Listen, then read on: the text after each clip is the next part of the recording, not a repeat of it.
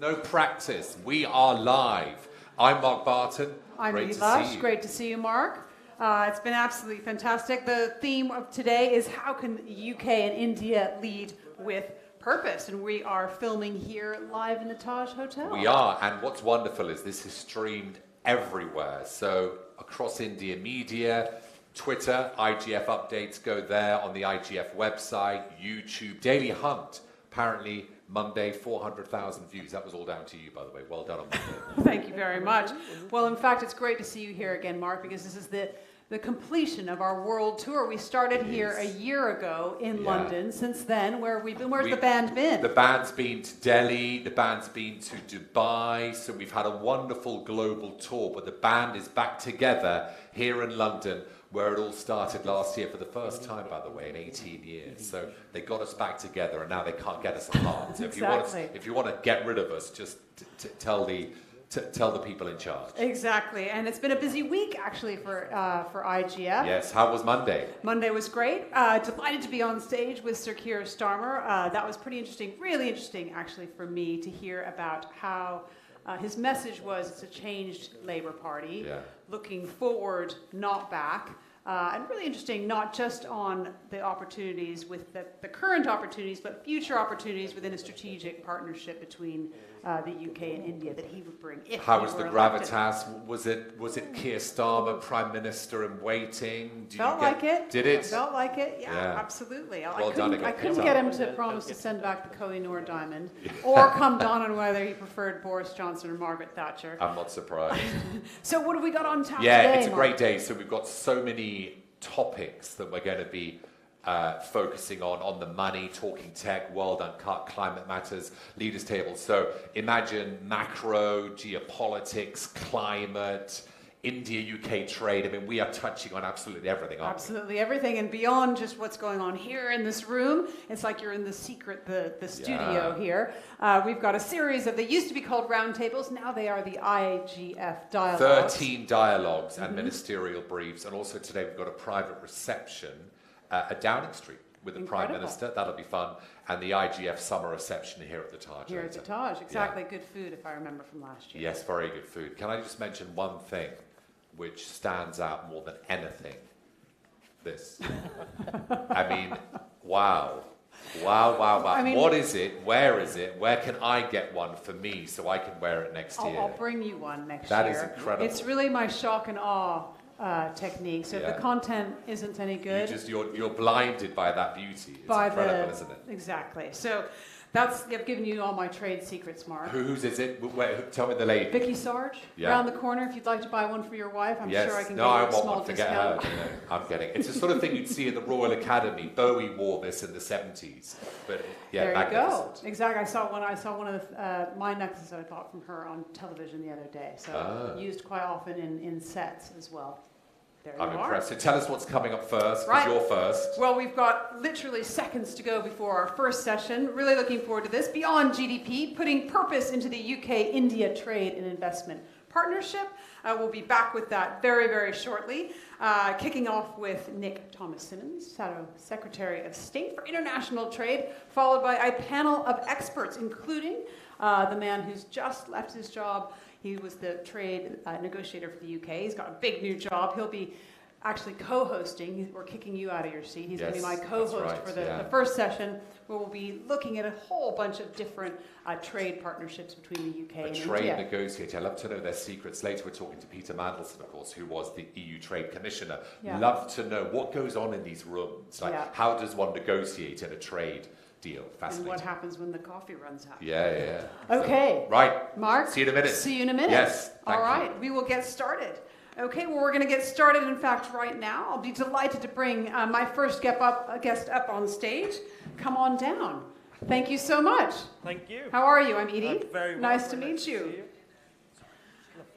Fantastic. So, welcome everybody to Beyond GDP, putting purpose into the UK-India trade and investment partnership.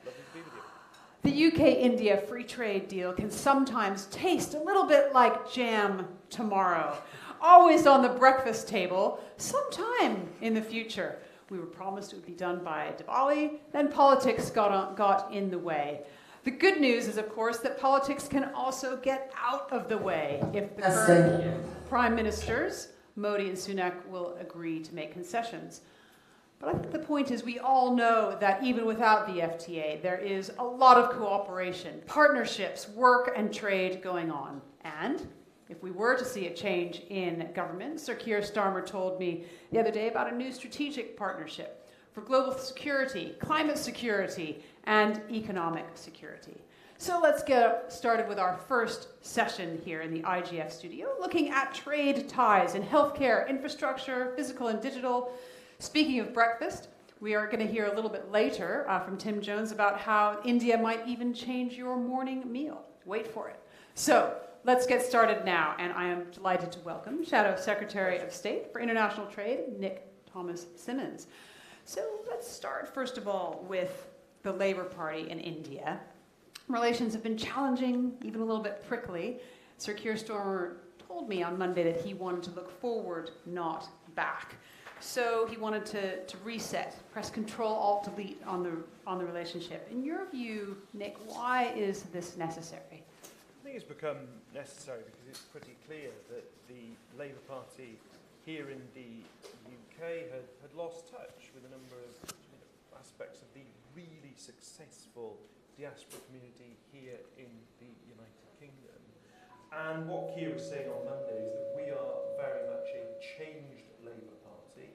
Keir was very clear in his language on Monday about the success of the Indian diaspora community here in the UK, but also the strategic and economic importance we give to the partnership, and that's the key word, the partnership between the UK and India in this 21st century. And that's going to be of central importance to the next Labour government. So I want to get on to that partnership. First, let's stay in the UK for a moment. You're an MP from the southeast of Wales. I looked up the demographics, not a huge amount of British Asians, British Indians there, but you do have some. In 2010, 61% of British Indians voted Labour. 2022, only 40% of British Indians say they identified with the Labour Party. Why has the Labour Party lost those connections with British Indians? Why have they defected?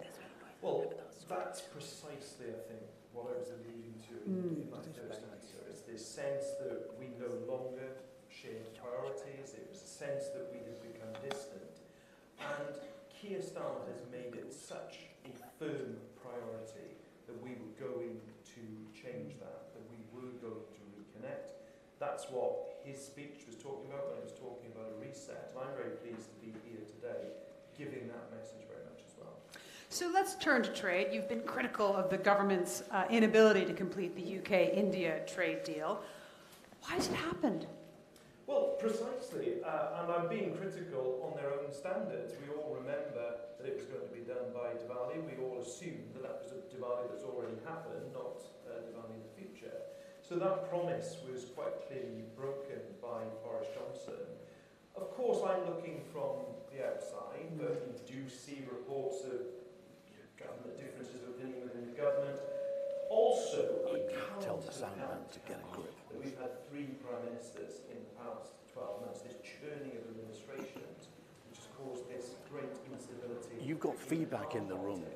You can tell the sound man to get a grip. Building and trying to get it over the line. But my firm pledge today is I very much hope that this free trade agreement is completed. But if it isn't, the next Labour government will seek to complete it. Excellent. We're going to press pause on our not on the relationship, on our broadcast just for the moment and change your microphone. We're having a technical issue. So we'll bring that microphone out now.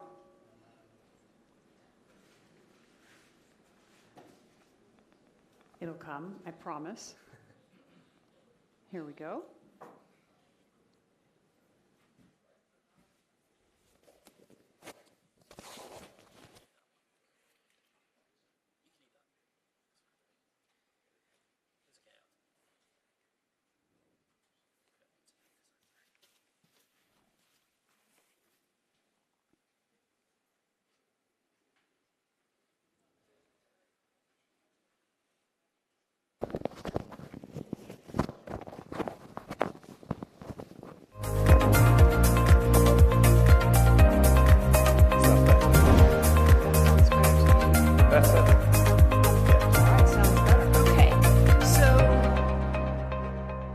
has more than doubled between the UK and India from last year, 11.4 billion to 30 billion, even without the FTA.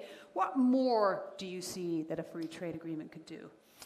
So I think we have to take that question in two parts, because even if an FTA is not completed this year, and I think it becomes more difficult once you get into election periods in both countries, there are still huge opportunities to deepen trade without an FTA. A classic example of that is in things like renewables, for example.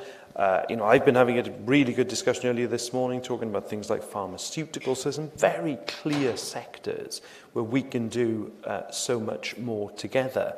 But of course, what a free trade deal would do, whenever, for example, you lower tariffs, whenever you look at promoting trade between two countries with similar standards, you create opportunities for great exporters in both countries, whether that's in terms of goods or services, and that can only be to the benefit of the people of both countries. You've said that it was crucial that human rights, women's rights, and workers' rights are embedded in UK trade negotiations. How would you do things differently? Well, politics is all about priorities and it's about choices. I'm a progressive, I'm a left-of-centre politician, and of course, when I am talking about world politics and talking about trade, these are the kind of values that I want to promote around the world. But it isn't just about the United Kingdom somehow walking around on the world stage promoting its values. These are values that are shared values with partners around the world that we seek to promote together. So there's a lot in the audience here from Indian businesses. There's 954 Indian businesses today in the UK, growing every day, employing hundreds of thousands of British citizens, paying millions in corporation tax, investing in growth. We know that the UK economy isn't in best position, and UK businesses, Indian businesses, can be part of the solution to that. Yes. So in terms of what they want, they want ease of doing business here, they want trade, for example, with the EU. How can you help improve UK trade with Europe as well? So whenever I speak to businesses, the two issues that are constantly raised to me are stability, so that you have that certainty in the medium term to invest, and skills that are very, very important. And so often businesses say to me that there's a skills gap in their recruitment. Now, we've talked practically about reforming things like the apprenticeship levy so that we can have a proper skills strategy to upskill our workforce. But in terms of the EU specifically, the trade and cooperation agreement that we currently have comes up for review in 2025 into 2026, and we will clearly want to tear down unnecessary trade barriers. We've been clear we will not be rejoining the single market or the customs union or going back to freedom of movement, but we will certainly be looking to ease trade to the greatest extent we possibly can. I wonder if you can tell me a little bit about what other trade agreements might be on the table. So the promise that I've made is that I will operate the trading arrangements that I inherit, and if there are trade agreements, whether that's bilateral agreements that are incomplete, so could be India, might be the bilateral discussions with Mexico or Canada. There's also the accession to the Gulf Cooperation Council, then I will seek to bring those to completion, and that's very important. What I would also say is free trade agreements are very, very important when you can secure them, but even where there are bilateral relationships with no FTAs, that doesn't mean you can't deepen that cooperation. I think with India, I'd love to see that deal completed this year. But even if it isn't, then, of course, there are still huge opportunities across different sectors to deepen our trade relationship. Mobility is another issue that Yes. Indian businesses mention a lot. We've heard, and that always is one of the things that gets mired in trade negotiations. What would you ideally like to see in terms of mobility for Indians coming to the UK? But first and foremost, you need clarity in this debate, because I think it's been unfortunate sometimes in terms of how it's covered. You often get it just pushed in with a wider immigration debate, where mobility is actually distinct from immigration. I think that clarity would help a great deal going forward. But clearly what you want to have around the negotiating table is a mobility that allows both countries to prosper, but also we want to have a situation as well where we can have people in both countries, particularly younger people, who are able to experience those different cultures, which is a wonderfully enriching experience. It's been great to speak to you, Pleasure. Nick. Thank you so much for taking time to come and speak with us here in the IGF studio, and we look forward to seeing what happens. I wish you a successful and busy coming few months. Thank you very much. It's been a great pleasure to join you. Thank you.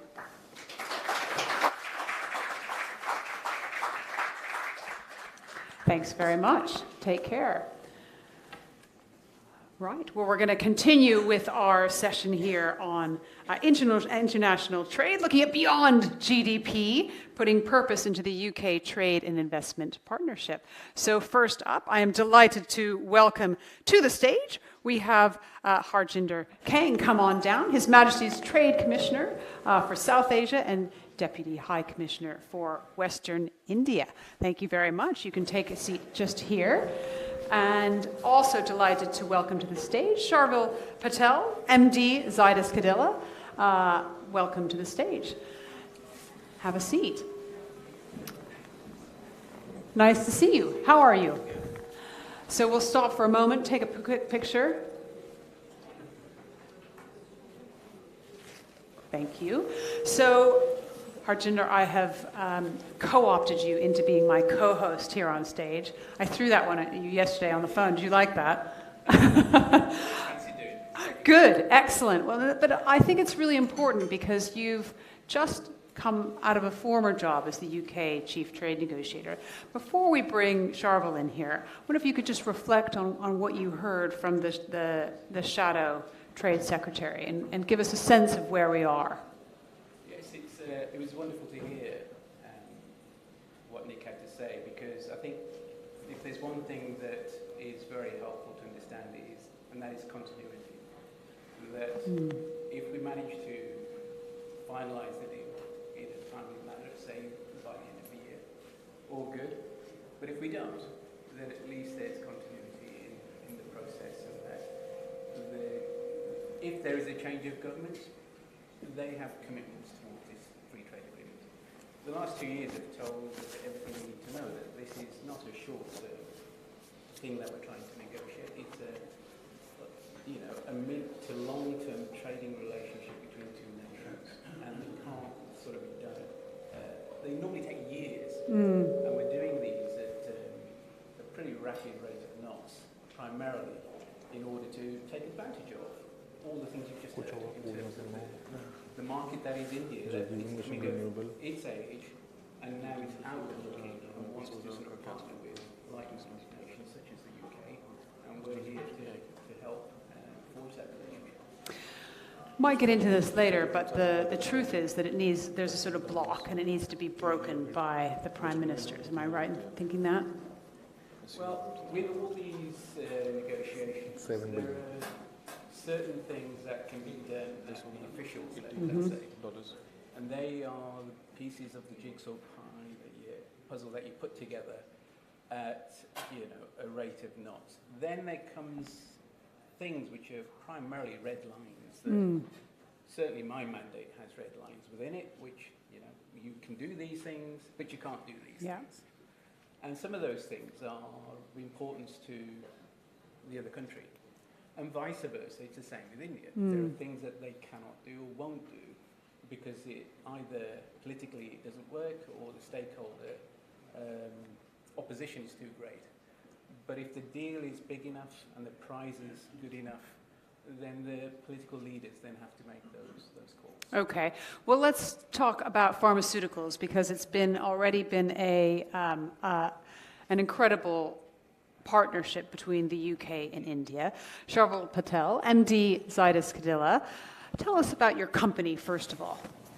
So I think for us as Zydus or any other good Indian pharmaceutical company, what we have fundamentally worked over the last 3-4 decades is on access and affordability, is to provide high quality medicines post genericization. And I think a large part of what we do is to reduce the overall healthcare burden for any of the developed countries by providing an alternative post-patent expiry. So I think that's been the most critical aspect of what we've been able to do. Again, when we talk about access and affordability, whether it is global vaccination, and India has played a pivotal role in that, or it is now transforming itself towards, and Zydus also is transforming itself to providing for future needs where we can matter, which is like rare diseases, orphan diseases. These are mostly neglected by the large companies many times. And for companies like us, it makes it a lot more important that we can make an impact by working on some of these areas. So these are exciting times, and that's what we are sort of building towards.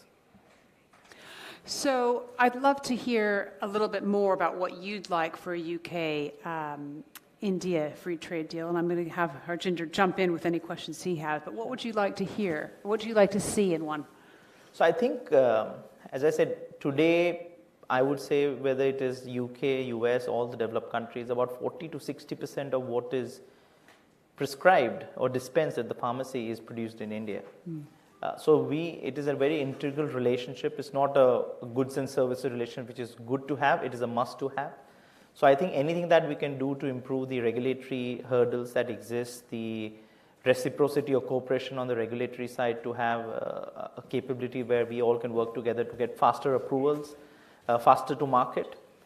Supply chain has been a very critical aspect in COVID, and we are very proud to say that India, being such an important manufacturer, did its duty in terms of providing access to these medicines in spite of borders being shut, vessels not being available. So I think going forward, the most important thing is to allow for access of generics in UK in a larger way.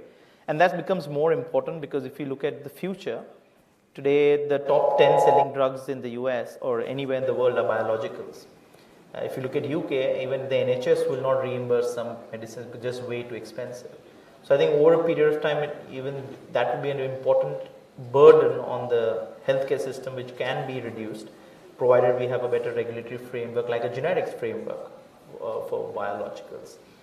I think going forward, the most other important area is the data that India is generating with the onset of ABDM that we have set up and the universal health stack and the universal interface that the countries decided to do. So I think if it goes the UPI way, which is on payment systems, this would be transformative. And I think between UK and India, there could be a great opportunity to build this alliance on data. Because FTAs are not always about goods and services, which everybody looks at. But I think the wealth of capability that India will create with the universal healthcare and universal health systems would be, I think, beneficial for both countries. I want to come in on that, Harjinder. I do. I mean, there's some very important points you've raised, and I'm glad you have. You're right. This FTA is not just about goods, services, and investment, which is typically what everybody expects from a free trade agreement. In order to be a long-term relationship, there are many other aspects of our ways of doing business that we need to accommodate in the FTA. And you've touched on a couple of those, and certainly intellectual property rights has been a huge debate, both here and in India, along with the stakeholder bases on both sides. Effectively, there are global standards when it comes to IP, and effectively India has an opportunity to start to, let's say, put those in place in terms of what they could be recognized. If it was a multinational pharmaceutical company looking to invest in India, they would know that their sort of patents would be respected and could, more importantly, could be enforced. And that's something which I think when you talk to most of the sort of multinational pharmaceutical base, they have experienced issues with. Having said that, I totally agree the access issue is something which has had to be respected. Patents have a predefined life, at which point generics come into the market and allow greater access. And that model has been there for decades and seems to get the balance right between rewarding innovation but creating access for the whole planet. I mentioned to you that I actually had a career prior to this, which was with AstraZeneca for 30 odd years. And so the industry tries to get that balance right too. So that's one aspect. The other you mentioned was regulatory processes in play, and could they not be speeded up? The MHRA, the UK's regulator, has a pretty predefined way of approving a new medicine. And days are listed in terms of when you apply and when you will get a license. It's pretty standard and has been for years. So as a process, it is one of the, gold standards of the world, let's put it that way. That's not to say we can't look at other ways of doing things. And certainly there's been discussion around mutual recognition of others, and would that be something that the UK would be willing to entertain? That's one for the MHRA to consider, and we'll see what the outcome of that discussion is at some point. Two other things I wanted to talk on, and one was about this idea of the rare diseases, because this is one of the areas where I think technology and where pharmaceuticals can really come together. Small areas of manufacturing where the population who needs the medicine for a rare disease is small. I'd love you to say a little bit more about the prospect for what Zydus can do in this, and what a UK-India partnership on this might look like. So today there are more than 40,000 diseases where I think there have been no treatments available. These are, again, as you said, affecting a very small subset of patients. So the biggest challenge first is to find these patients.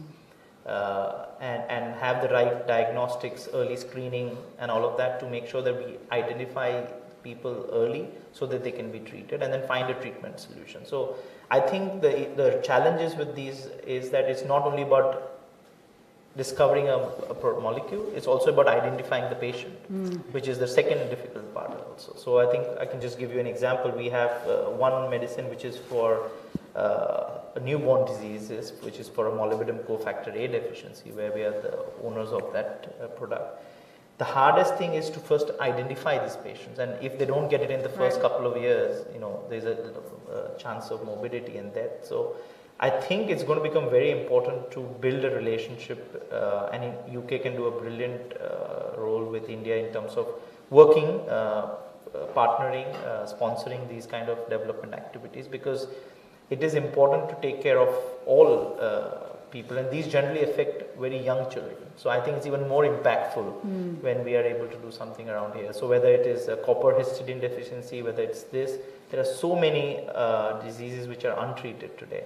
And with the advent of AI, with premier institutes in UK, I think there are some kind of these partnerships that already exist between UK and the All India Institute of Medical Science, or the Tata, the Wellcome Trust, and other partnerships in India. I think more of these can be formed at the education, university levels, academia, to work on these, because big pharma are never going to, or mostly are never going to be working on these areas. So it offers a great opportunity to create impact.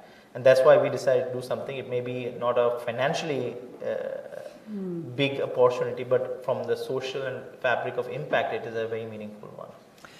Thank you so much for sharing that. I wanted to ask you about the stack, the United Health interface. I'm being told we have to move on, so we might have to come back to that a little bit later today. But thank you very much for your time. We'll keep you, Harjinder, here. We'll allow you to go, get on with your day. Thank you so much. Lovely to see you. Lovely to see you. Great. And I'm going to bring up on stage Dhruv Singla, who's the Executive Director of JTL Industries. We're going to talk a little bit about steel and steel pipes, and we're going to get Harjinder's view on where steel has been within the UK-India partnership as well. So welcome to you. Thanks for coming. Tell us first of all about your business, because within India, it's a pretty incredible part of the UK-India, or the India infrastructure story. So Dhruv, give us a little bit about what you do. Yeah, hi everybody. I'm Dhruv Singla from JTL Industries. So we are one of the largest manufacturers of ERW steel pipes in India. So the ERW steel pipes is a segment in where it's used for low pressure water, gases, and even for structural purposes. like airports, railways, smart city buildings. So everywhere you see around you, even furniture, so everywhere there's some sort of pipe that is being used today. It's a direct replacement of wood, I would say. So that's where the push is coming from, that we are able to use it in newer ways with a sustainable purpose. So you're working on solar as well, right? The solar part of your business is a growing part, 15%. Solar panel structures, is that right? Yes. So we are one of the major contributors to the megawatt projects that are happening in India, the gigawatt projects. So we provide the base structures for the laying out of solar in India. So the Indian push on solar is about $3.5 billion.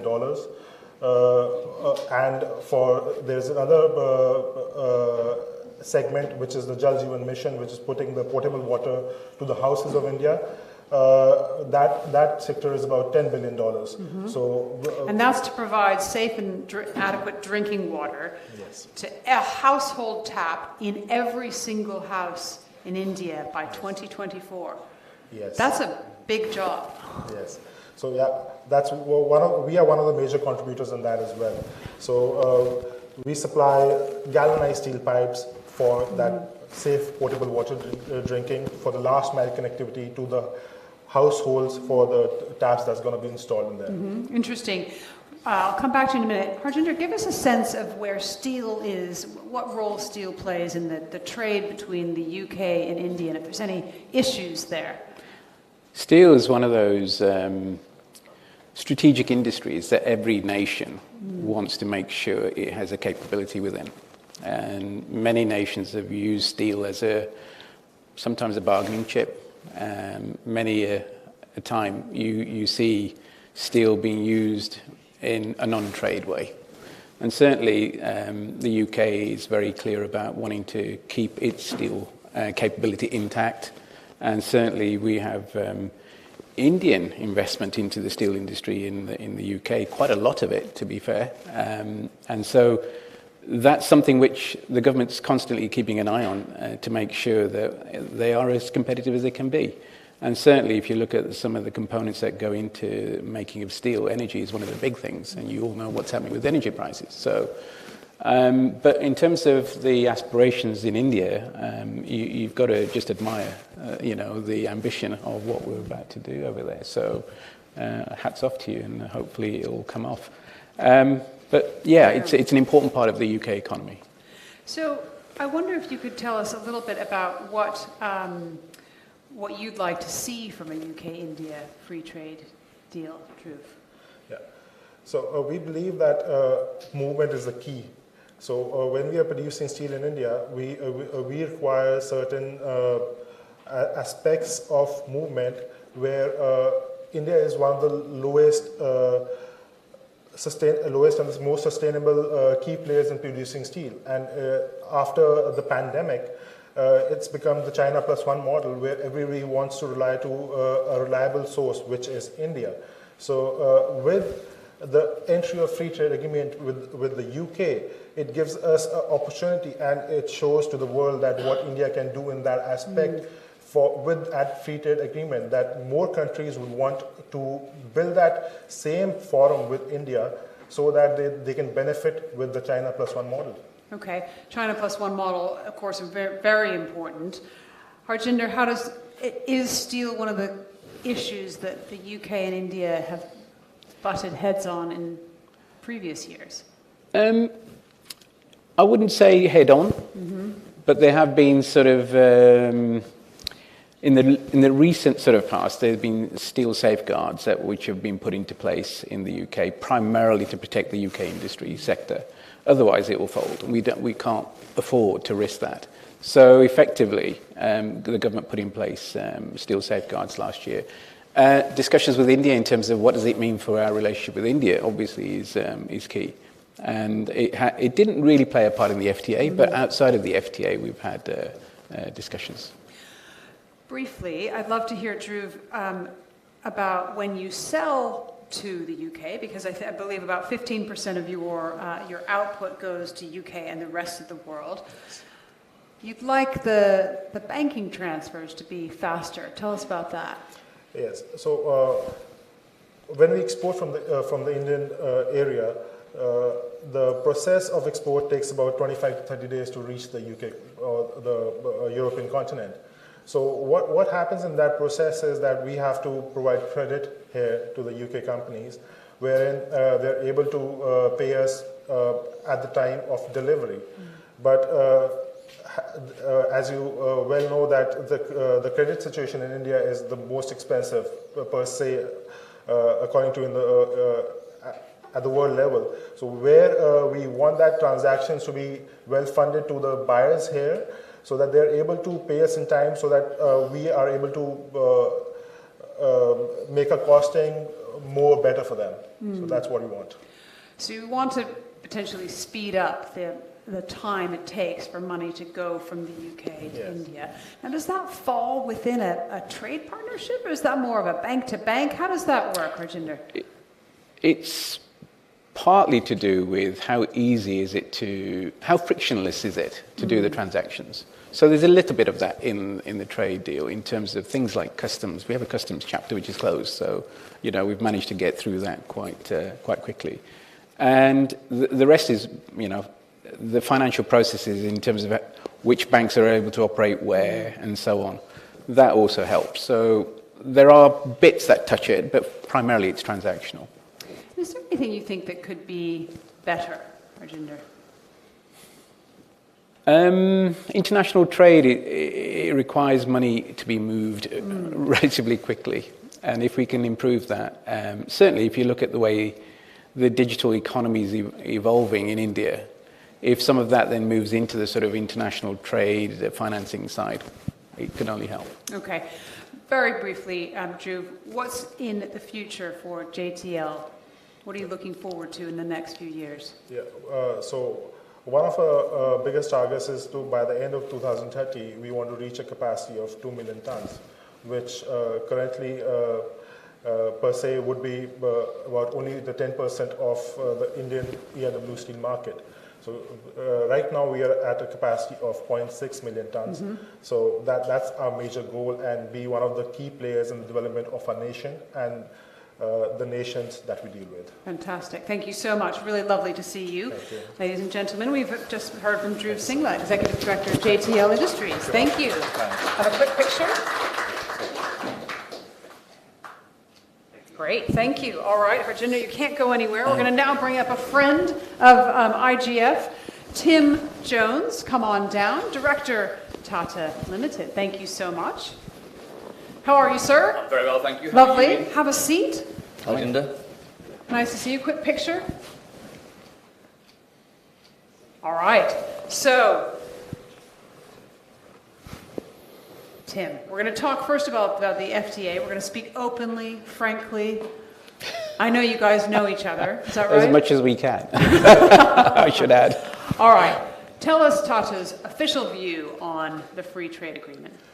Thank you. So I'm delighted to be here. Tata's official view on the free trade agreement is we are big supporters of the conclusion, the successful conclusion of an India-UK free trade agreement. We think it's important in the context of the 2030 roadmap to have a free trade agreement. And because we keep on badgering Harjinder and his colleagues and on the other side, because as the Tatas we're kind of on both sides of this, we know that a huge amount of work has been done by officials and politicians to get us where we are now. And so the message from the Tatas is let's try and get that elevated political engagement done, ideally this side of Diwali, and so get something if we can. Because, I mean, you can say potentially what Harjinder can't say. What's the risk if it doesn't get done? Well, the risk if it doesn't get done is that sort of people slump a little bit, okay? Elections on both sides, and right? there's elections on both sides, and then timescales slip out, and both there's elections on both sides, and then timescales slip out, and both governments will have, and as Helder Wilson famously said, a week is a long time in politics, and so if you go through the election cycle, that's an awful long time. So I think there's a lot to be gained for escalation, appropriate escalation on both sides now to get this done. So you'd push for a special Sunak-Modi conversation, potentially. Potentially. All right. So Tell us what you're most excited about in terms of Tata's work at the moment, in relation to the UK-India partnership. Well, I think I've got to start with India. Obviously, as a group, we are broadly based in India, but we're changing so quickly. We're building a smartphone component manufacturing business. The first site we took was 560 acres in Hosur in southern India. We've built a 4G, 5G stack, telecom stack. Tell us what that means. It's the sort of thing that your mobile phone signals pass across. So it's a set of base stations and radios and lots of software that basically push the mobile phone signal around. And we built a brand new one, highly softwareized TCS. With extras, we bought companies to provide the hardware, and we're excited about that product. We're doing a little bit with Air India, like buying up to 490 aeroplanes, and getting that right. And it's been fantastic to see the cooperation across the group. We've had group companies 3D printing obsolete components to get seats that were broken fixed in the interim before the whole cabin is taken out and replaced. So a lot of excitement across the group about getting the Maharaja, the mascot of Air India, flying around the world. Archie, give us a little sense of how in historical sense, how Tata has been in relation to the free trade agreement, but in relation to negotiations in general. How does that work? How do you engage with business as a government official? It's a pivotal partner of the UK, let me put it to you that way. You name it, Tata is involved in it. And so we can not be talking to Tata. Certainly my first sort of 6 weeks in Mumbai as the Trade Commissioner, my first few acts were to go and see all the great and good in Bombay House, their headquarters.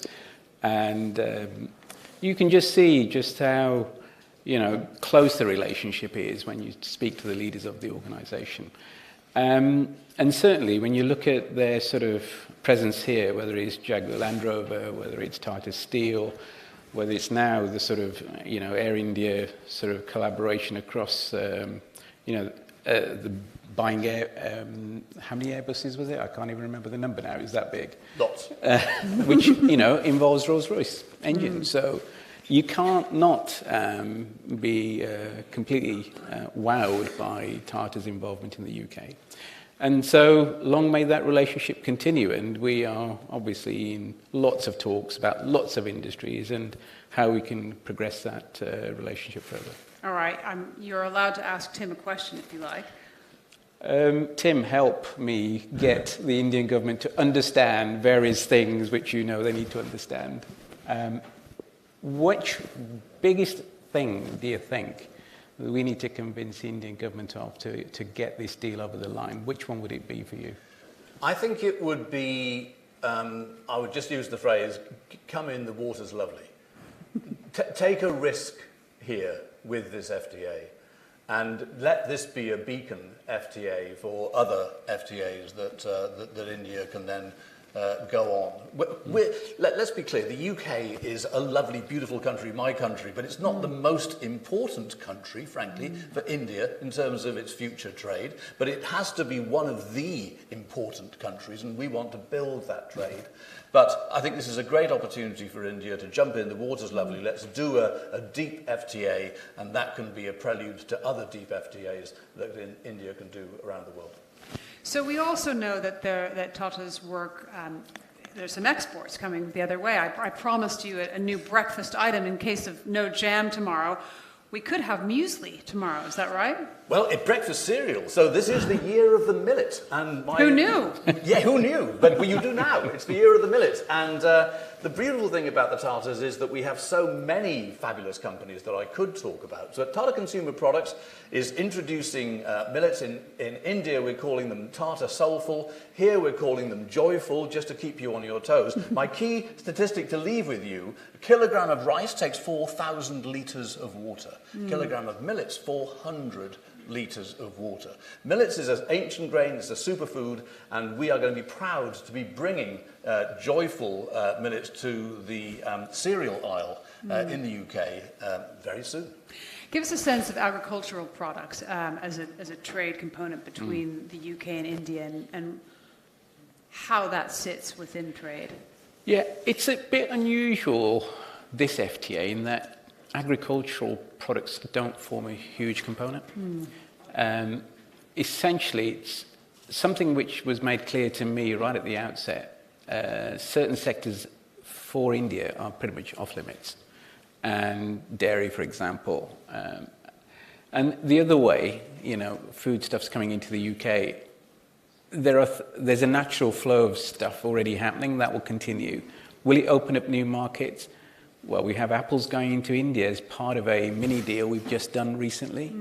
So it would be those sort of examples. And India has some specific asks within the FTA in terms of agricultural seafood type things coming into the Indian market.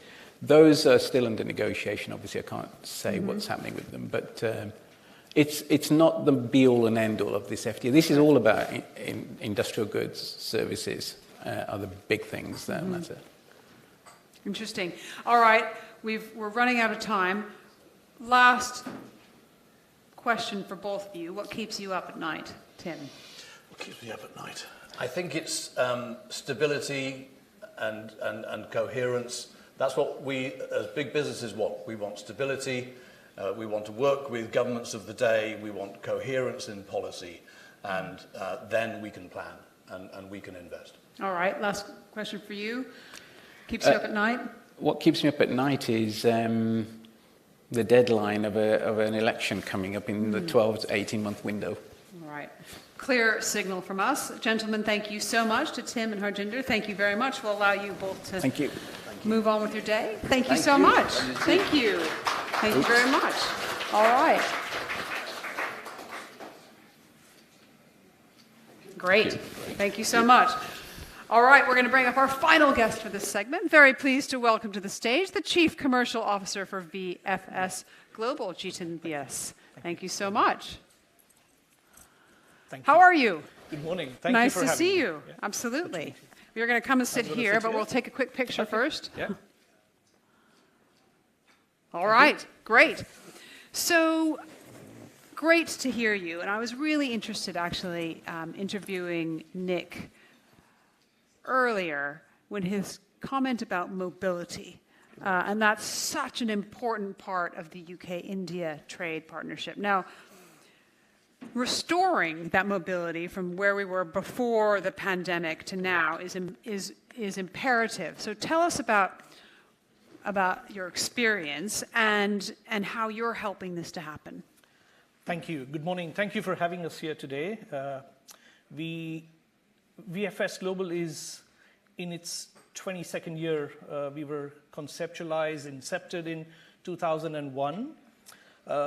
One of the very early made in India or made out of India product. Prime Minister Modi is, I'm sure, pretty pleased about this organization. We spoke about the Tatas earlier. We are not quite there, but we are getting there. The job that we do for 67 governments is to manage the global mobility of people. If I link this to the FTA, the topic of goods, services, very important. At the end of the day, and Sir Alex said it on Monday, it's the implementation, the last mile, and that's to deal with people. What VFS does is, on behalf of, say, the UK government, our direct principal is the Home Office. We run the entire visa and immigration overseas across over 140 countries. Looking at it from an India perspective, we've seen over the years, the travel from India into the UK is increasing. Student is an extremely important parameter there. The Indian High Commissioner mentioned on Monday again that we have close to 145,000 students, Indian students now in UK universities. This morning we were speaking to a couple of colleagues from Durham University, and all of them... My son's there. Absolutely. And he wants to spend more time in India. Absolutely. It's on the back of this FTA, on the back of the pandemic now having gone through, we see ourselves as a very clear catalyst to ensure and to enable governments to implement the visa and immigration policies. Interesting. So I'd love to hear a little bit more about the technology, because traveling to to, for example, the Middle East, the digital, the ability to get a digital visa it's like a sort of breath of fresh air. It's still a little bit old-fashioned. That's also due to the politics at the moment between the UK and India. Give a sense of where you think we're going, and if you compare how easy it is to get a visa or where you think it could be, how that technology-enabled, that digital process, how can that help mobility? Look, visa in South Asian, in Latin American countries has always been a pain point. Let's be very honest about it. That's putting it lightly. It's a fact. Over the years, if we look at the UK-India relationship, there has been greater acceptability. Indians coming in here, investing, students, also the SME sector. You had Dhruv in the earlier segment. That's a classic example of how small, medium enterprises are now looking at overseas, UK being one market. How we see technology evolve in our world, there are two aspects of it. One, how easy can we make it for the customer, for the end user, people like all of us here, who at some point in time would require a visa to travel to the UK, to the US, Canada, or within the European Union. The second and more important piece is what sits behind on the technology. All of us are privy to some very worrying events. Prime Minister Modi in the US last week mentioned about the 9/11 and the 26/11. There are challenges governments face. They want to know who's entering their borders, and they want to know who's leaving their borders. All of this, for a consumer like us, we would want to put it to the side, but there are elements of technology by way of the front-end services. There is a huge topic of e-visas. The European Union is looking at that. From our perspective, we see that as the right thing to do. Politics are more relevant there. And then the other piece to be mindful of as far as technology is concerned is how do the users adapt to it? Your example of the UAE is a classic case in point. We're looking at markets in Latin America, in India itself. India is an amalgamation of the 27 European Union member states put together.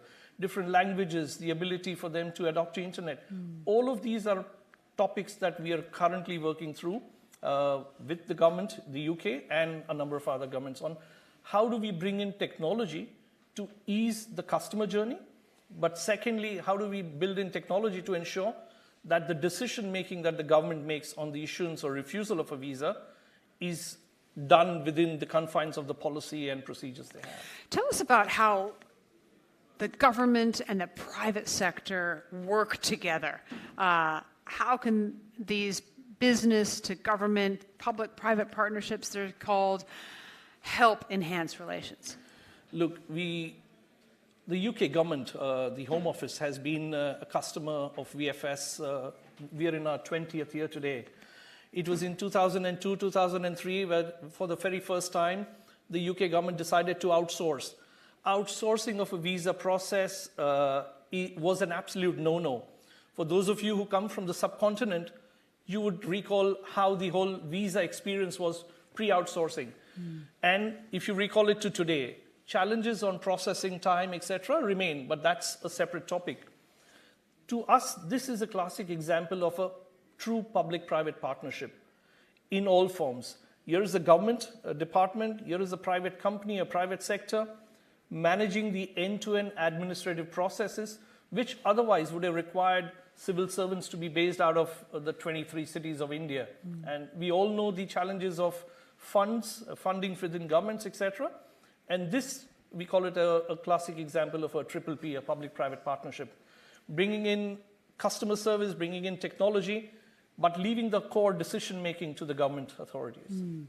Finally, I wonder if you could say a little bit about the skills, the skill building. We've talked about global talent building. We talk about how everybody needs this ability to be able to reskill all the way through their careers. And they can't always learn this online, right? Sometimes you need to go somewhere. So talk about VFS's role within that.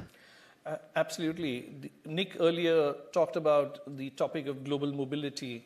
Within our world, I would equate this to two parts. Part one being, how does the UK, India look at the whole topic of global mobility, compare it to skills? If you look at a few years back, there was a severe crunch of chefs in the UK.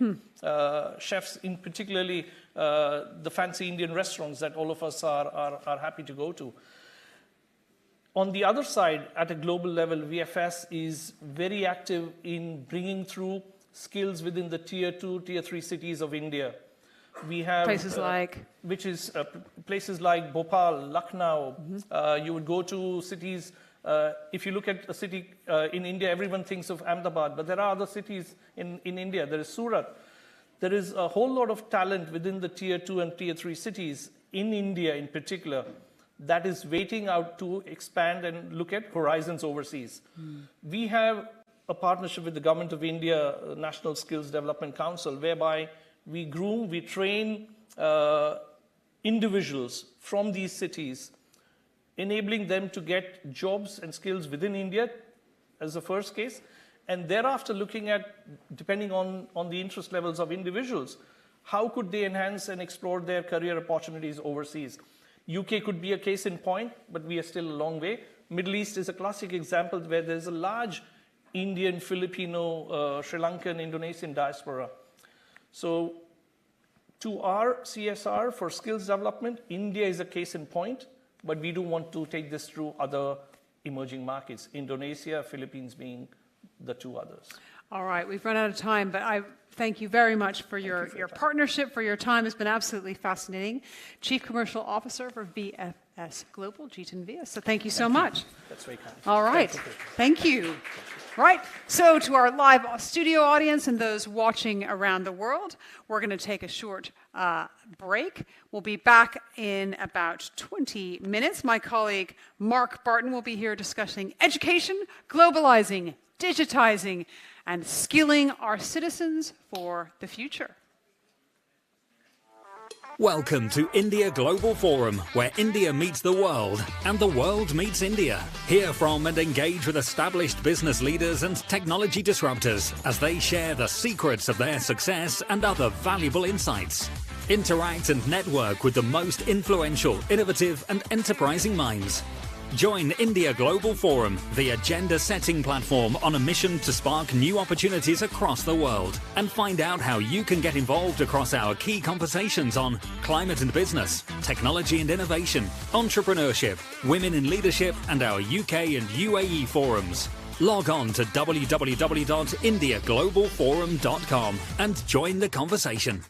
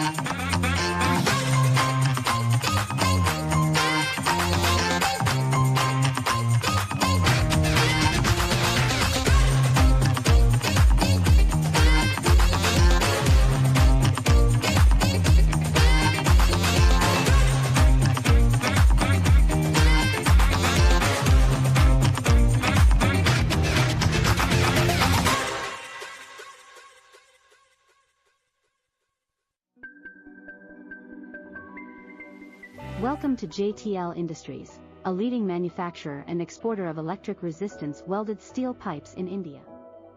Our pipes are known for their high quality and durability, making them the perfect choice for a variety of industries and countries. Our legacy of sustainable growth since 1991 is a testament to our commitment to excellence. Our state-of-the-art manufacturing facilities are strategically located in Punjab, Maharashtra, and Chhattisgarh to cater to our wide distribution network. Our pipes are used in a variety of industries, including agriculture, construction, and oil and gas. We use the latest technology and equipment to ensure that our products meet the highest standards of quality. JTL is public listed at NSE and Bombay Stock Exchange.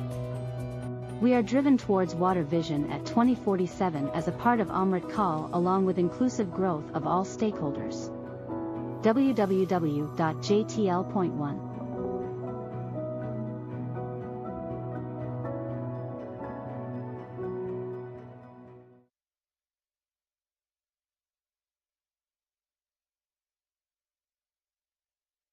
We are the only platform in the world that allows a non-technical customer to get software built for them without ever having to write a line of code. All you need is a great idea, a challenge that you want to solve for your business, and we'll build the software for you. It's easy, fast, has a fixed price. We're making people's dreams come true. From an entrepreneur with a genius idea in their head to an enterprise CEO looking to transform their organization to the next level. Builder will be the platform that they will build upon. At Standard Chartered Bank, you can achieve infrastructure results that bridge what is with what can be. We help you see the world differently, because opening doors is what we do, and good can't wait. We are Standard Chartered, here for good.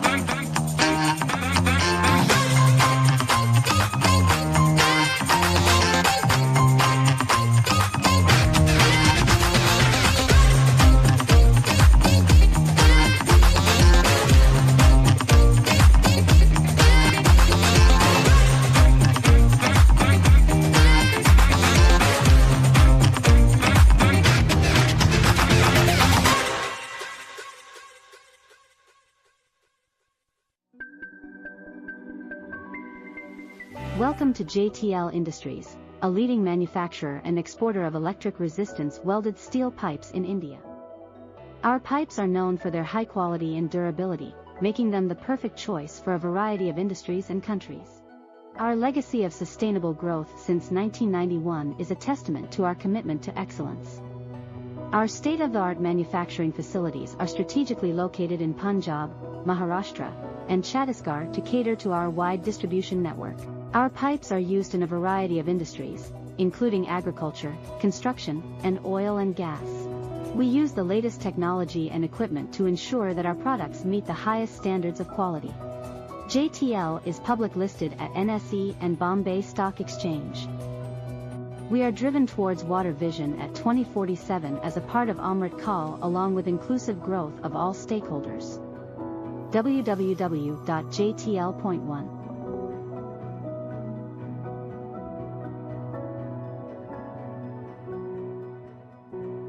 We are the only platform in the world that allows a non-technical customer to get software built for them without ever having to write a line of code. All you need is a great idea, a challenge that you want to solve for your business, and we'll build the software for you. It's easy, fast, has a fixed price. We're making people's dreams come true.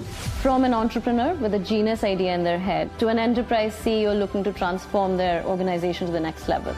Builder will be the platform that they will build upon. At Standard Chartered Bank, you can achieve infrastructure results that bridge what is with what can be. We help you see the world differently, because opening doors is what we do, and good can't wait. We are Standard Chartered, here for good.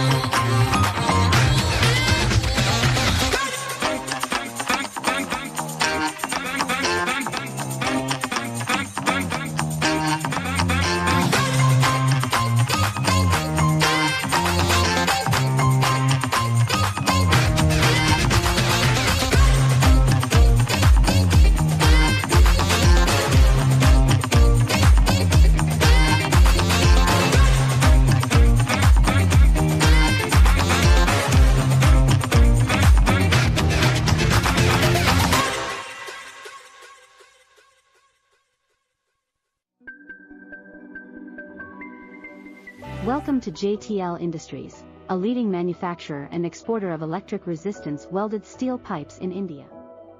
Our pipes are known for their high quality and durability, making them the perfect choice for a variety of industries and countries.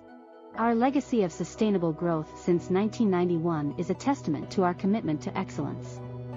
Our state-of-the-art manufacturing facilities are strategically located in Punjab, Maharashtra, and Chhattisgarh to cater to our wide distribution network. Our pipes are used in a variety of industries, including agriculture, construction, and oil and gas. We use the latest technology and equipment to ensure that our products meet the highest standards of quality. JTL is public listed at NSE and Bombay Stock Exchange. We are driven towards water vision at 2047 as a part of Amrit Kaal along with inclusive growth of all stakeholders.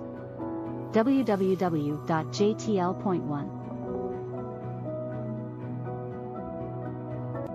We are the only platform in the world that allows a non-technical customer to get software built for them without ever having to write a line of code.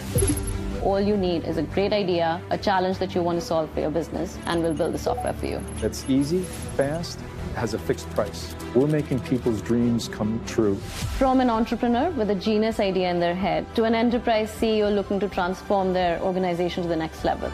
Builder will be the platform that they will build upon. At Standard Chartered Bank, you can achieve infrastructure results that bridge what is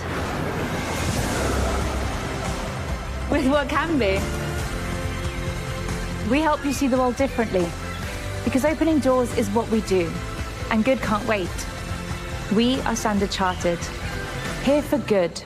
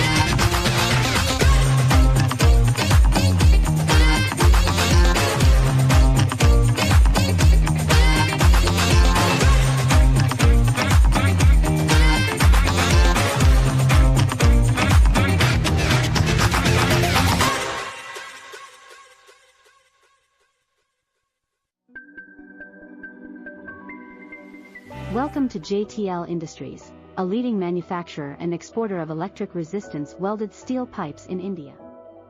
Our pipes are known for their high quality and durability, making them the perfect choice for a variety of industries and countries. Our legacy of sustainable growth since 1991 is a testament to our commitment to excellence. Our state-of-the-art manufacturing facilities are strategically located in Punjab, Maharashtra, and Chhattisgarh to cater to our wide distribution network. Our pipes are used in a variety of industries, including agriculture, construction, and oil and gas. We use the latest technology and equipment to ensure that our products meet the highest standards of quality. JTL is public listed at NSE and Bombay Stock Exchange. We are driven towards water vision at 2047 as a part of Amrit Kaal along with inclusive growth of all stakeholders. www.jtl.1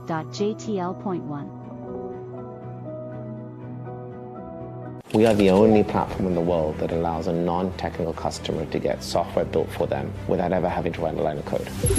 All you need is a great idea, a challenge that you want to solve for your business, and we'll build the software for you. It's easy, fast, has a fixed price. We're making people's dreams come true. From an entrepreneur with a genius idea in their head to an enterprise CEO looking to transform their organization to the next level.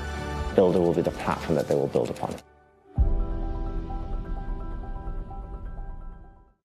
At Standard Chartered Bank, you can achieve infrastructure results that bridge what is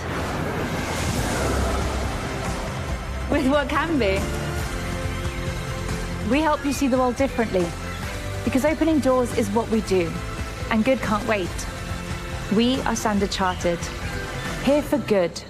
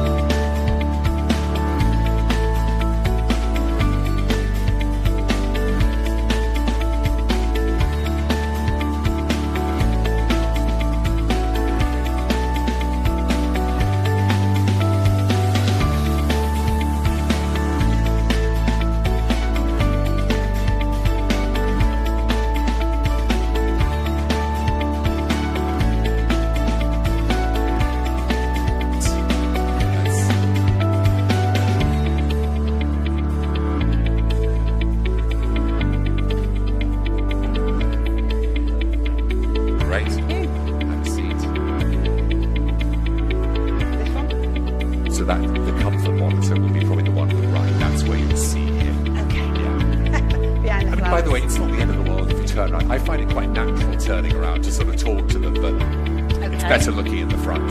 Okay. Are we ready? Are we the music? I think we are ready. Yeah, please do clap.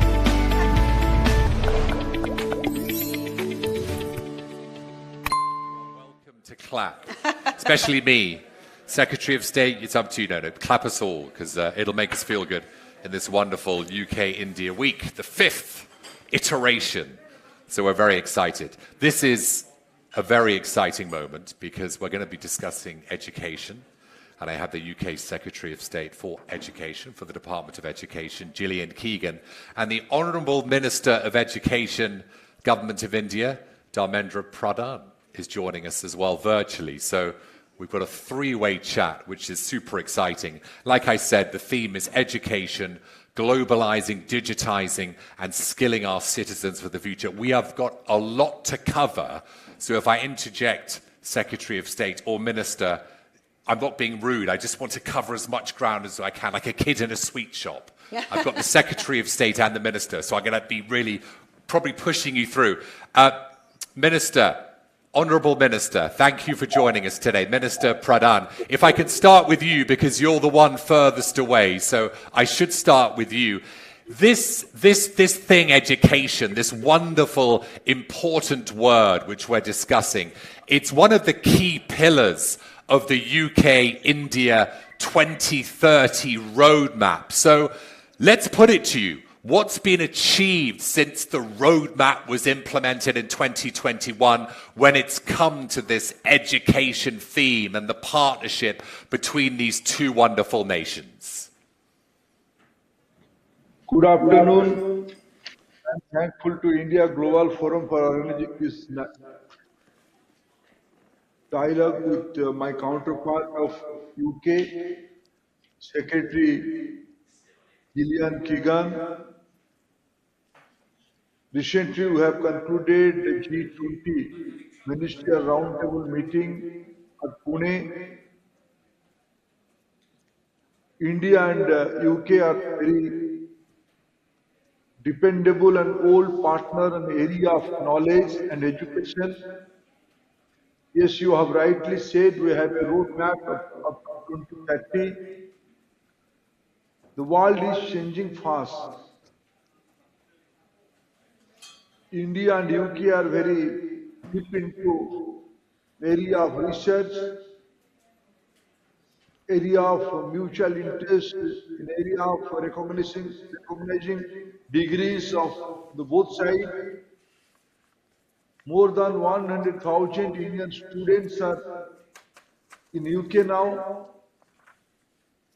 So sizable number of UK students are also studying in different institutions of India. Looking into present global scenario, India as being a young country and UK being a very deep into knowledge-based economy, our joint effort has to be there, how we can collaboratively create a pathway for the better future for the global citizens.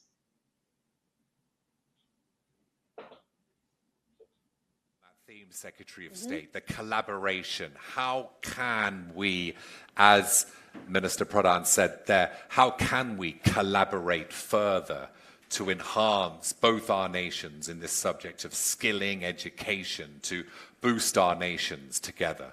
Well, I think it really helps that we're natural partners. We have long history of partnership.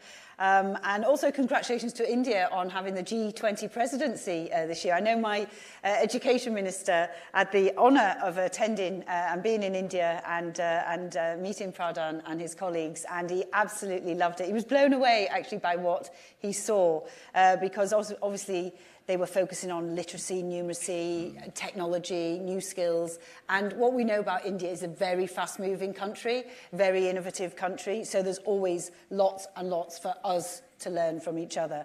So there's the true genuine partnership. You know, often that word partnership's used, but if you've really got the real foundations that go back for many decades, then it makes it easier to build this partnership. So I think we're very natural partners. And I think there's many, you were talking about what's been done.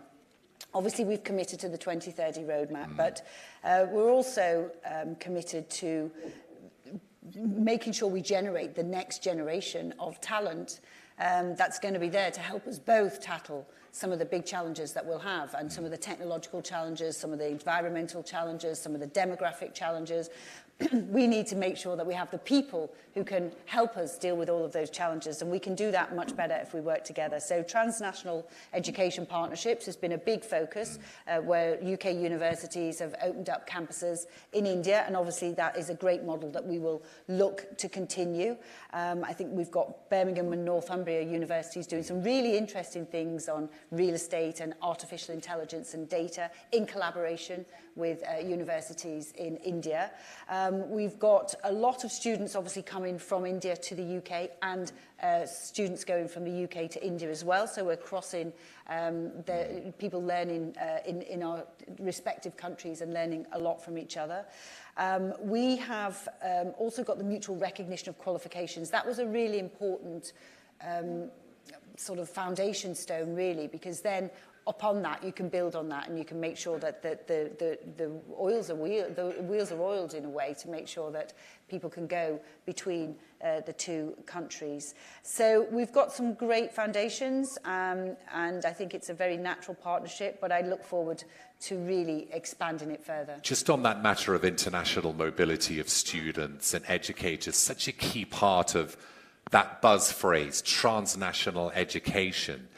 Given that the M word, migration, it's topical here, and I don't want to go down that road, but there are discussions that as part of the quest to control migration, overseas students might be affected. What assurances can you give our audience? Can you give Indian students who have ambitions to come to the UK that they'll be able to do so and they won't be sucked into this need, desire, quest by the UK now to control migration?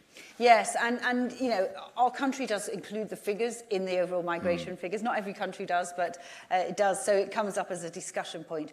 But we have deliberately established an international education strategy, and in that strategy it says we target to get at least 600,000 students from around the world each year into the UK, and to make that an attractive offer. We not only have people going out and marketing and saying what a great place it is to come to the UK to study, but we also have a graduate visa route, so that when somebody's studied here, they have a period of time to be able to look for a job. So there's a 2-year graduate visa route, and then if you want to stay further, then you get a visa alongside with the job that you've got. So that's quite a compelling offer, and that's an offer that we've reiterated actually even recently. Both myself and the Home Secretary have said that we do think, we do support the international education strategy, and we do, recognise that the graduate visa route is part of that. One of the things we did do, though, was we did remove the right for people to bring dependents for taught masters courses. And the reason we did that was because we were never expecting that to be a big number, and then it shot up massively. So that's just for the taught masters courses. And I think most people value the ability to come here and the graduate visa route. And then, of course, if you stay here, then, of course, you can bring your family then. Yeah, Minister Pradhan, if I could move it on, because we've got so much to discuss, and I want to bring it on to Education 3.0 and onto the topic of AI, because AI, it's the buzzword in 2023, isn't it? Because of ChatGPT. It's going to transform labour markets. It's going to transform traditional modes of teaching. How do you view AI? How much of a threat? Is it binary? Is it good? Is it bad? How do you see it changing, transforming the labour landscape? And how do we as nations collaborate to ensure that we all benefit from AI? Mark, we don't have any option to judge whether it is good or bad. AI is there today. ChatGPT is there today. Now, the debate is going on, what about God-gifted human intelligence? This is debate between artificial intelligence, AI, versus human intelligence, HI. Now, the entire academia, entire policy maker is concerned about how it will affect the normal critical thinking. but we have to accept the innovation, we have to accept the scientific unfoldment of the society. How can we use in humans development, civilizational development? That is the responsibility with us today. Big data analytics, AI, ML, AR, VR, these are the new tools to create ease of living in the society. If you go by some of the analysis of World Economic Forum, by next few years, half of the hands on job will be abolished, new job will replace, especially driven by AI, driven by ML. All these things will come up. We have to cope up with the changing scenario. Now with the innovation, with the technology, the entire globe became a small village. With this reality, how can the best out of it we can derive? That is the challenge. And I see human being has its own capacity to innovate such things and navigate the future challenges also. Digitization is the order of the day. Globalization, mobility, and the future skills are the need of the hour to the 21st century knowledge-based economy. AI is going to affect, help, or promote all these things in a big way. But we have to, as a policy maker, we have to see AI should not reduce the human intelligence. That is the primary ethical aspect of the challenge is there. Can we, Secretary of State, then work together as nations to ensure that we're supporting, we're facilitating the integration of these amazing emerging technologies, which are causing many people to worry and question and get excited about? There's a lot to digest here. AI, machine learning, as the Minister says, virtual reality. How can we ensure that we're using these technologies to benefit the education system, to enhance learning outcomes, to prepare students to be ready for the job market of the future? Well, the first thing is, as the Minister said, you have to embrace new technology. So there's been a couple of different reactions. So some people have sort of gone towards and embraced it, and a few have sort of said, no, we should pause this. This is going too fast, and we don't quite know what this is going to do to various aspects of our life. In my experience, you don't get to pause technology. It happens, so you have to embrace it. But we're all at the very beginning of that journey, and every country, every G20 country will be grappling with exactly the same challenges at exactly the same time. So we've discussed with many other countries, and we do need to work with our partners and share information as we go along that journey. There is huge opportunity within education, we think, and we've published a positive sort of direction of travel in terms of generative AI in March this year.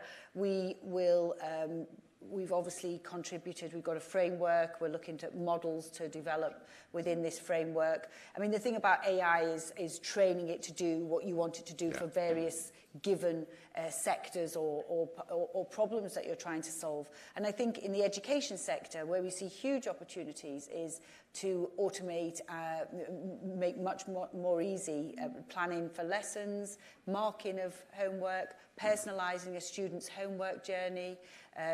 You know, many areas that now are quite intensive of time. Everything's done individually. You can train AI to mark exam papers, for example. So that's the kind of area that we're leaning into, and I think we should, you know, go on that learning journey together. It will always involve a teacher, though, because a teacher will have to teach, impart knowledge, check that AI, you know, is supplementing and augmenting the learning experience. But of course, we need to make sure that we are also having that guided AI. I think we're in that period of time. But I'm personally quite excited about the possibility, and I think it can free up a lot more teaching time. You know, teachers want to be innovative in the classroom. They want to take time to learn more themselves so that they can develop. So there's lots and lots of things that AI can really help us with. Yeah, let's move on from AI because there's so much to discuss to STEM disciplines. And Minister Pradhan, if I can ask you this,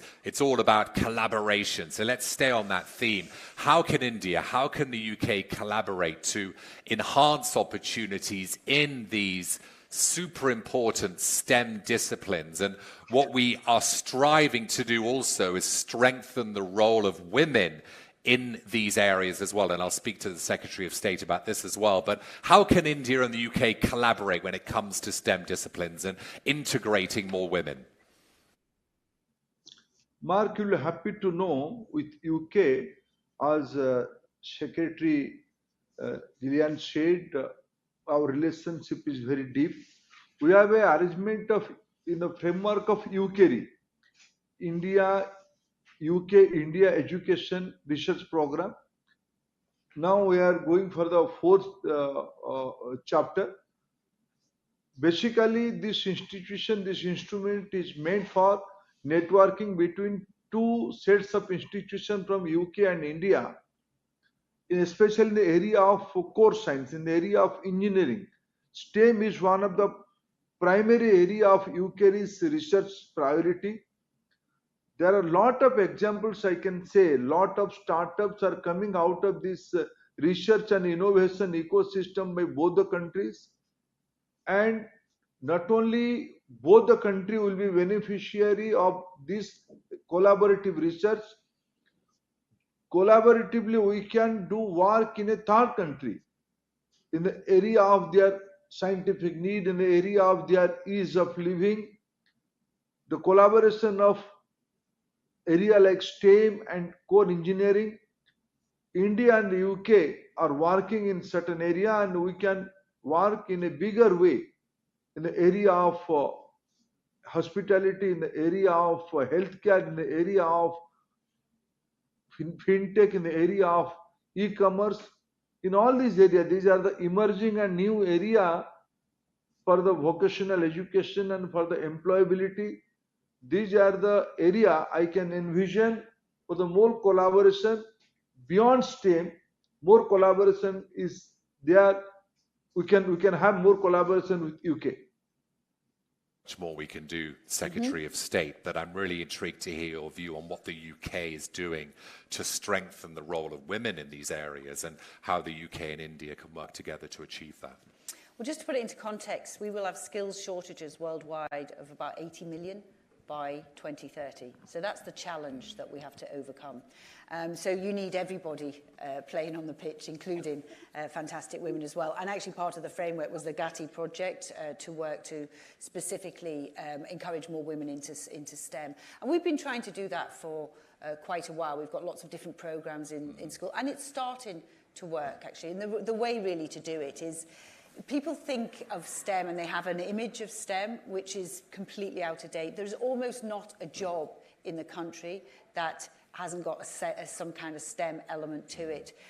Technology has taken over how most jobs are done. It's part of how you deliver on most jobs. You know, I was looking at even how you make films and animation. It's completely changed because of the motion capture technology, and really what you need to do is be able to understand this technology, not necessarily build this technology. Some will, but thousands more will need to apply it, to use it, to use it to develop and create things as well. You know, whether that's you know, advanced manufacturing, 3D printing, healthcare. You know, AI use in healthcare is going to be continuing and continuing. We're using it now to get, you know, really much more targeted and focused cancer care treatment. So there won't be a job where technology isn't some kind of an aspect. So we need to, I guess, change the mindsets, and this is what we've been working on, to open up the world of how tech is actually underpinning pretty much every job. Even if you want to go into agriculture, you know, look at farming now. Look at the way that they're using technology to even decide which field the cow should be in for how long, which grass should be grown, what mix of grasses, how much it should be changed over time to get the optimal for the animal's health and weight, etc. So almost everything is there. there really won't be a career of the future which technology is not a part of in some way, almost none. So I think that's what we need to do, to basically just open up the mind to say, any career, these are really, really good ways to, these are good subjects for you to know to really enable you to get on in those careers. Now, young people are very quick at catching on. So we said a few years ago, you know, if you do a maths A-level, you will earn more than people who don't do a maths A-level. Now, the #1 A-level in our country for young people is maths A-level. You know, they've completely caught on. We talk about T-levels and the new T-levels, and we'll work to share all of this learning as well together as we go along this journey. So we've got a technical alternative to A-levels, which is where you really get to understand. We've brought business and education really closely together. That is the secret sauce of how you do this. And we've worked with 5,000 businesses to design new qualifications, to design apprenticeship standards, to provide... I know you're a big advocate of apprentices and apprenticeships, and someone who, of course, started their working life when they were 16 as an apprentice.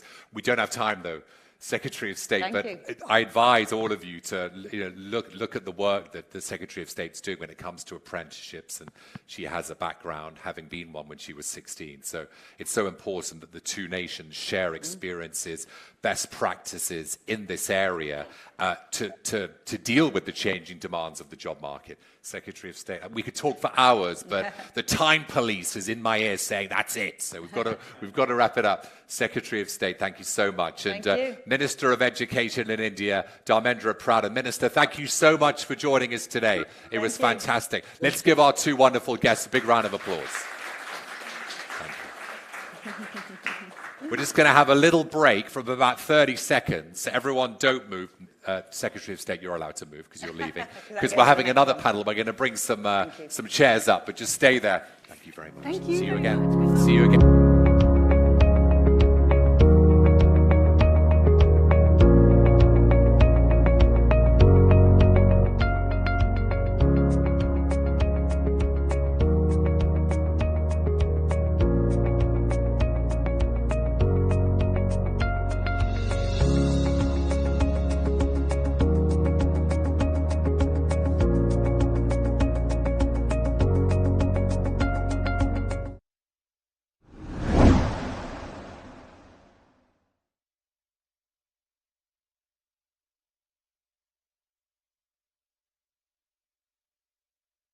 I'd like to call up Mylita, Nadzia, and Nitya to the stage. Mylita there first, then Nadzia, then Nitya. Mylita, Nadzia, Nitya. There you go. Hi. How are you all? But yeah, come on, nice clap, nice clap. Mylita Arga-Williams, CEO International Upgrad. Nadzia Jabin, HR Business Leader UK and Ireland for Infosys. And Dr. Nitya Kemker, Affiliate Lecturer, Director, UK and Global Alliances, Cambridge University. And Parth. Ladies, thank you so much for joining us today. Nitya, if I could start with you on the back of that wonderful discussion we just had with, we'll just say, the UK and India educational ministers. These partnerships are so important, aren't they, when it comes to mutual learning, knowledge exchange, long-term cooperation. Can you just speak to us about the larger shifts that are taking place right now when it comes to partnerships in UK-India education? Thanks, Mark, and thank you very much for having me here today. It's a pleasure to be here. Yes, there have been recent developments that are worth harking to. And the first is the geopolitics. So we've had a consecutive succession of conservative prime ministers who have consistently shown a tremendous amount of interest in India and the partnership with India and the UK. There's also in recent years a so-called tilt to the Indo-Pacific. So India is a very key strategic partner to the United Kingdom. We've also been negotiating a free trade agreement. It's taken a long time. For those of you who've been following it, many twists and turns. We were talking about it a year ago. It was going to happen, but it hasn't quite happened. Indeed, COVID slowed it down. But what I'm hearing is there's considerable momentum and political will to get it done. So that's very encouraging. There have also been significant changes, I think, in the rules for international students. So up until a couple of years ago, Indian students had to leave right after their degree. So there were a couple of weeks and then they had to leave. whereas Chinese students, for instance, could stay up to 2 years. And there's been a lot of concerted campaigning by activists, which has resulted in the post-study work program, which has meant that all students, has rationalized rules across the board. All students can now have an option of working for 2 years, which is great because I think, as a consequence of that, international numbers in the UK have shot up. The last figure I read was, there were 118,000 visas granted to Indian citizens, Indian students in the UK, which is considerably shot up from 30,000 or something just 4 years ago, which is, I think, phenomenal because a lot of the research has indicated that 70% of Indian students actually, all they want to do is get some work experience, put some pounds in the bank, and then go home. To put this all in perspective, I think recently we've had a bit of bad news, which says that the dependents can no longer be bought by Indian students. Which we were just talking about with the Secretary of State. Previous, panel. And, I think this is a little short-sighted because the higher education, as you know, is the third largest sector of export for the UK government. And you brought up the M word, Mark. And I think, unfortunately, there's a conflation between the whole idea of temporary migration and permanent migration. Students are temporary migrants. Their visa is for a fixed period of time. They're here in this country to study and work a couple of years and leave. They're temporary migrants. Permanent migration and illegal migration, those are completely different categories. I understand it's a politically very sensitive topic. It's a hot button. It reflects, in the ballot box, and politicians are very nervous about that. But I think it's really worth segregating those two concepts because, for the UK to attract the best and the brightest, we need to have a conducive environment to have students here. And I think the Office of National Statistics can do a great service to all of us if they're able to disaggregate the visa statistics, to disentangle this temporary and permanent, visa problem. And I think, I understand this political concern, but I think there is a practical solution here to get over this hump.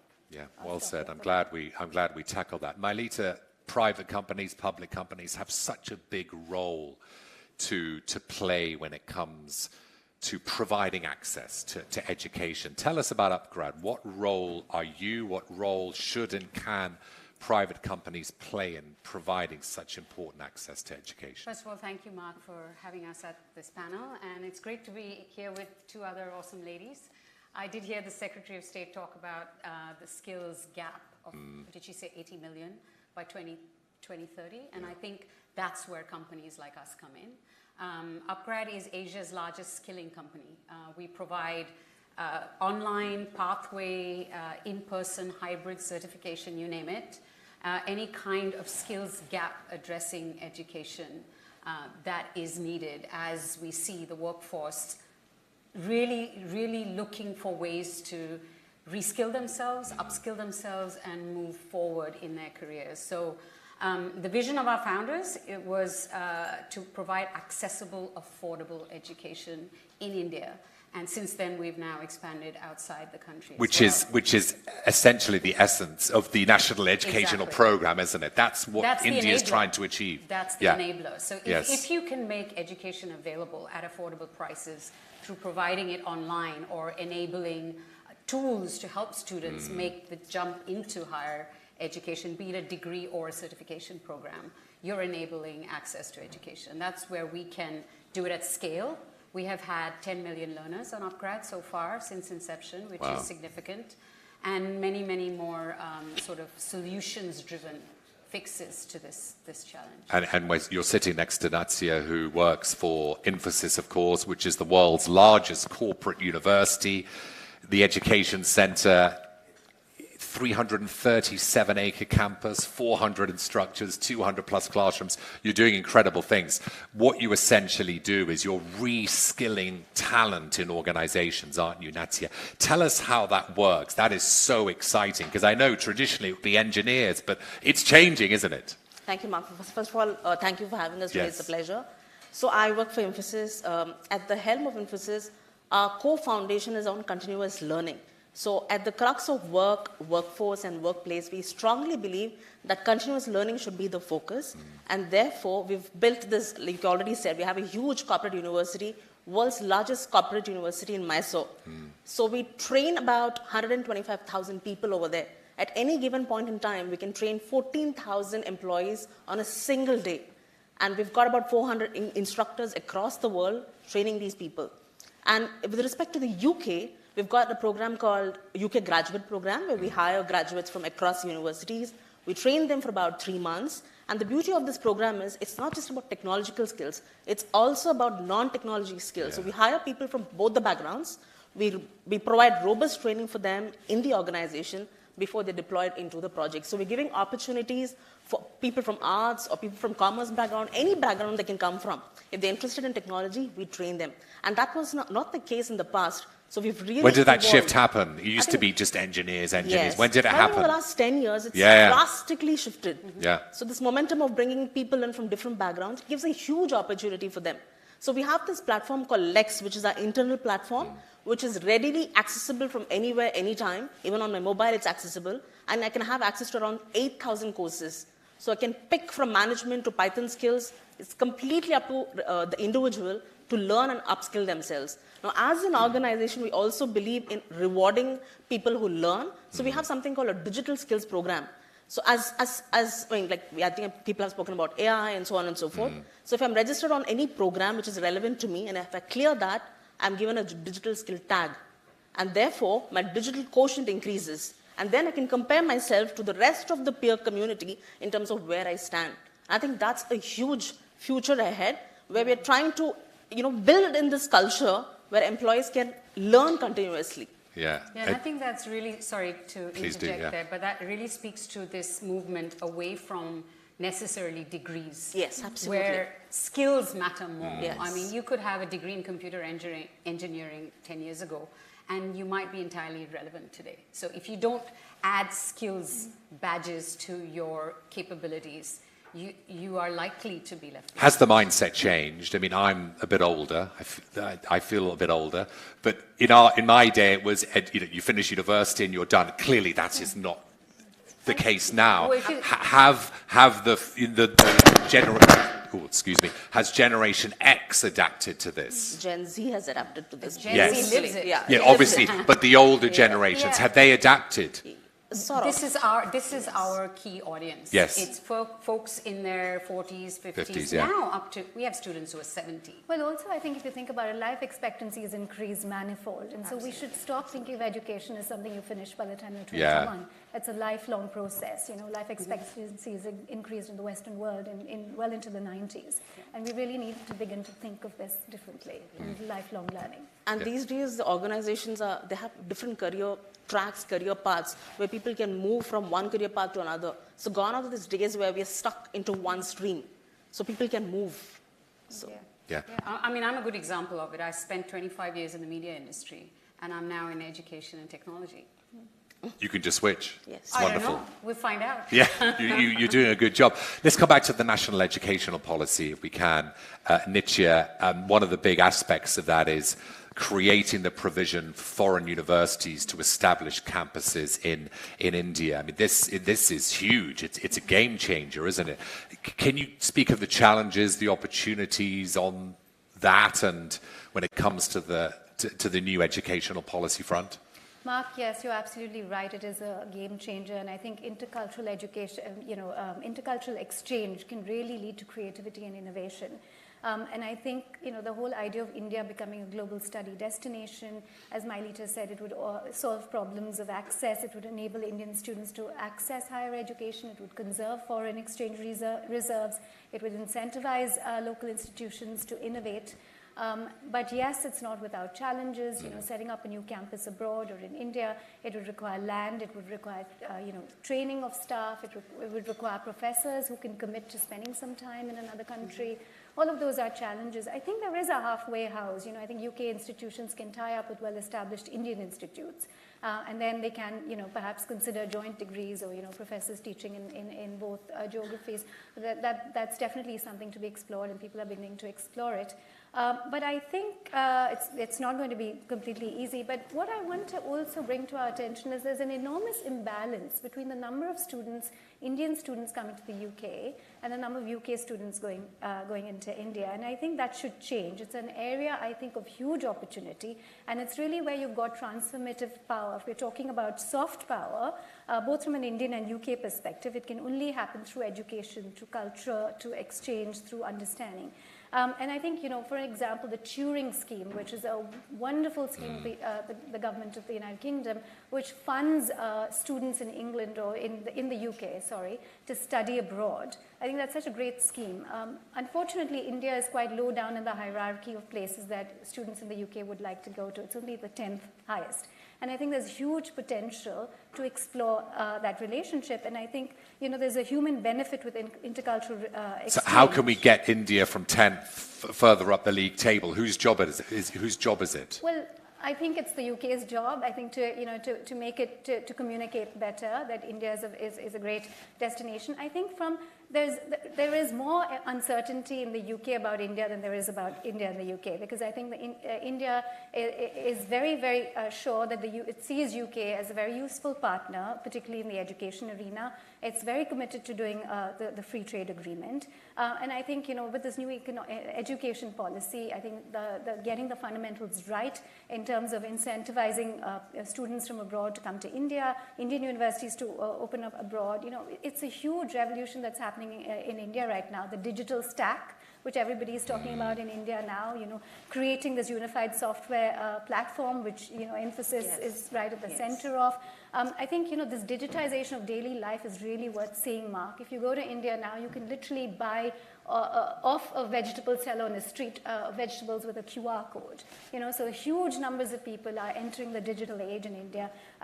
India is also the second largest investor in the UK after the United States, which not many people know about. So I think when we talk about this living bridge, I think education, opportunity, this true cultural exchange between the two countries can go a long way in building that bridge and keeping the relationship. Yeah. So I completely agree with her.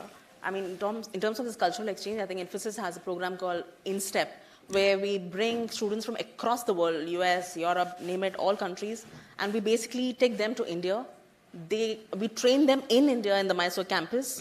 They're there for about 3 to 6 months, and then we place them back into different projects across the world. So I think it's a wonderful exchange happening between India and other countries. So I think that's something that, maybe organizations can well on in terms of providing this approach. I have a slightly different point of view. I think Indian institutions can do a much better job of making themselves open and welcoming to international students. Firstly, it is so competitive at the top Indian, certainly technology universities, and there aren't as many options in non-technology fields. So the bar is high. A super smart Indian engineer might prefer to go to an IIT than to study in the UK. So how does that attract also the top students from the UK or other developed markets? I think that's something that we've yet to work out. To Mailita's point, there was a recent survey that looked at Indian students and how they were aware, how much they were aware of life in the UK, and 74% of Indian kids knew exactly what the culture of the United Kingdom was. Only 21% of students in the UK knew exactly what life in India was. So I think we can really do a lot in increasing that confidence and the awareness of each other's culture. Can I move? Sorry. Just quickly, one of the ways that we're looking at that and innovating in that space at UpGrad is creating pathway programs. So where you can do a 1-year diploma in your home country or online with one of our programs, and then spend the second year on a campus in a sort of integrated set of campuses that we are setting up across the globe to complete your degree. And that would give students that ability to make those choices, whether they're from India or to India, because that just makes it that much less resistance to the move. Can I come back to AI, which we discussed in the prior discussion with the Secretary of State and the Minister of Education? Gen AI, it's such a big thing, isn't it? And I know that companies like you two are taking huge steps to use AI and adapt it and embed it into what you're offering. So how are you both using AI? How are you approaching AI to incorporate it into new skills for the future? Sure, I can start. We're doing it on two fronts. Within the course curriculum that we are currently teaching, we've incorporated AI to enable learning. So we do career coaching through AI. So while you're doing your online degree, you can, on the side, interview for a job and get some coaching. We do grading assignments through AI if they're, quant and not written responses. And we have job interview tools. So that's where we are so far, with more to come. On the other side, we're introducing courses to enable, for instance, we have a doctorate in business administration in emerging technologies. So because generative AI will change every few months, right? The technology is so fast. What you want to give people is the tools to adapt to the changing technology, to allow them to be skilled at skilling up. So we're launching a new program, and we will have more to come specifically. That's a great T-shirt, skilled at skilling up. Should we We can brand it. Split it? Yeah. 50-50? Do I get 50? It's your idea, but... We can make it a collaboration. Okay, and we'll give all of it to most of it. No, most of it to charity, and yeah. It could We're be a commercial company. We are, yeah. It's true, actually. I love that. Sorry, I interrupted you. Yeah. Yeah, so just to add on to her, like I mentioned, we have a thing called Lex, which is an internal learning platform, which is available for all our employees within the organization. We have around 8,000 courses over there. So we have digital skill tags, we have digital quotient, and so on and so forth. But Mark, what I also wanted to draw was, during the pandemic, as an organization, we decided that this learning platform should be made available to the local bodies, to the NGOs, to the councils, and that's where we created an external platform called Springboard. Springboard. So there's Lex, which is the online, Springboard external. Tell us about that. And we basically gave this platform at no cost to all the NGOs and councils. And in the UK, we're very happy to tell you that we partnered with Brent Council and Sandwell Council, and we basically gave this platform to those students and to those SMEs who are in need. And we've got about 50,000 users who are registered as on today.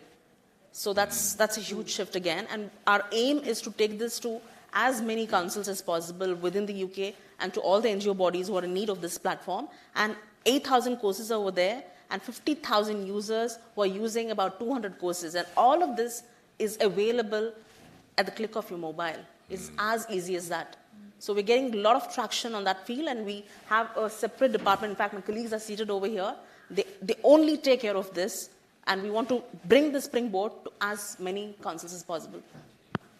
Mark, and I think human beings are not going to go anywhere, but we need to train humans to be the prompt engineers for generative AI. So they need to be trained to ask the right questions and to direct AI so that it can be a force for good. And I think there's a lot of potential in that, and asking the right question and directing it and really being on top of it. So. Ladies, we've got 1 minute each, so I think I'm going to give you 20 seconds each to reach out to our audience. A sort of an inspiring call to action, final word, whatever you want when it comes to your thoughts, education, the collaboration. 20 seconds each. I'll just go left to right if you're facing the stage. So 20 seconds, go. All I would say is that it's never too late to stop learning. Find the skills that you want to plug gaps you want to plug with skills, and get learning. Yeah, get learning, that's here. I'm sure from this audience, a lot of you are from educational institutions, from the government bodies. So my urge to you is we want to give back. So please go to Infosys.com, look at this thing called Springboard. If any of you want to reach out or get in touch with us, please do. We'll very happily take this entire platform to wherever is required. And trust me, it's extremely good. And like the Secretary of State mentioned, we have a huge skill gap. And I seriously think this can bridge that gap. And please do approach our guests if you're physical, as in if you're a physical audience here in front of us. Please do approach our guests afterwards. Virtual, you know where to find them.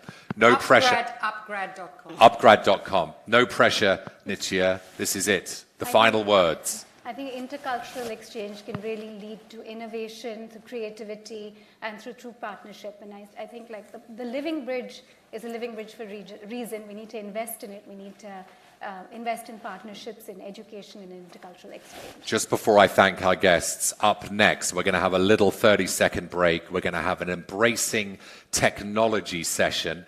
Edie's going to be chatting to Jonathan Ashworth, Shadow Secretary of State for Work and Pensions. That's next. Don't you dare go anywhere, as I'll chase after you. Thanks to Mylita, thanks to Nadia, thanks to Nitya. Big round of applause. Thank you so much. Thank you.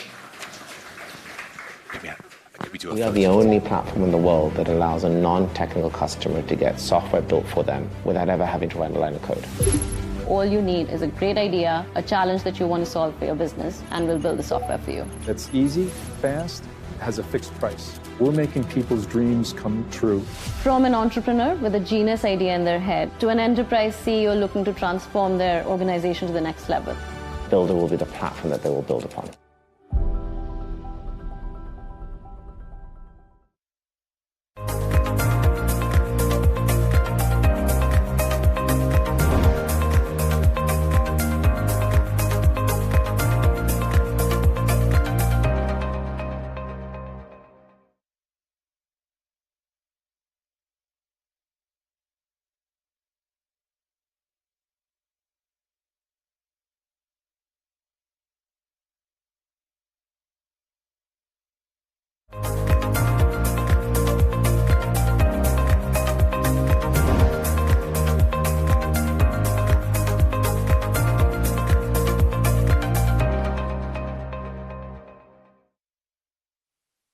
Delighted to be back. Delighted to be back for our next session here at the IGF Studios. Thanks so much. Have a seat.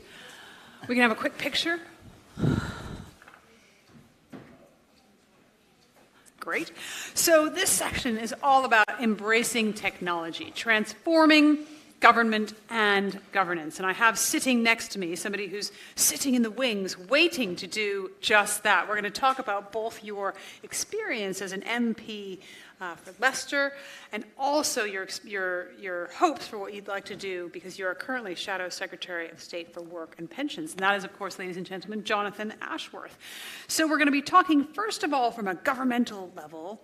And then after you leave, I'm going to bring in some folks from the private sector to try to discuss about how they might implement some of the things that you talk about. So I'd like to start, Jonathan, you're an MP representing Leicester South, very prominent Indian origin electorate in the East Midlands of England, the largest Indian population in the UK, I believe. So I'd love to know, first of all, what the opportunity is there. Relations have been a little shaky between the Labour Party and India. When I spoke to Sir Keir Starmer, he really was very firm. We are looking forward, not back. Tell me what the opportunity is for you. Absolutely, and can I say I'm absolutely delighted to be here this afternoon to talk about the relationship between the United Kingdom and India. And I can bring my own perspective, not just as a member of our shadow cabinet, somebody aspiring to be at one of the most senior levels of our government next year, should my party win the general election next year, but also, as you've indicated, as a Member of Parliament for Leicester. Leicester, the city where we have a huge Indian heritage population, probably the biggest Indian heritage population in Europe. And the fact that our leader and prospective Prime Minister was here earlier in the week, and that you've got other senior Labour politicians here, I think is an indication of how seriously we take the relationship with India. Yes, you're right to point out that there have been one or two issues in recent times.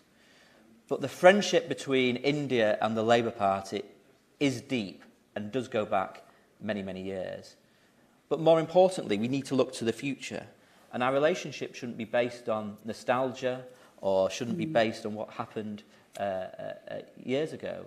It should be based on the fact that both the UK and India can work together in partnership to confront so many of the big economic challenges that both our countries face.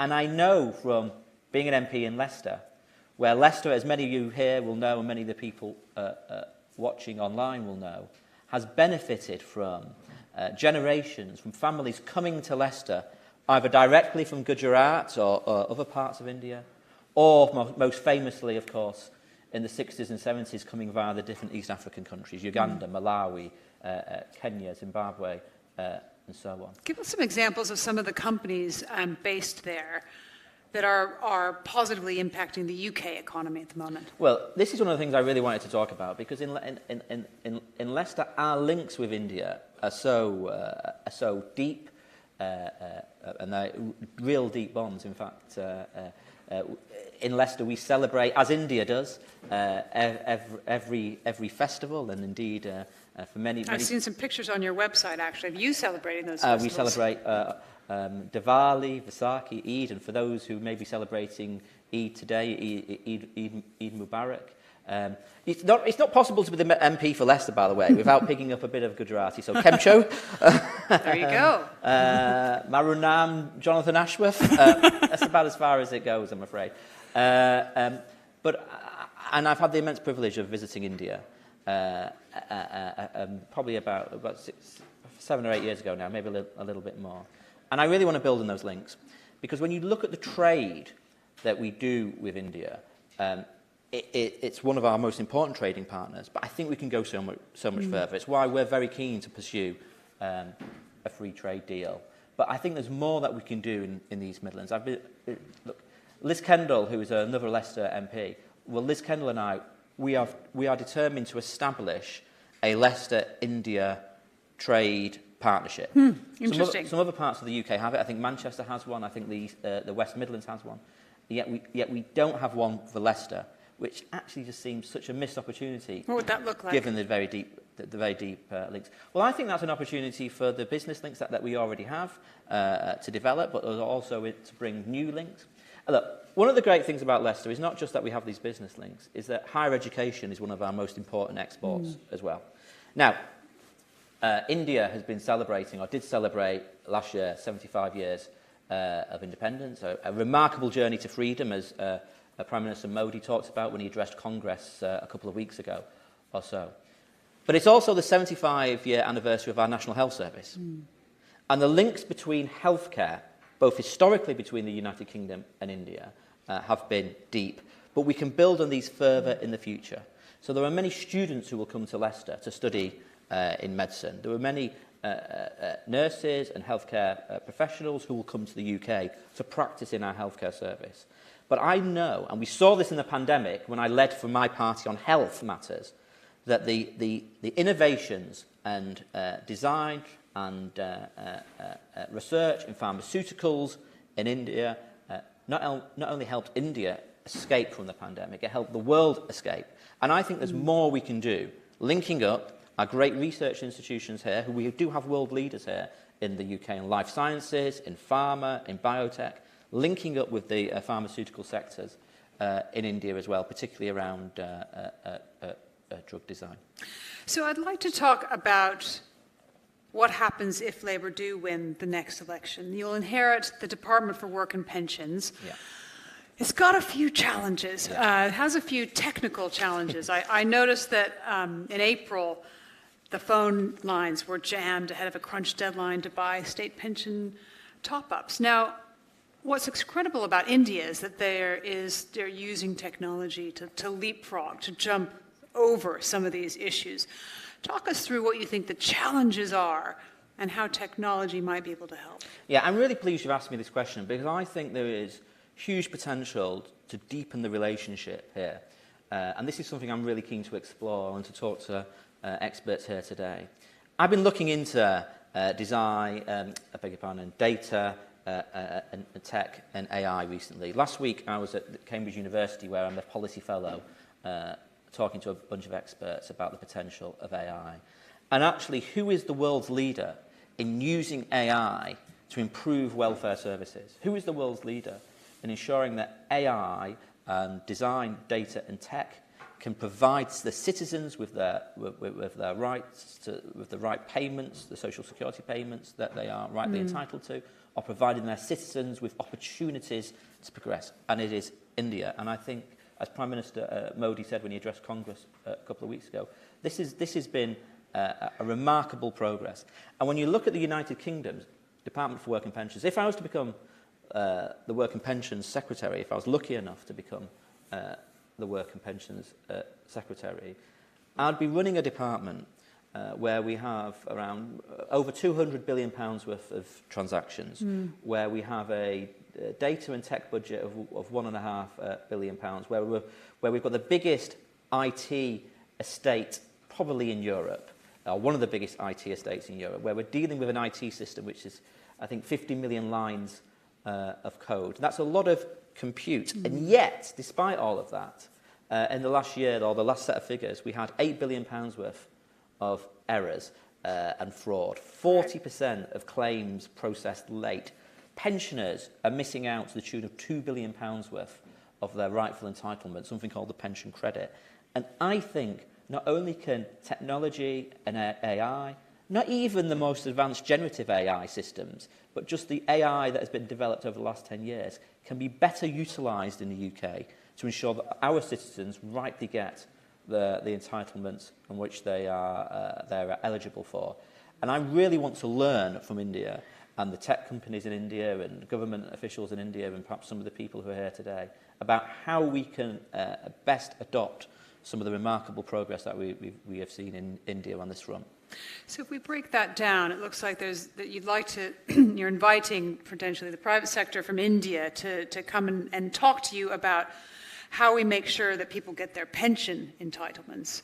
That's one side of it. And there's also the Department for Work, right? So there's a whole idea around reskilling, around jobs, around how you match people to jobs, how people who have they have potential, but maybe not the skills, how you retrain them as well. Talk a little bit about the opportunity for technology there. Yeah, so the UK system, our welfare department, both delivers the benefit entitlements, whether that's the pension or a disability sickness benefit, but we're also responsible for labour supply, for getting more people into the workplace and ensuring that people who move into the workplace are equipped, have the skills, and have the coaching, have the support for the modern world. And we know that these advances that we're seeing in AI is going to change the labour market.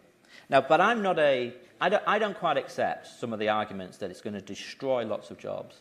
I actually think it's going to make our economies more productive. It's going to improve output. Look, we've already seen automation change the way in which routine processing jobs work, routine data entry jobs work. But AI is most definitely going to transform middle tier jobs. It's going to make those jobs more productive. It's going to be a tool. But you are going to need human oversight. You are going to need people to act as gatekeepers, because we have seen I'm sure you've seen in the recent weeks, some professionals getting caught out by the use of generative AI. The famous lawyer in New York who used ChatGPT to provide case law, and it turned out that the ChatGPT had completely made it all up. And the judge caught him out, and he's had to pay $5,000. He's been fined $5,000. Or there's a candidate in Toronto at the moment who's running for mayor of Toronto, and has used AI to produce his adverts, And he's put these adverts out there, this political candidate. And in one of the adverts he's put out there, he didn't notice it. He put out a woman, these two people, and the woman has got 3 arms. He didn't notice it. So it may well be that some of this stuff will, as it learns, adapts, and so on. But the point being is, I don't accept that somehow that robots are going to take over everything and humans are not going to have any role. I think humans will always still have to act as the gatekeepers, but it will allow us all to become more productive in what we do. And I think this is a really exciting moment. It's a really exciting moment. And I think, as I say, I think the skills and the intelligence and the thinking that we've got in the United Kingdom can work in partnership with that intelligence and those skills in India, and that's something I really want to develop. So what companies are you looking to partner with? What partnerships would you be interested in hearing about in terms of the Indian companies that might be able to partner with you if you were lucky enough, as you say, to take over the Department for Work and Pensions? Well, I mean, we've got a round table, I think, a bit later on today when I'm going to meet some companies. I think it'd be invidious of me to single out somebody and say, that person we're going to be doing a deal with. But I think what I'm saying is I want to learn from everybody, and I want to listen to everybody, and I want to draw upon the expertise, and because I'm absolutely convinced that there are better ways of delivering services here in the United Kingdom, and we can, and a Labour government, and look, politics is politics. There's ups and downs. Who knows what will happen? But at the moment, things are looking better for the Labour Party than in more recent general elections. The next Labour government cannot deliver its agenda unless we have partnerships with the private sector, but also understanding that we're part of a global economy and we want to have partnerships with economies like India's. What does good look like? When you mentioned there some of the concerns about what happens when you employ generative AI without some human oversight. But what examples do you look for? You mentioned India, some of the things that can be done when you apply technology to the banking sector, to connecting everybody, giving everyone a digital ID. They're now building healthcare applications on top of this ID, payments on top of the ID. Give us a sense of how that applied to the UK could look, or have you seen an example elsewhere in the world where you'd like to see it here in the UK? Well, let me give you a more prosaic example. Yeah, I mean, if you were unfortunate enough to lose your job in the United Kingdom, and you have no option but to turn to our welfare system, you know, our welfare system would pay you an unemployment benefit. And you would only receive that unemployment benefit if you met certain conditions, that you're prepared to look for jobs. We don't just pay people not to have a job. You know, you've got to be prepared to look for jobs. You've got to, if we think you've not got the right skills, you've got to be prepared to go do some training classes and things like that. And you've also got to show that you are applying for jobs. Yeah. And in certain labour markets, at the moment we've got quite a tight labour market, but in certain conditions, you're going after jobs which are just not suitable for you. You can actually use AI to better match your skills, or to better work out what skills you are lacking, and to find you the right reskilling opportunities, yeah, and also to find you the right job opportunities. We're not doing that at the moment. In fact, all we really do is we send you on a class on how to write a CV. Well, to be frank, what's the point of that when we can, when you know, generative AI, when ChatGPT, you know, GPT-4 and so on, can actually write the CV, can write your resume for you? Why are we sending you on a class where we put you in a classroom and you all get told how to write a resume when you can just basically do that on, you know, with these tools now? So we've got to completely change the way in which we skill people. I'm not suggesting that everybody's going to become a coder, obviously, but being able to use these tools and being able to manipulate these tools in the workplace is going to be vital for so many jobs now. So giving people those skills, those digital skills, is so important, and better matching you. Well, actually, at the moment, though, in the UK, we've got around 9 million people who've got poor literacy, poor numeracy, and poor digital. Yeah, and one of the issues with digital is that people in the UK, and I don't see any reason why this perhaps might not be the case in other places, people feel slightly embarrassed about admitting that they've got poor digital skills, because everyone sort of accepts that you can use the internet on your phone or whatever.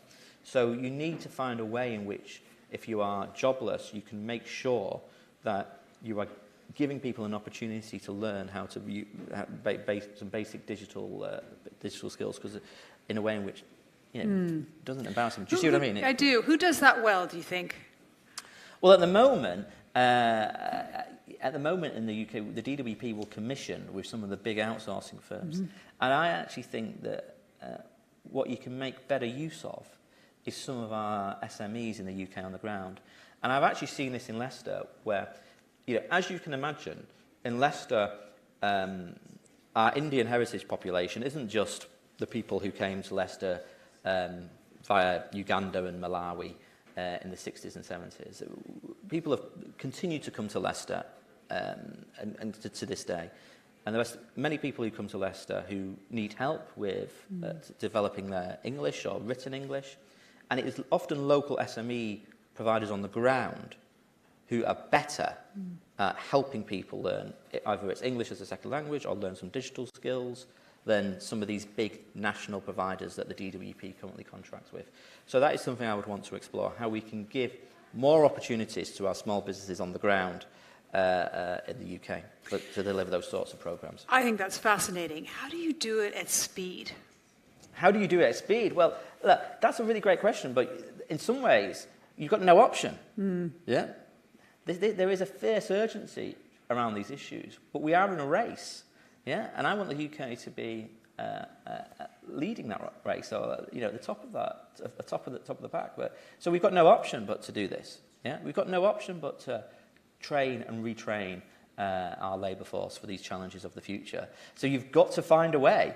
And the thing is, like, it's, you know, at the moment, and this is not a party political event, and, you know, colleagues here will have different opinions about governments and so on. But when I look at the statistics, the DWP is not acting with speed. It is not investing in the training that we need. It's not getting people prepared for the future, and our systems are too slow and too bureaucratic. And we've got to change that, and I think AI is a great way of changing it. All right, I really thank you very much for your time, ladies and gentlemen. Let's all give a IGF thank you to Shadow Secretary of State for Work and Pensions, Jonathan Ashworth. Thank you so much. Thank you. Thank you. Great. Well, we'll take a small break. We'll rearrange the furniture here on stage, and I'll be back in just a moment to continue our discussion here, building a technology-enabled government and governance infrastructure. All right. Thank you. We're going to stand up.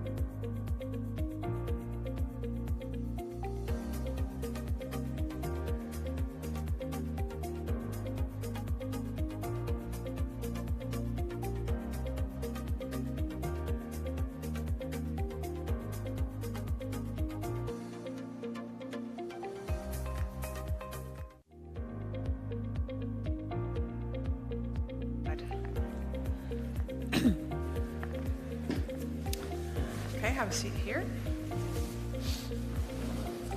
All right, we are back, and this is a discussion I'm on building a technology-enabled government and governance infrastructure. We'll take a quick picture here. Everybody smile there. Fantastic. Right, we have a cracking panel for you. Now, I've sat opposite Sachin Jagala, who's the chief wizard and co-founder of Builder.ai. Do we say the dot or just say Builder AI? It's good to say the dot because everyone knows where to go. All right, excellent.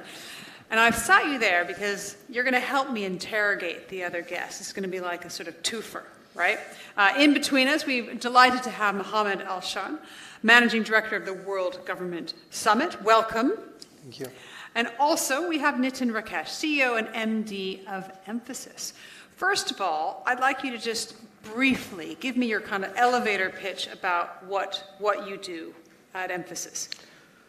Think of us as enablers of applying tech to any form of business or governance. Mm-hmm. We work with primarily large enterprises worldwide.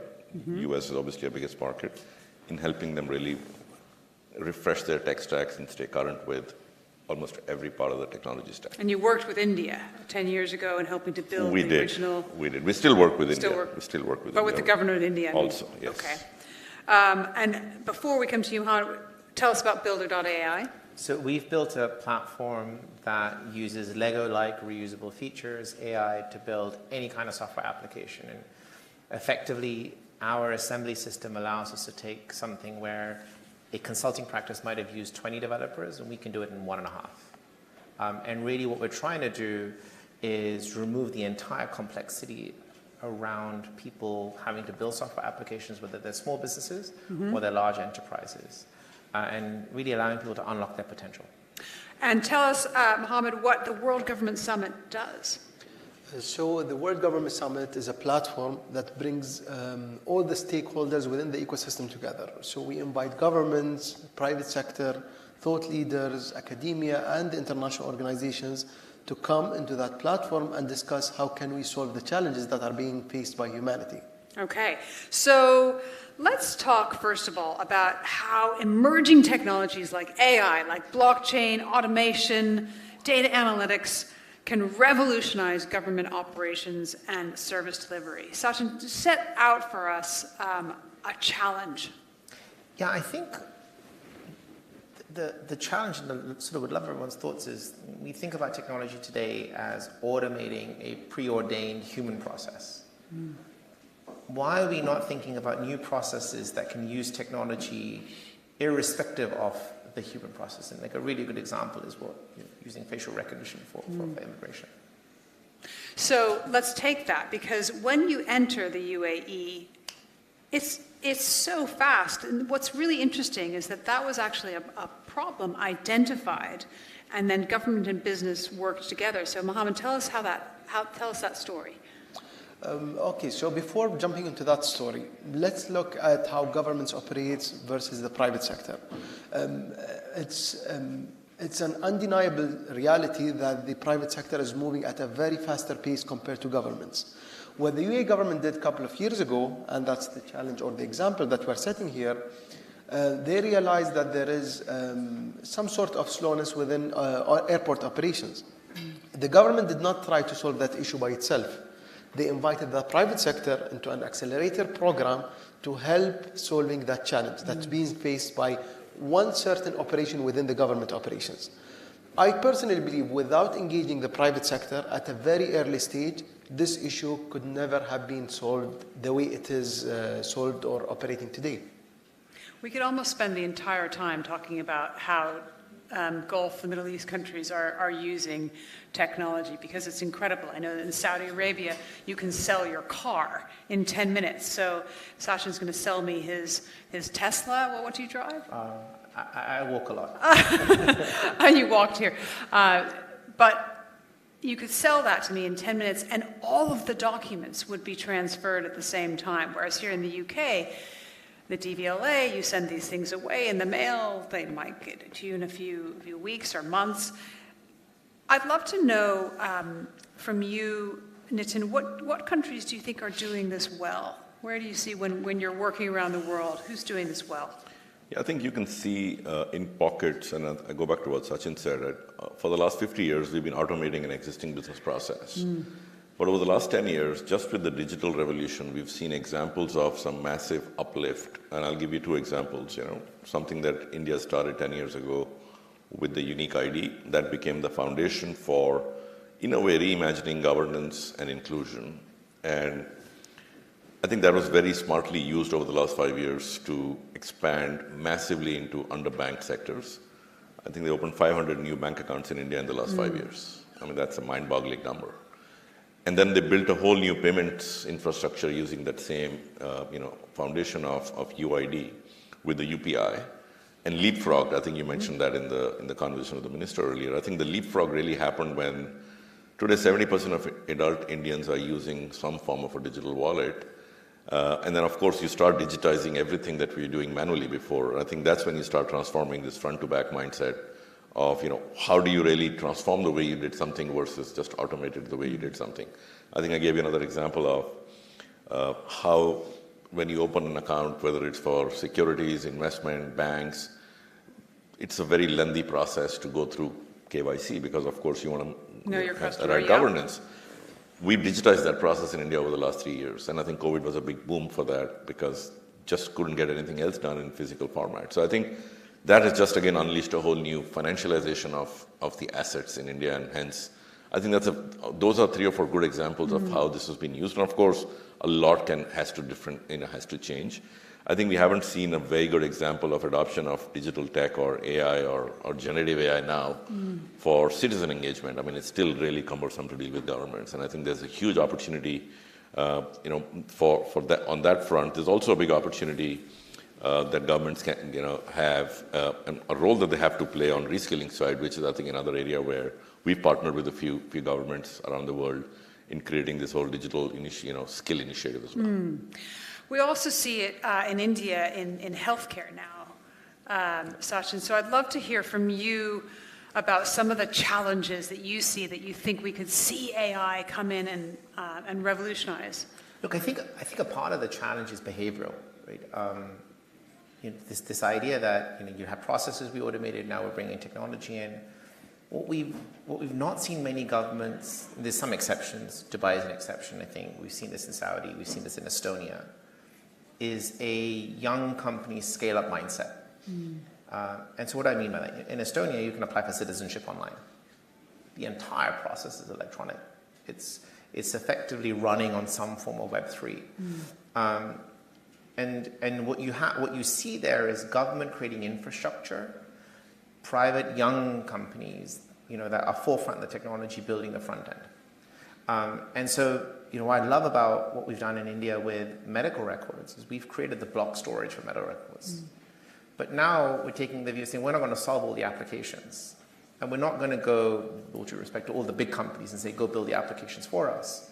We're going to go to everyone that can build for it. And that mindset is really changing. I give you an example. During COVID, we got approached by the government of Karnataka to build a patient-doctor app because we've done it for another customer. And they're like, oh, we need this, but we need this so that we can speak to patients who have COVID.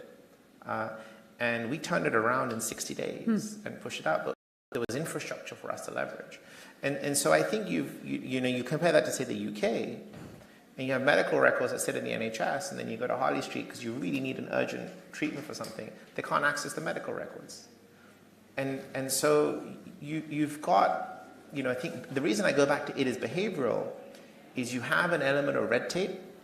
You have an element of, you never get in trouble for buying IBM approach. And both of those things are actually counterintuitive to building technology that will really leapfrog.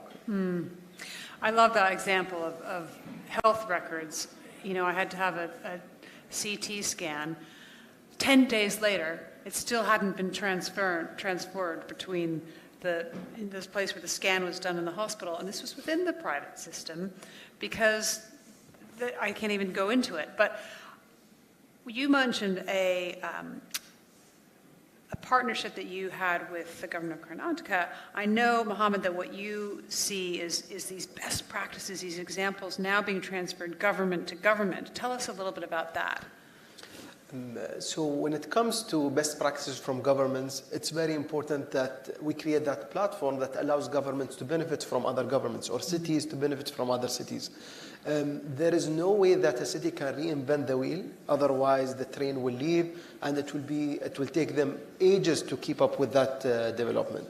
One of the initiatives that were launched back in the UAE at the World Government Summit platform, and it's not something for the UAE, it's something for governments around the world, is the Experience Exchange Program. And it's not only for government operations, but engaging the private sector, the international organizations within the context of that discussion. The main purpose of that program is to accelerate how governments operate. Let's say there is a successful model within the government of the UAE and government services. Why can't the government of Egypt adopt the same system, enhance it a little bit to cater to the Egyptian population and benefit from it? The same applies with other governments, not necessarily the UAE to another government, but a government to a government, or an international organization to a government. The program has showed success over the past. We have around 21 cities around the world part of that program, and it became like a pool for best practices that any government can tap in and benefit from that specific experience. And you've seen some good partnerships come out of that. A lot of partnerships. So during the last World Government Summit, many cities approached the World Government Summit to sign to be part of that program. And they are undergoing the programs that are part of it. Well, and it kind of makes sense, right? Because you've got this giant game of Tetris where everyone's filling a different piece. Now, you just look at the UK, you look at how, for example, Companies House works. It's an incredible experience. It's so efficient, you get everything you want. Then you go deal with some parts of the NHS, and it feels like it was built by someone else. It's the same government. And so, whether you run Tetris nationally, you run it internationally, there's so much to the job. And some of it is just technology. So we've got to finish off right now, but Nitin, just take us out with what good looks like, and what are the challenges, one main challenge that stops technology being I think the thing about technology is that it's like running on a treadmill. You stop running and you fall off it, right? So you have to keep reinventing, reinvesting, and you have to get used to the fact that change is a way of life. I think and partly cultural, partly infrastructural, but I think that's the one big lesson that almost anybody who wants to implement good technology has to learn. So build in the idea that you have to change all the time. Constantly. Right, giving people I was going to say, Ian, I think that's a really good point, though, right? Because the cost to build the infrastructure, if you were building it today, is 1/100th of the cost of what you were building it 10 years ago. So we have to forget that we've got sunk costs. We have to build a number of things as if we were building them today. Any final word from you, Mohammed? What challenge stops technology from being accepted? I think the bridging the gap with the private sector. Governments need to listen to the private sector. Yes, it's good to regulate, but in a way that it does not limit innovation at its core. Great. Thank you all very much, gentlemen, for joining us here in this session on embracing technology, transforming government and governance. We're going to have a quick picture here.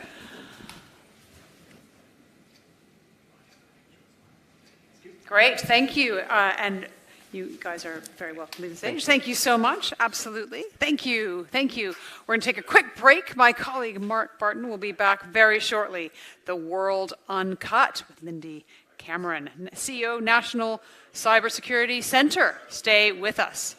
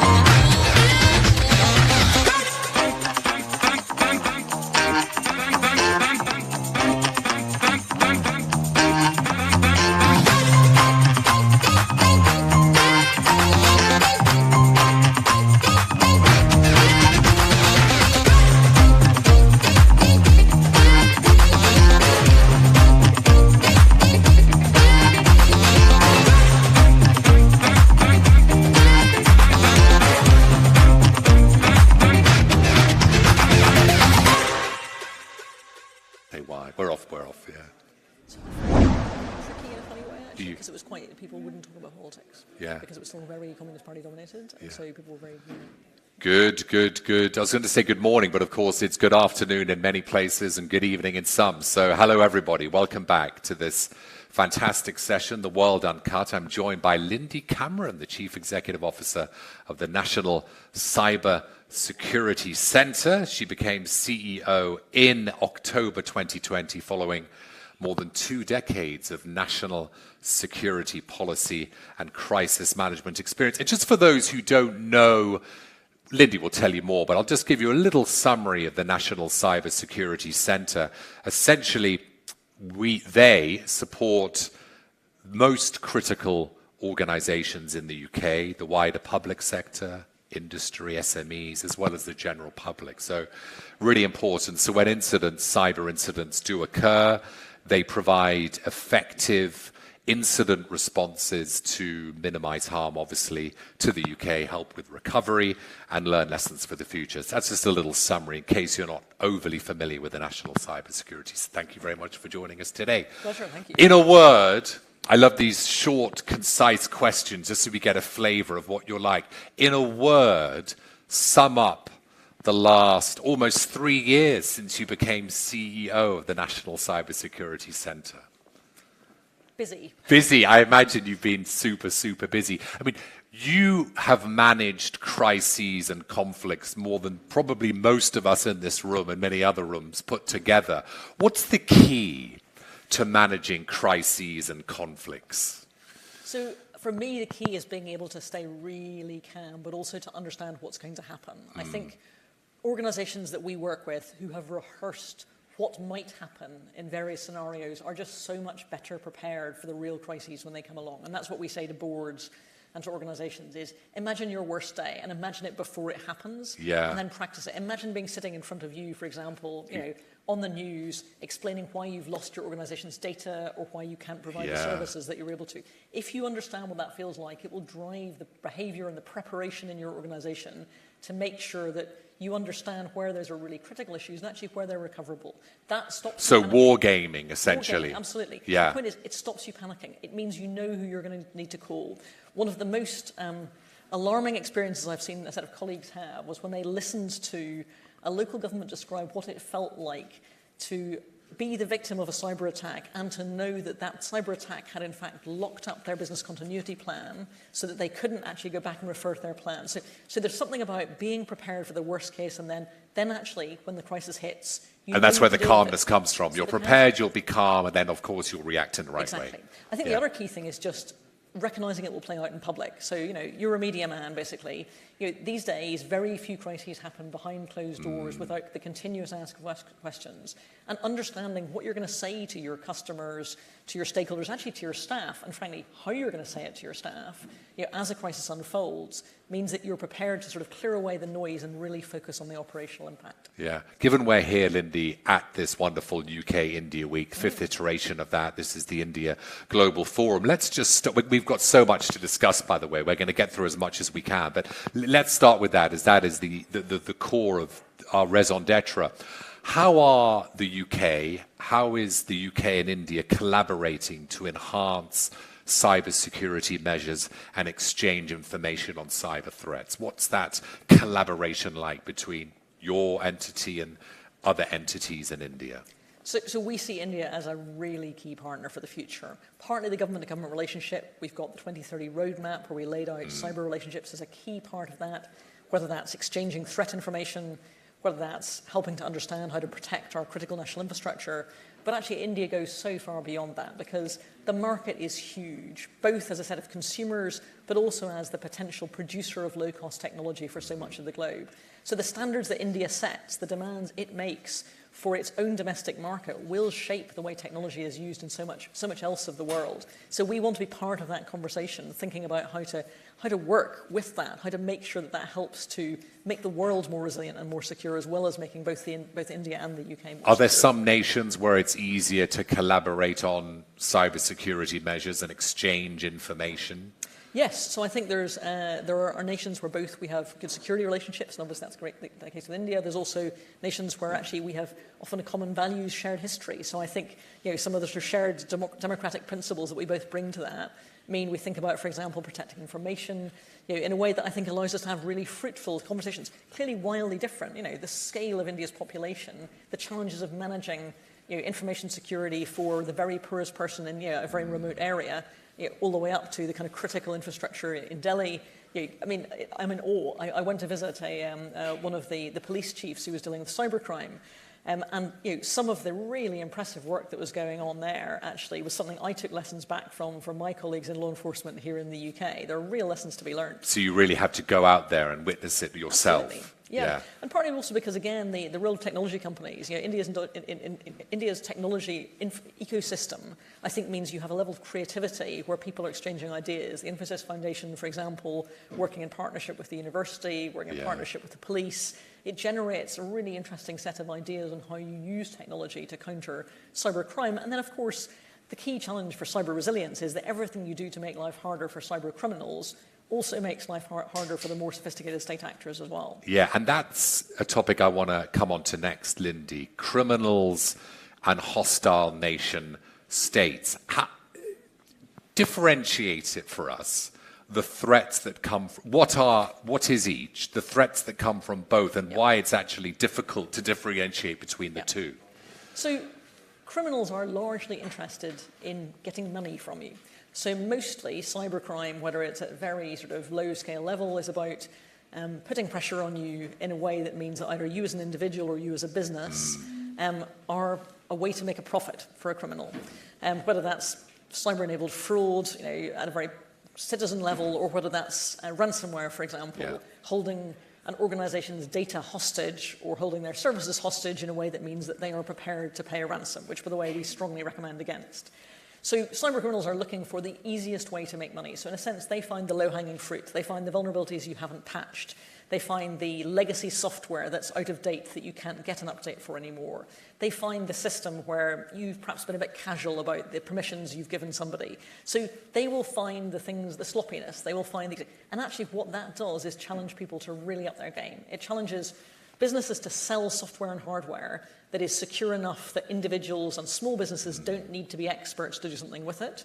And also it challenges more complex businesses to architect their systems and run their organizations in a way that means they've thought through what data they need to protect, what systems they need to protect, and how to do that. Frankly, how to invest in it. Because too often, investments in this kind of technology are the thing that you hope you can get away without making. And actually, we know that building cyber resilience in right from the beginning is the absolute key.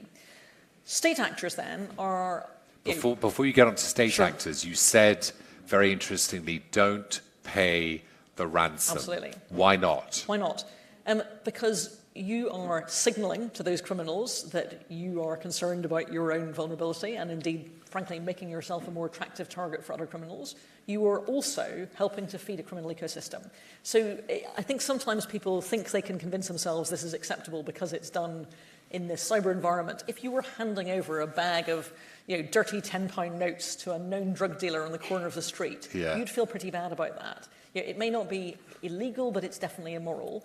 And I think people need to think quite hard about whether they're prepared to feed that kind of criminal ecosystem. Is it illegal, by the way? So it's not illegal to pay around. There are certain contexts in which we said no, but basically for most people it's not. It's not illegal, right? But it's as I say, it's deeply unhelpful.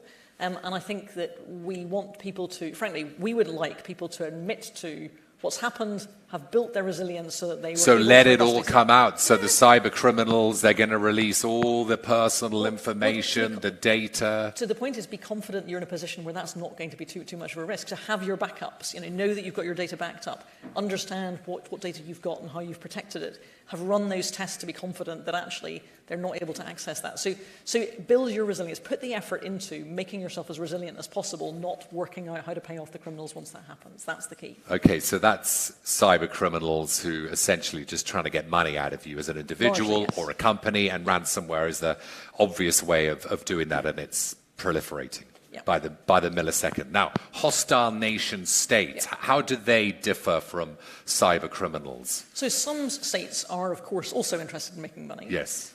But most states will be more interested in information. So these may be more sophisticated actors who you are less likely to spot. Criminals are trying to make sure you notice them because they want you to pay. State actors may not want you to spot them on your systems. They may want to have long-term access to your data. And they're probably going to be more targeted about what it is they're interested in. So think espionage rather than blackmail, basically. Think about the kinds of organizations that might be more at risk, whether that's supply chains to defense industries, for example, whether that's government, whether that's our critical national infrastructure. And of course, in some cases, we've then seen the potential for offensive activity to disrupt. So, for example, Ukraine, and I know you want to talk about that shortly, has seen everything from denial of service activities where their websites have been taken down all the way through to much more significant disinformation, data weaponization, all sorts of things. Yeah, indeed, absolutely, that's right. So I think it's thinking about what's being done and why. The methods, the vulnerabilities are the same. Some of what we've seen is the result of the way that software and hardware was built over the last 30 or 40 years. We're still dealing with a huge category of vulnerabilities that are the result of the way we design some of the most basic technology that we've been using for decades. That's partly why our challenge in AI, by the way, is to make sure we design the fundamentals into the technology now so that we make sure AI is secure from the very beginning. We can't rely on our ability to retrofit security into the technology in the years to come. You've said about AI. I have, that's right. Yeah. And we've been saying it about all technologies. So we say secure by design is the way to go. So make sure that you're building secure technology and selling it securely. Right. Secure by design. I mean, as we're on AI, we'll come back to state actors as well. How are cyber criminals? How are state actors using AI? Just explain to us, because it's the buzzword and we're all excited about ChatGPT and it's the hot topic of discussion. But how are they using AI for nefarious purposes? And what else should government, you've touched on it, what else should governments, businesses, what should we all do to ensure that we counter that threat? So I think we expect to see a level of experimentation going on by criminals as much as by governments and indeed by businesses at this stage. The most obvious benefit of the new large language models which are being pushed out is that they write beautifully. So the days of badly drafted spear phishing emails that you can spot because the grammar is poor, I think are probably long gone. And we also expect to see a level of automation, a level of pattern recognition.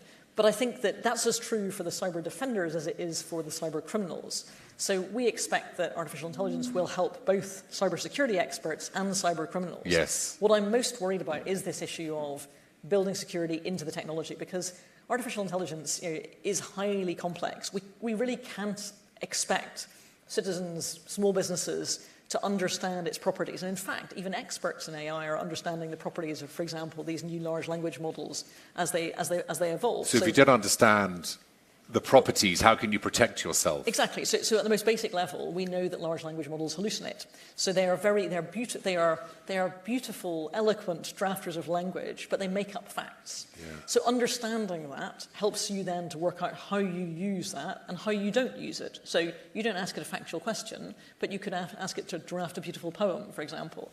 So understanding the properties is important because, for example, and we also see categories of threats that are evolving with that new technology. Yeah. So the ability as? The ability to poison models, so the ability to train models on data that introduces bias. So the need to understand how models have been trained and therefore what they will produce at the end of that. So it's a whole category of what we call adversarial attacks that is created with this new technology. How do we prepare for future threats? How do you? It's your job. You've got to look, not just 1 minute, 1 hour, Absolutely. 1 day, 1 month, 1 year into the future. I guess you're looking 20 years into the future. So how do you prepare for future threats and ensure that we as a country, and we collaborating with India, can remain at the forefront of cybersecurity innovation and cybersecurity expertise? I'm lucky that we have some of the world's leading experts in these technologies in my organization. I'm some absolutely fantastic people who've been working on this for years. And part of how we do that is not only have that expertise ourselves, but also work with other partners. So when I visited India earlier this year, I went with one of my senior tech directors who was fascinated to hear the different experiences, for example, that India had had with cybercrime, a different geography, a different category of criminals. So actually really helping us to understand how threat is seen, not just in our own geography, but actually elsewhere. International partnership will be an absolutely critical part of understanding that threat. But being able to think through the future technology will be as well. So my challenge to my team is, we are the National Technical Authority.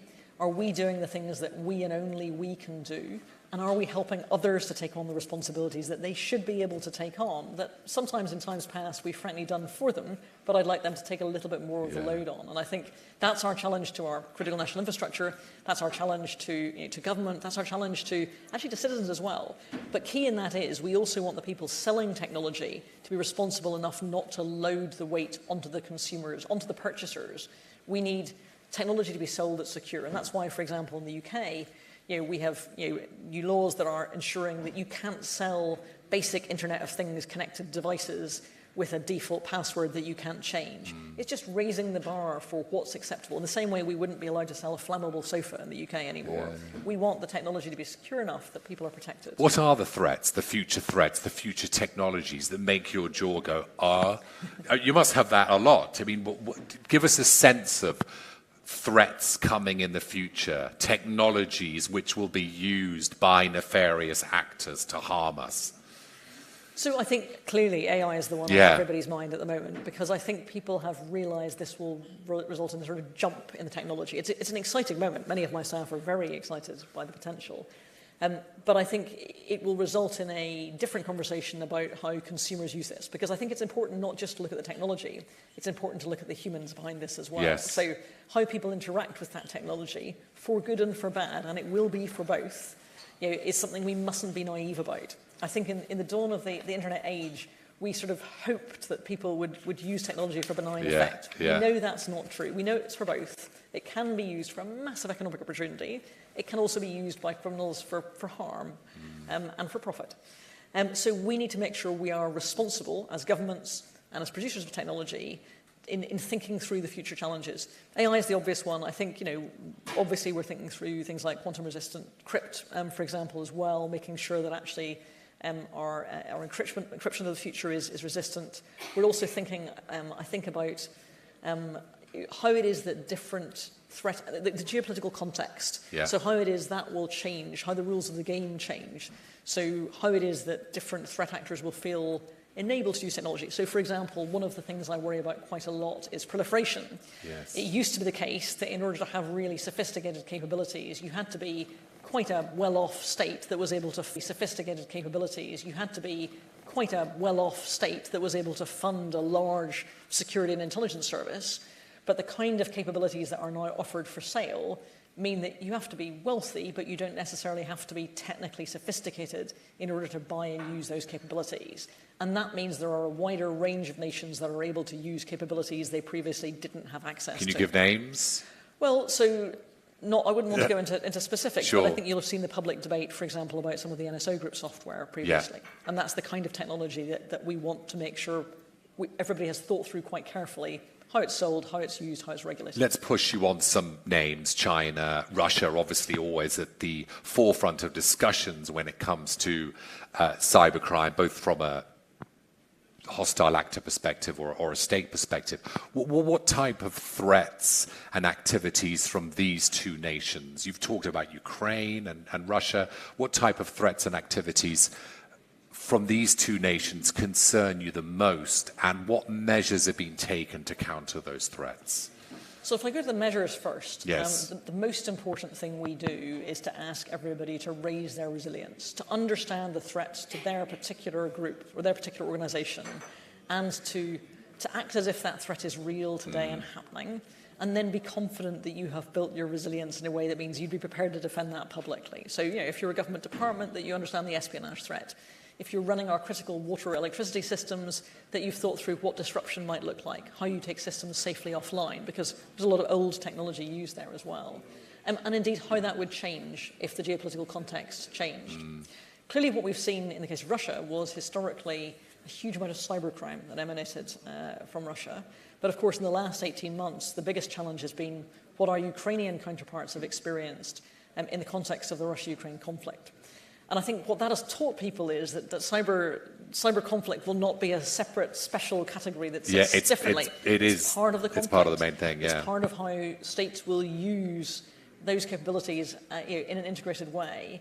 And we are in awe of what our Ukrainian colleagues have both Are you learning from them? Absolutely learning from them. I think it is a critical lesson in how the defender has a vote. They were not passive. They had significant experience. Explain what that means, how a defender has a vote. So how well you are prepared affects what you experience in cyber So they conflict. were prepared for this. They knew what was coming, did they? They had experienced a significant level of cyber threat since at least 2014. There had been significant threats to Ukraine and different cyber incidents in the past that meant that they knew this was likely. And I think, of course, then in the wider conflict, they were ready for the fact that cyber was likely to be one of the vectors of conflict. So they had built a level of resilience. We had obviously supported them with that, and we're very proud of that, as had a number of our other international partners. But I think the thing they've all given us is hope. Is that, and as I say, they've been working flat out. I'm not sure any of them have had a sort of a day or a night off for the last 18 months. But they have reassured us that if you build that resilience and if you think through that threat, you can actually defend a country against that kind of cyber threat. Linda, we barely touched the sides or scratched the surface. And look, we're 3 minutes to go, but I'm going to quickly an elections question and just something about you, because you're wonderful, and it's great to hear something about you and how you cope with all this. Clearly, elections is a huge issue, and cyber attacks against government institutions, political systems is prevalent, and we don't need to say what or how. It's clear, it's out there. How do you as an institute, as a body, as an entity, help to safeguard the integrity, the security of our democratic processes, our elections, and elections around the world? So some of it is really obvious. We work with key partners like the Election Commission on understanding the processes they use, giving them great advice on their own resilience, and understanding how technology changes. So, for example, as countries move to more electronic voting, to the different use of technology, that's both a huge opportunity, but also it potentially poses an opportunity for people who wish to do us harm. And some of that, of course, is in the disinformation space, affecting voters' opinions, which is not something that we deal with directly, but something we're obviously concerned about as well. You can manipulate the technology to change a vote. You can, more importantly, manipulate the opinion of an individual by showing them false information. So we're part of a group across government that worries about that and thinks about how to do that. We give advice to political parties, we give advice to individuals who are a particular threat as well, people who might be standing as candidates in elections, or indeed actually government organisations receiving a new sort of set of incoming MPs or ministers. So we think that through from beginning to end. I would have to say, actually, that the trickier one recently was, in fact, securing Eurovision, which we got lots of attention on. So it's not just the election. When you say securing Eurovision, the voting process. The voting process, yeah. We work very closely. Some say it's rigged anyway, but I won't say that. That's contentious. We work very closely with them to make sure it wasn't disrupted, given the obvious. I'm not saying it's disrupted. I'm saying it's a funny contest loosely, but it's wonderful. Indeed. It was a great success. Is there anyone here who's got a more stressful job than Lindy? Put your hand up. No, how do you deal with stress? Because, it sounds like you've got pretty much top percentile stress job. How do you deal with it? Do you sleep much? What are your secrets to dealing with a very stressful environment? I actually sleep very well because I have a wonderful team who I'm certain know how to wake me up if I'm needed, but I'm rarely the one on point right at the front end of these incidents.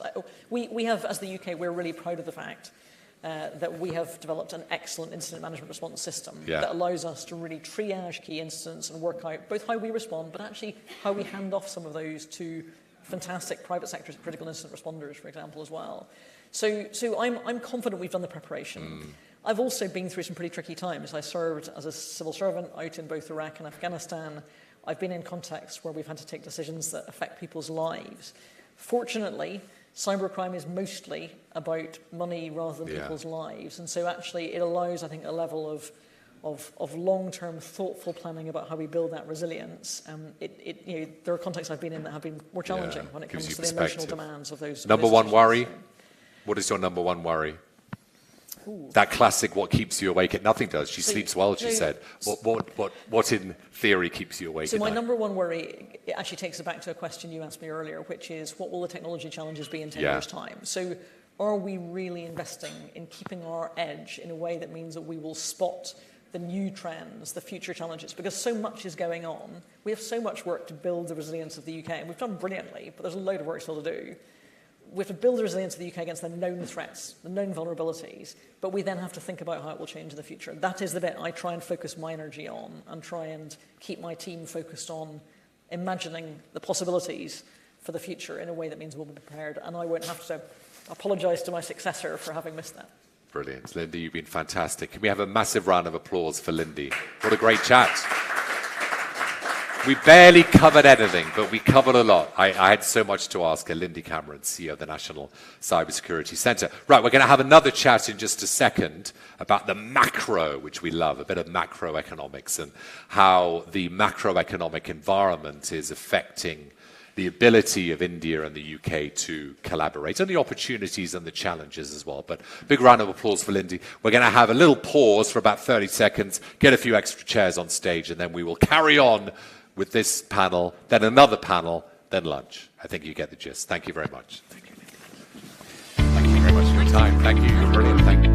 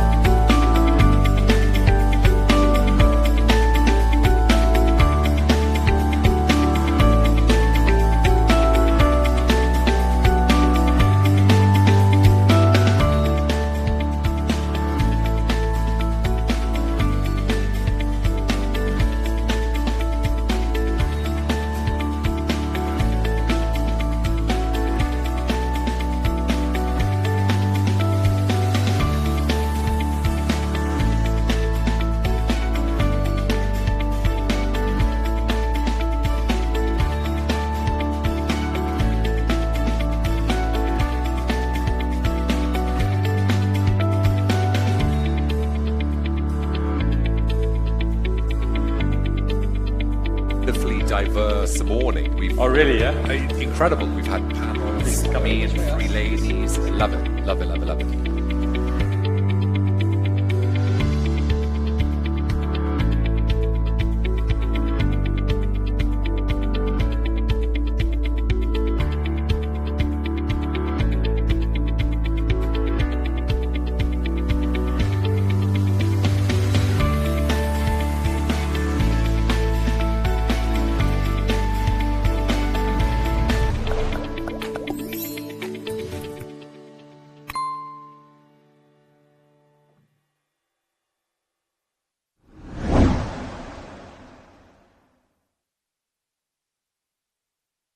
Welcome back to IGF Studio. Looking forward to this chat, a nice 20-minute chat on the money, UK, India, navigating global macroeconomic dynamics. By the way, I haven't looked at the cricket score, so don't tell me, because I think it might put me in a bad mood. But I gather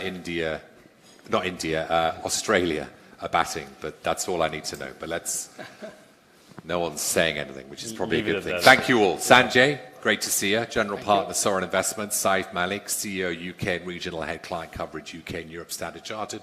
Vishali Shroff, Partner, Simpson Ventures. Given wonderful panelists, this panel is called Navigating Global Macroeconomic Dynamics. It's the sort of panel I love, because I'm a real macro guy at Bloomberg. I love talking about macro. So this is my dream sort of panel. So Vishali, kick it off. What are the global macroeconomic, let's call them challenges, and then we'll come to the opportunities that stem from the macroeconomic background. What are they? What are the challenges right now from a macroeconomic standpoint, from your perspective, the VC perspective? So I'm going to quote one number, which is the growth piece. When you look at the IMF, the growth is set to fall. And I think if you want to impact growth, you've got to look at ideas of change. You can't just stay in the same legacy space. You've got to change. So from the VC perspective, the idea of funding innovation is very important.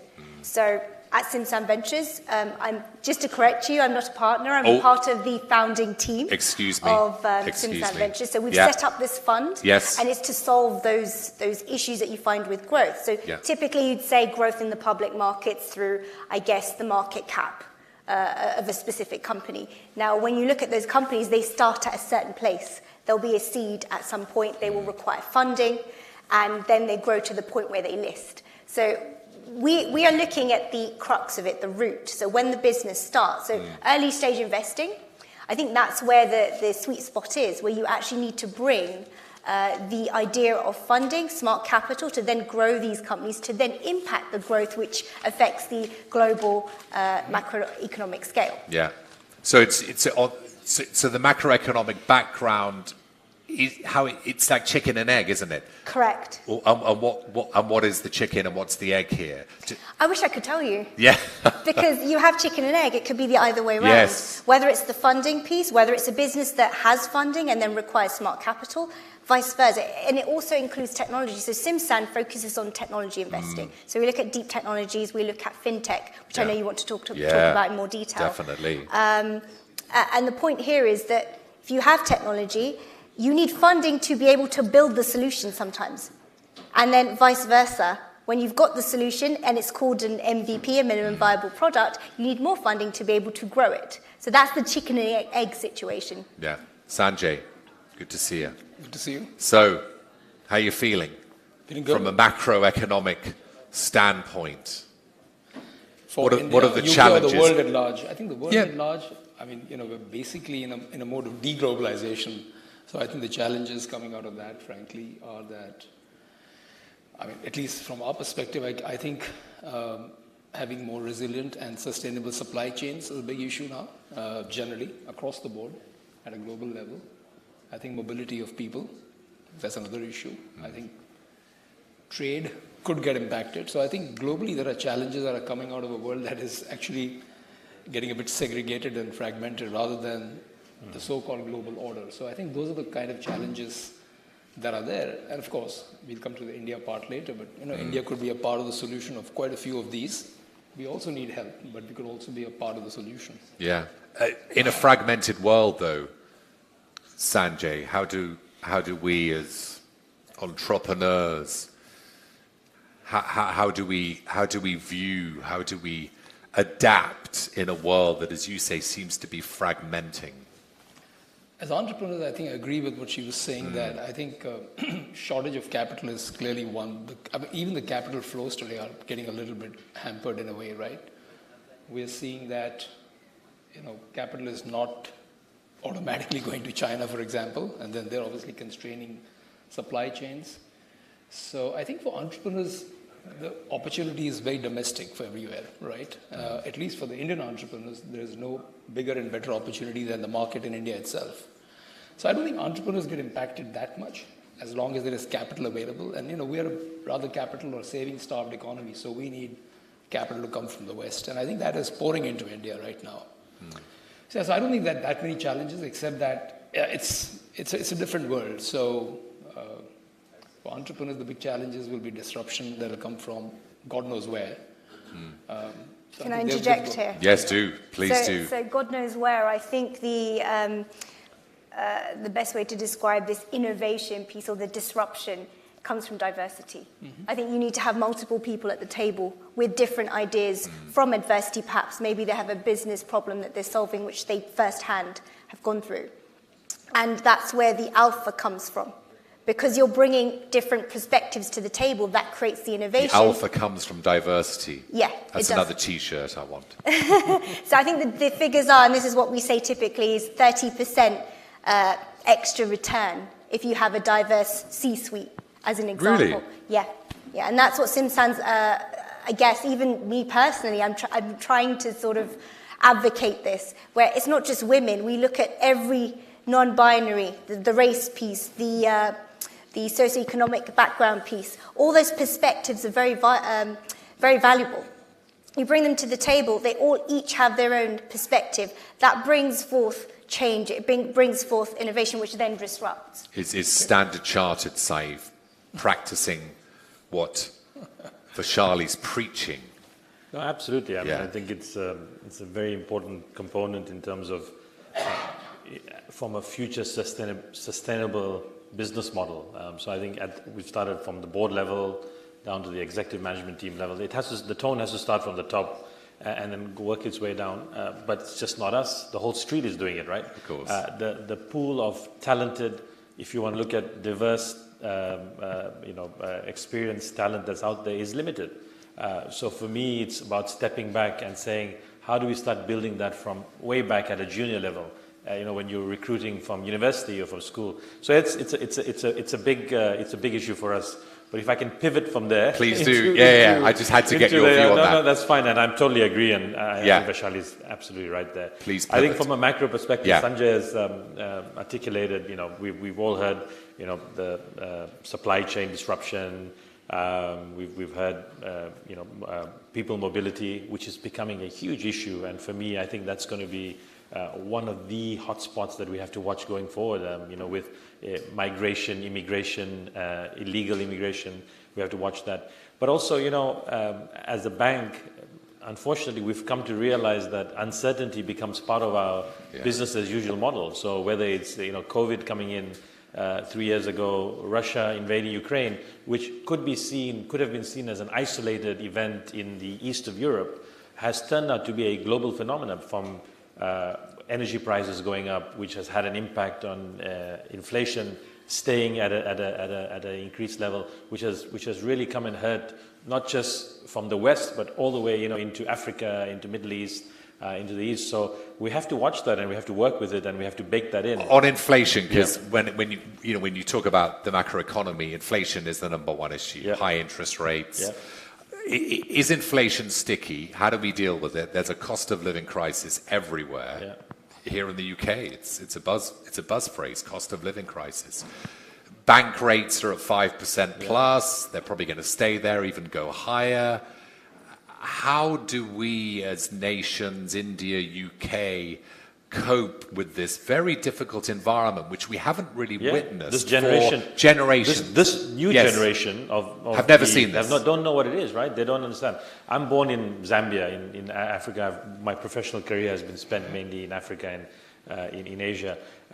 10% inflation was norm, right? Yeah. We grew up in that 20% was something we were used to. But coming to the UK and seeing my colleagues in the US, they don't know what 10% inflation meant, right? It has had an impact right through the economy, including the working class. So I think the inflation question, I think we've seen central banks run very, very stringent measures with interest rates going up. I think it's here to stay for a little while. Until inflation. Many banks haven't been run so well. They've gone bust in the United States. One big bank in Europe didn't fare so well and was swallowed up by its Swiss partner. We don't need to mention names, but is that just scratching the surface? Saif, you're a bank man, and are there more to collapse? Are we done with the banking crisis phase of this high? I love that you're nodding, so we're going to come to you in a second. Are we done with the banking crisis phase, or is that just scratching the surface? Well, I think it's settled down surely, but I think the one part that we've seen, a new risk that has emerged that everyone is looking now is liquidity risk. Yeah. Right? And we've seen credit risk in the past, and we've seen a different global financial crisis. So I think the liquidity risk has come right on top of the agenda in many boardrooms, and we're looking at that. Has the banking crisis ended? Who would have thought about the European bank going down, even a week before that? So unfortunately, I think it's settled down, that's for sure. I think banks have sort of got hold of it. I don't think interest rates per se, the increase was led. I think it was a catalyst. Yeah. But I think, we saw that there were some other issues that were pertinent that led to that. So, we'll see how things pan out. But I know the banks are really on top of the liquidity risk also now. Yeah, Vishali, you were moving your head animatedly to tell me. What? It's cyclical, like the macroeconomic trends. Everything's cyclical. If we go back to 07, 08, what did we see? A crisis. Again, I think it's a 10-year period where you see a different change each time. And from that adversity, I think you can have changes which improve. So I guess in response to what you're saying, the crises bring forth something different. I mean, that's one of the reasons why I guess you're a crisis as an opportunity person, aren't you? You're in that business which is looking for opportunities in crises. Well, exactly that. I'm actually a former banker. I spent 10 years across 3 different banks, which I won't name. And what I did we can find out anyway. And what I did see was you have legacy systems. I think the previous speaker was talking about legacy systems. That's right. And then the changes that you want to put in place, they're not very easy to do. And when we go back to 07, 08, those changes that were brought through regulation made a change. And then they obviously moved on. And 10 years later, we have the same problem. Yeah. And I actually wrote a thesis in 07, 08 on the banking crisis. Did you? What was the summary? The summary was essentially that you bring profitability and ethics together to create something that's new and it makes a change. So that's what venture does. I left the banking space to join venture in order to make that change. Were you disillusioned after the GFC, the global financial crisis? No, I actually started a business in the housing market, ironically, in that time. So that adversity piece allowed me to build a solution to say, okay, let's solve a problem which the world is going through, as you said earlier. So you're the perfect person to discuss starting a business in a tough macroeconomic environment. Well, you have to. I mean, it's like a diamond, right? How do we have that beautiful piece of stone or mineral? It comes from pressure. And that's how I think venture is built, where you've got a problem, you solve it, and that's the innovation, and therefore it will build bigger businesses which are even better. Sanjay, let's talk about India. It grew 6.1%. I love GDP numbers. I'm a real nerd. 6.1% in the 3 months ended March, destroying economists' forecast. Year on year, 7.2%. That was the fiscal year. So it's on all cylinders. It's destroying its peers. It's leaving the UK in its wake when it comes to growth. However, some of the banks, they're saying that's probably the peak for now. But India's looking good, isn't it? Economically, maybe the next quarter will be slightly challenging for various reasons. But tax collections, record high, inflation's easing, foreign exchange reserves are among the largest globally. I mean, India's looking fantastic, isn't it? It's a real... The rest of the world can look at India and say, whoa, what are they doing that we're not doing? Have I done your PR for you? Yeah. Is that good enough? I think we can end right there. That's it, we're done. Thank you, Goodbye, good night. See you later. We're done. No, I think in the case of India, it's confluence of many things that have happened in the last decade, 8, 9 years.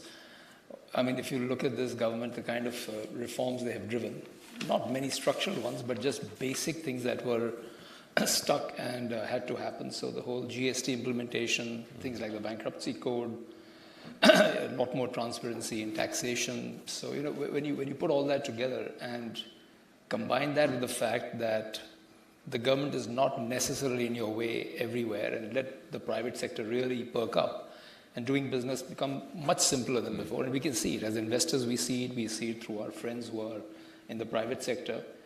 And then at the COVID time, I think they did a great job on managing the economy during the COVID phase. So I think that has added on to it.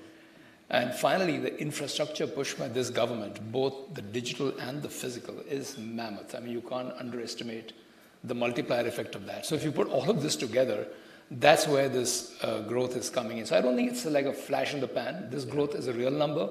Now, whether it goes up to 7.5 or 7, that's up for debate. But I think if you want to sustain this, and India will have to sustain this and maybe even do better, it needs more private sector capital expenditure. Today, the government is the one that is spending most of the money, so we need the private sector to get crowded in. I think we do need more of the trade deals cross-border, because, as I said, in a deglobalizing world, we have to also find the right kind of market access, both ways, of course. And then I suppose, we have to manage this whole energy transition and climate transition, which is a challenge for India. But again, I think seeing the way this government gets focused on things, they get it done. You just look at the Prime Minister's visit to US. It's not about corporate deals. It's all about critical and emerging technologies. Yeah. If you look at just the gist of the whole thing, a very strategic visit, just talking about all kinds of technology as it pertains from climate to solar to supply chain. So yeah, I think we've got all engines firing. I just think we'll have to stay very hawkish on the fiscal side. The fiscal side still is pretty large, but that's a legacy. At least this government has not expanded it. They're managing. They're quite hawkish about fiscal, which is good. But ultimately, we'll have to bring the government debt down, and I think that's where capital from this part of the world is required in infrastructure, in asset monetization. So there's a lot of opportunities in India, even for foreign capital. You're a bank, Saif. You're obviously a Standard Chartered. People think, oh, it's sort of Asia, but you're UK, you're CEO, UK regional head, you're a global bank. How can you, as a bank, as a lender, how can you collaborate with like-minded Indian institutions to boost the financial sector? What collaborative initiatives can you work on together? So in India, we have a very large business from an international bank perspective. Obviously, it's a huge market. We have over 100 branches all over India. We're a huge player on the debt capital markets, both in local currency, foreign currency. So we can say all that. Just to add on to what Sanjay was saying, that on the renewable side, India today is, I think, the third largest user of electricity or power, but they are also the third largest renewable energy provider in the world. Yeah. So that journey has already started. So we feel that first of all, the corridor into India, be it UK into India, Europe into India, or what we bring in terms of our own network in Asia, so ASEAN into India, is huge.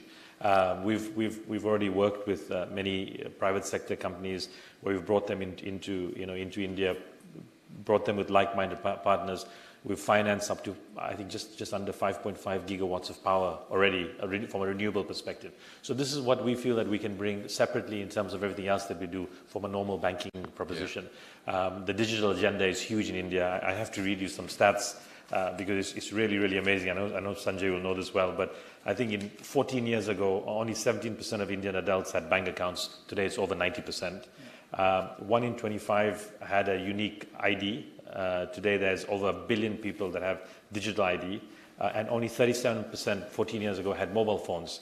And today you're looking at again over 90%. Yeah. That brings huge opportunity from the digital agenda perspective, right? And in terms of access to banking accounts, access to different platforms, and for us, it's a huge opportunity. I think the last 3 years, India has used the COVID transition, although it was tough, but by having a stable government, good fiscal discipline, I think it's really propelled itself. There's no doubt about it. So it's about, as Sanjay said, staying the course. I think keeping that vision and moving forward is the most important thing. And Vishali, as we're talking about digital opportunities, you started this wonderful panel off by talking about deep tech and fintech and all the wonderful things you're investing in. So what's exciting you right now in these fields? I think to my fellow colleagues' point, you have the idea of technology, and it's often seen as alien.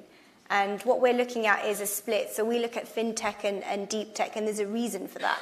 So as India's doing so well, with Simsan, we have the incorporation of UK, Europe, India, and South Korea. So what we're doing is building a cross-border tech alliance. So we're trying to take the innovations from each of these different jurisdictions to make a change, to build businesses that are strong and obviously impact the GDP. So just to give India's example, the idea of fintech, there's a lot going on there, and there's also a market which is untapped. And I'm not sure if the guys can mention the numbers here, because I've moved from the banking space, but there are so many unbanked people in that nation still in the rural areas. That in itself is an opportunity. And just to add another facet, the South Korean piece, we're building a border between the two where there's an open call for fintech solutions. And even though they're great in the deep tech space, the fintech side is an open call from Indian banks, from European, from UK banks to bring in their technology over. So I think as a holistic view, it's the sharing of technologies across border. What I would say in terms of the type of technology, we've recently invested in an EV charging startup, which is trying to make waves in obviously the charging battery systems. And that is a big thing when it comes to energy. Obviously, cost of living crisis across the globe with the inflation piece, trying to solve that. So that's one. AI is the elephant in the room. Of course. One thing I will add to that is hybrid technologies. You can talk about ChatGPT or any of the models like Da Vinci, but what about the technologies that come together? So deep tech and fintech together, where you might have a financial solution which has AI incorporated. For example, let's say SCB have the advisory piece. What if the advisors are robots who are giving advice on the sort of market trends and then investing proprietary for a company? So those kinds of things. So the hybrid piece is an interesting one. Yeah, wonderful panelists. I have to wrap it up. The time police is in my ear saying, wrap it up. So I'm wrapping it up. But you are absolutely fantastic. I wish we had more time, but the time we spent was absolutely wonderful, informative and entertaining as well. Sanjay, Saif and Vishali, big round of applause. Thank you. Thank you. And in just a second, we're going to go back to my wonderful colleague Edie to talk about strengthening the UK-India fintech partnership. Edie will be chatting with Dr. Oliver Prill, CEO of Tide. 30-second break, and then we're back. Thank you very much. At Standard Chartered Bank, you can achieve infrastructure results that bridge what is with what can be. We help you see the world differently, because opening doors is what we do, and good can't wait. We are Standard Chartered, here for good.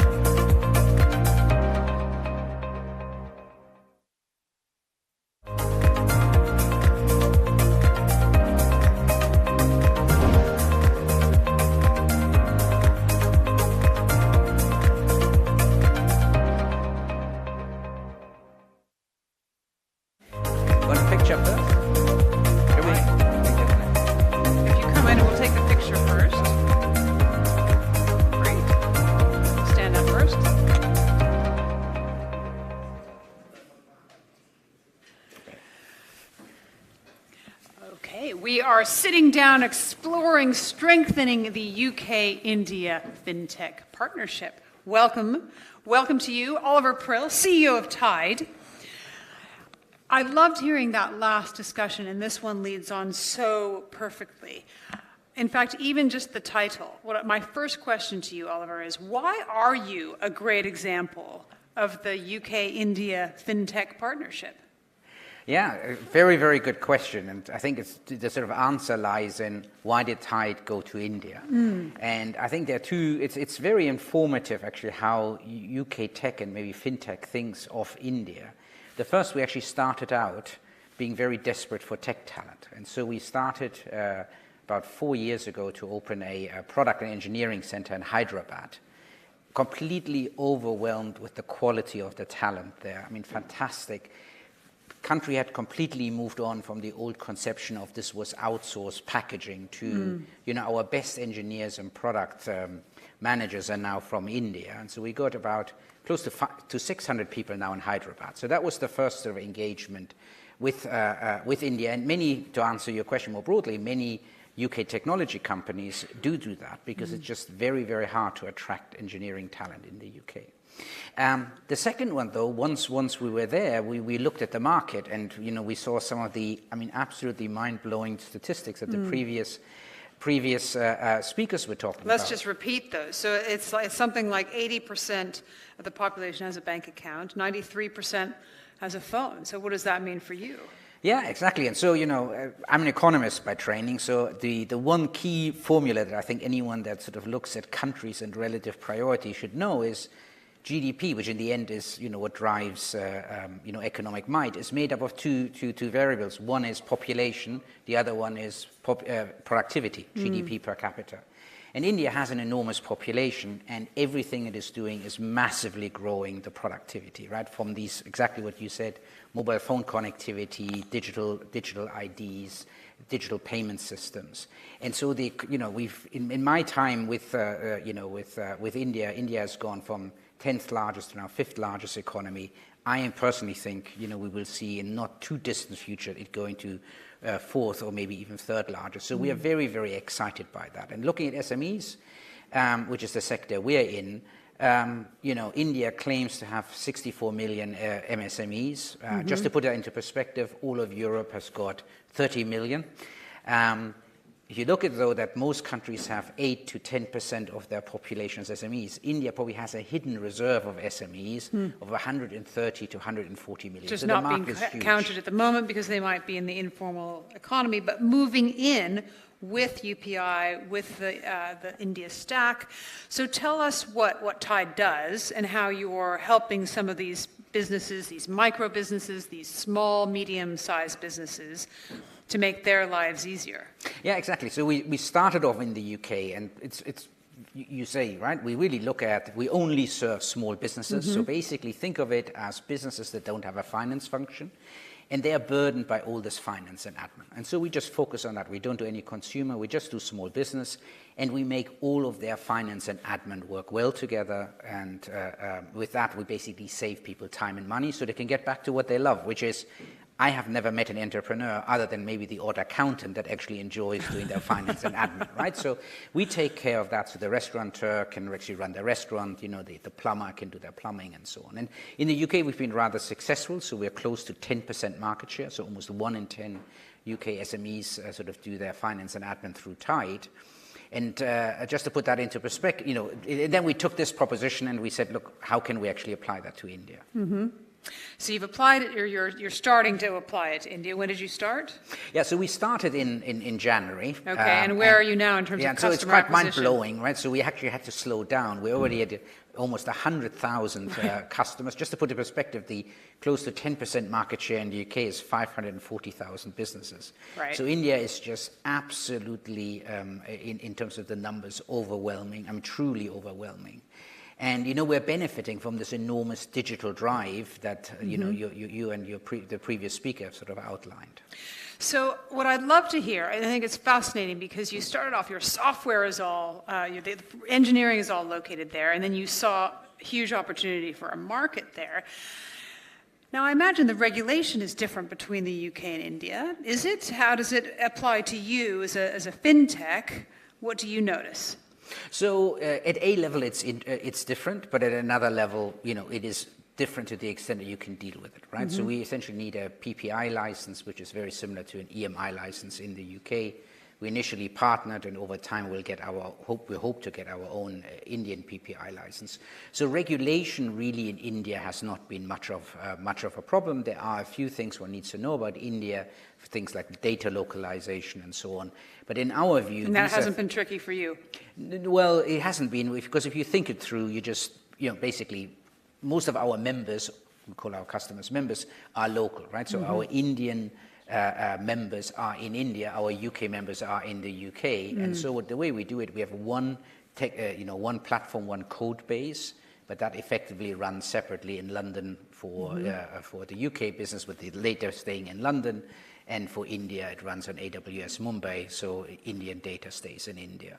So, it's one of those things you need to design in the beginning. It's probably quite painful if you need to change halfway, but it's something that's eminently doable. We've been talking a lot today about, in fact, what the UK could learn from India. But I wonder if there's anything that that the UK has to offer India. What about the experience from open banking? Yeah, so I think there are a number of things that the UK can bring. So one, open banking clearly is something that probably is one of the few areas, I would say, on the digital stack that India has not made significant progress. There is something called aggregator licenses, where within certain reasons you can do something that is akin to open banking, but it's not open banking the way we understand it in the UK or continental Europe. I think that's been quite a deliberate decision, because the priority clearly, as the previous speaker was saying, is to get people digital in terms of actually getting them bank accounts in the first place. So I think open banking is an area where the UK is quite advanced, and input can be given. I think the other thing is there is a lot of, and hopefully tied as part of that journey, fintechs in the UK that are quite world leading in the way they do things. And it helps India to unlock this enormous potential. And I think the beauty from an Indian perspective is the market is so vast, there is actually no problem of having a few, maybe foreign origin players in the market, because, in the end, in India, we're not really competing with anyone other than cash, right? We're helping people to formalize. It's not exactly that we're competing with them. We're helping the country achieve their agenda. Talk about the kind of entrepreneurs that you work with. And I know that you have initiatives in both the UK and India around encouraging women entrepreneurship. Tell me about that. So we encourage these lifestyle entrepreneurs. And for those of you that are maybe not familiar with it, most businesses stay small forever, right? So the story of maybe hopefully a Thai that has gone from small into a larger business, that's the exception. I mean, in the UK, that's less than 1%. In India, it's even less than that. So the main thing is to help entrepreneurs basically fulfill their dream of running their business. And when we looked at it, much of what we do is in that vein for everyone. But we always found in the UK that women are underrepresented. And it's a completely bizarre thing if you just look at the data. Women are actually the better entrepreneurs. Their businesses are less likely to fail. They're more thoughtful about doing things. The issue with them is they're also a little bit more risk averse in the beginning, right? So we started to think about mentorship programs, really women helping women, helping make the process particularly palatable to them. And so in the UK, we've sponsored or supported 100,000 women starting business. We actually achieved that already. We're now doing the next cohort of 100,000. India, of course, is a lot larger. So in India, we partnered with the Telangana government, and we're aiming to help 500,000 women start their business. Fantastic. I'd love to hear a little bit about some of the other areas that I know that you have thoughts on. I wonder about, there's a whole discussion around central bank digital currencies. And I wonder what thoughts that you have in that, maybe in terms of cross-border payments, how you might interact with that, and how they can enhance payment systems. Yeah, so I think it's interesting that you look at the differentiated approach. In both countries, both India and the UK, I wouldn't call them front runners on the digital currency space. India, has non-central bank currencies are actually barred in India. So the Indian government, the RBI, the Indian government, actually has a initiative. And looking at where the UK initiative is, our bets would be India will be first in getting it live. The other thing I think one has to realize, a lot of these technologies, the challenge is how ready is the population to adopt it. So I'll give you an example. In the UK, Tide traditionally had, before the pandemics, real challenges in the older age group. So, I won't mention any ranges here to not offend people, but, in the older age group, because they just were used to going to their physical branch. Now, we had this discontinuity with the pandemic where people just said, do I catch COVID going into a branch, or do I actually start adopting the internet? And, and so people said, well, the app may be the lesser of two evils. If you then look at India, the dynamic is very different. I mean, people are very ready to accept new technologies, so part of the story clearly is the government, offering Aadhaar, offering UPI, the private sector offering these mobile phone flat rates that give very great data rates and so on. But the other side of it is the Indian population is very ready to adopt it. And, you can see a street trader just, they are on their phone, right, all the time, probably more digitally advanced than many players, many of their peers in the UK. So coming back to the digital currency, I think in the UK, even once the Bank of England gets ready to roll it out, and we're talking here a long time before that will happen, it will, I think, be a reasonable challenge to get the population to adopt it. India has the great advantage. The country really embraces change. So I'm pretty sure not only will it be faster to be delivered by the RBI, but also the adoption rates, I'm sure, will be a lot faster. I mean, your story about leapfrogging just makes me laugh, because it makes me think about, 2 weeks ago, I got a check in the mail. Somebody paid me by a check. I had no idea how to deal with it. I didn't have a bank. I don't have a bank branch anymore where I can go and digitize. It was too large to take a picture of it, because my bank does offer that. It took me a couple of weeks to figure out what to do with that. Whereas, as you say, in a place like India, wouldn't even consider that to be an issue. No, absolutely. And, the infrastructure is just fantastic. So part of it is, the adoption of technology and moving to it. The other one is that. So I still recall, just, a year ago, I was up in Shimla, up on the mountains, 3,000 meters high. You try anywhere in Europe to actually get a reception and a clean IP voice call. You're standing on the top of the mountains in Shimla, and you have a clear voice call over IP, and it's just enormous, that infrastructure, and that sort of enables this enormous adoption that we're seeing in India. Final question for you: what about cross-border payments between the UK and India, and how joined up are our governments in enabling that? So in the sector we are in, there's very little. We actually have an MSME exchange program, but that's more for cultural exchange. There's very little SME trade, and you would probably not expect massive SME trade. So so there is very little in the business we're in. I mean, India has a lot of currency restrictions that make things a bit more complicated. I'm sure as the country continues on its very impressive growth path, at some stage these can be relaxed and fall away. But at the moment, that is a little bit of an area that is probably not working as well as it might be. However, for the sector we serve, it's not really, a Okay, challenge. out of time. Just give me a glimpse into the future. 5 years down the line, give me some numbers where you think your business is going to be, UK and India. So probably my investors on my board would strangle me if I give out, even though we're a private company. No, but I think, look, one of the interesting things is we had 100, so in the UK, as I said, we're 540,000 and still growing in the UK. In India, after half a year, we're over 100,000. I think we will see the time next year that we will have as many Indian business members, we call our customers members, as we have in the UK, and that's just an enormous, will be enormous achievement. It just shows the power that the India-UK relationship has. Interesting. Absolutely fascinating. Oliver Prill, CEO of Tide, thanks for joining us. To you and the audience, don't go anywhere. We're allowed to have lunch here in the Taj. For those watching online, join me back here at 20 minutes past the hour. I'll be delighted to welcome to the stage Barry Gardiner, former Shadow Secretary of State for Energy and Climate Change. And we'll be discussing climate matters, sustainable technology solutions, and innovations driving transformation. So see you back here then. Thanks so much. Thank you for having me. We are the only platform in the world that allows a non-technical customer to get software built for them without ever having to write a line of code. All you need is a great idea, a challenge that you want to solve for your business, and we'll build the software for you. It's easy, fast, has a fixed price. We're making people's dreams come true. From an entrepreneur with a genius idea in their head to an enterprise CEO looking to transform their organization to the next level. Builder will be the platform that they will build upon. At Standard Chartered Bank, you can achieve infrastructure results that bridge what is with what can be. We help you see the world differently, because opening doors is what we do, and good can't wait. We are Standard Chartered, here for good.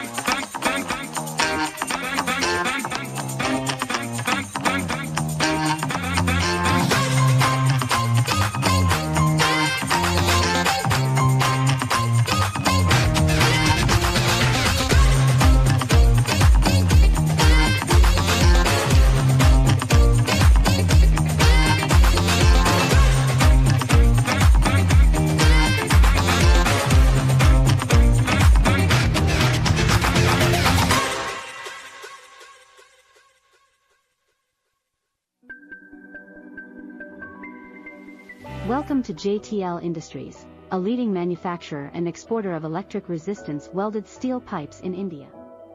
Our pipes are known for their high quality and durability, making them the perfect choice for a variety of industries and countries.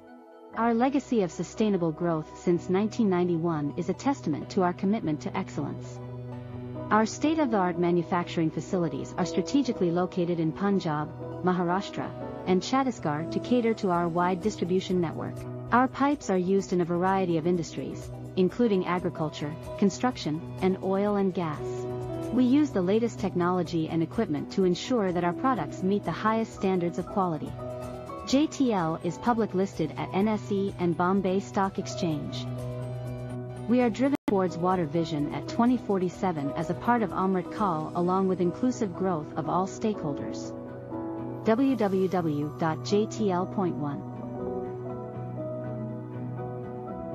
We are the only platform in the world that allows a non-technical customer to get software built for them without ever having to write a line of code.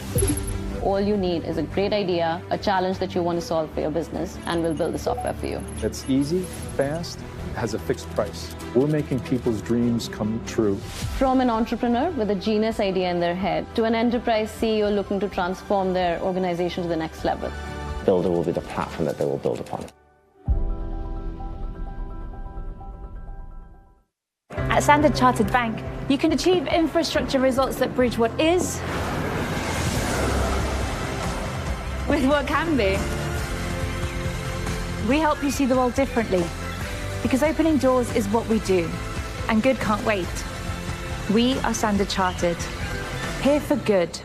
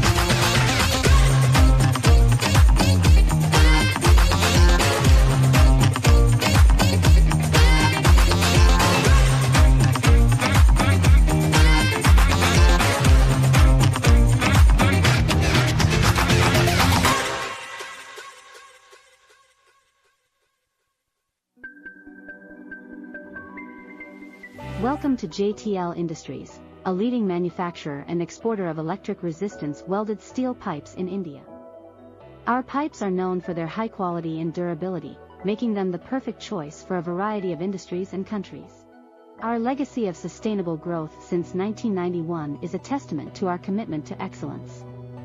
Our state-of-the-art manufacturing facilities are strategically located in Punjab, Maharashtra, and Chhattisgarh to cater to our wide distribution network. Our pipes are used in a variety of industries, including agriculture, construction, and oil and gas. We use the latest technology and equipment to ensure that our products meet the highest standards of quality. JTL is public listed at NSE and Bombay Stock Exchange. We are driven towards water vision at 2047 as a part of Amrit Kaal along with inclusive growth of all stakeholders. www.jtl.1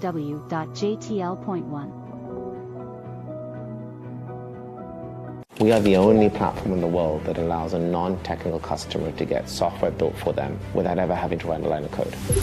All you need is a great idea, a challenge that you want to solve for your business, and we'll build the software for you. It's easy, fast, has a fixed price. We're making people's dreams come true.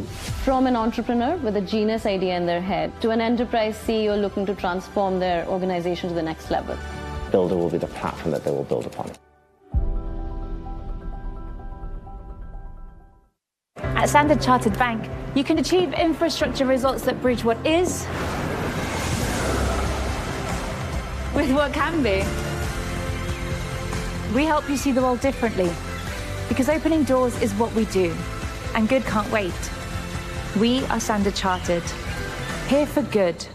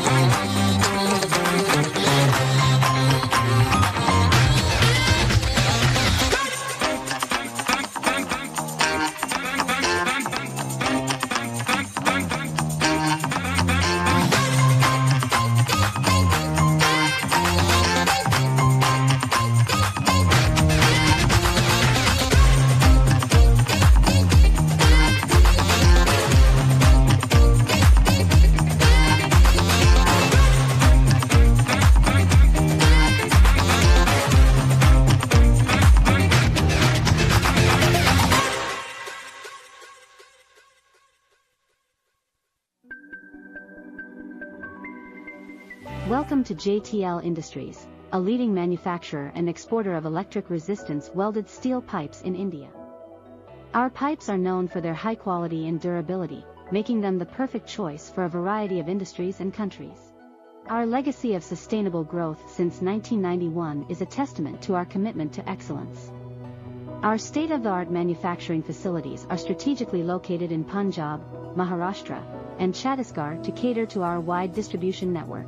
Our pipes are used in a variety of industries, including agriculture, construction, and oil and gas. We use the latest technology and equipment to ensure that our products meet the highest standards of quality. JTL is public listed at NSE and Bombay Stock Exchange. We are driven towards water vision at 2047 as a part of Amrit Kaal along with inclusive growth of all stakeholders. www.jtl.1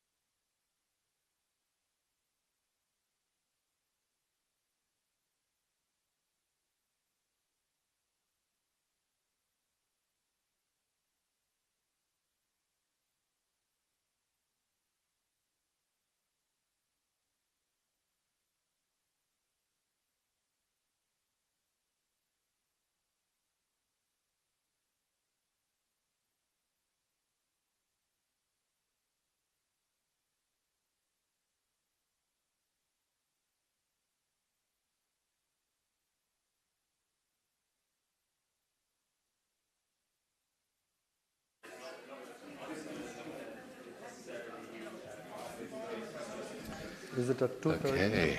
2:30? Right. Yeah, but I think they've... Am I getting...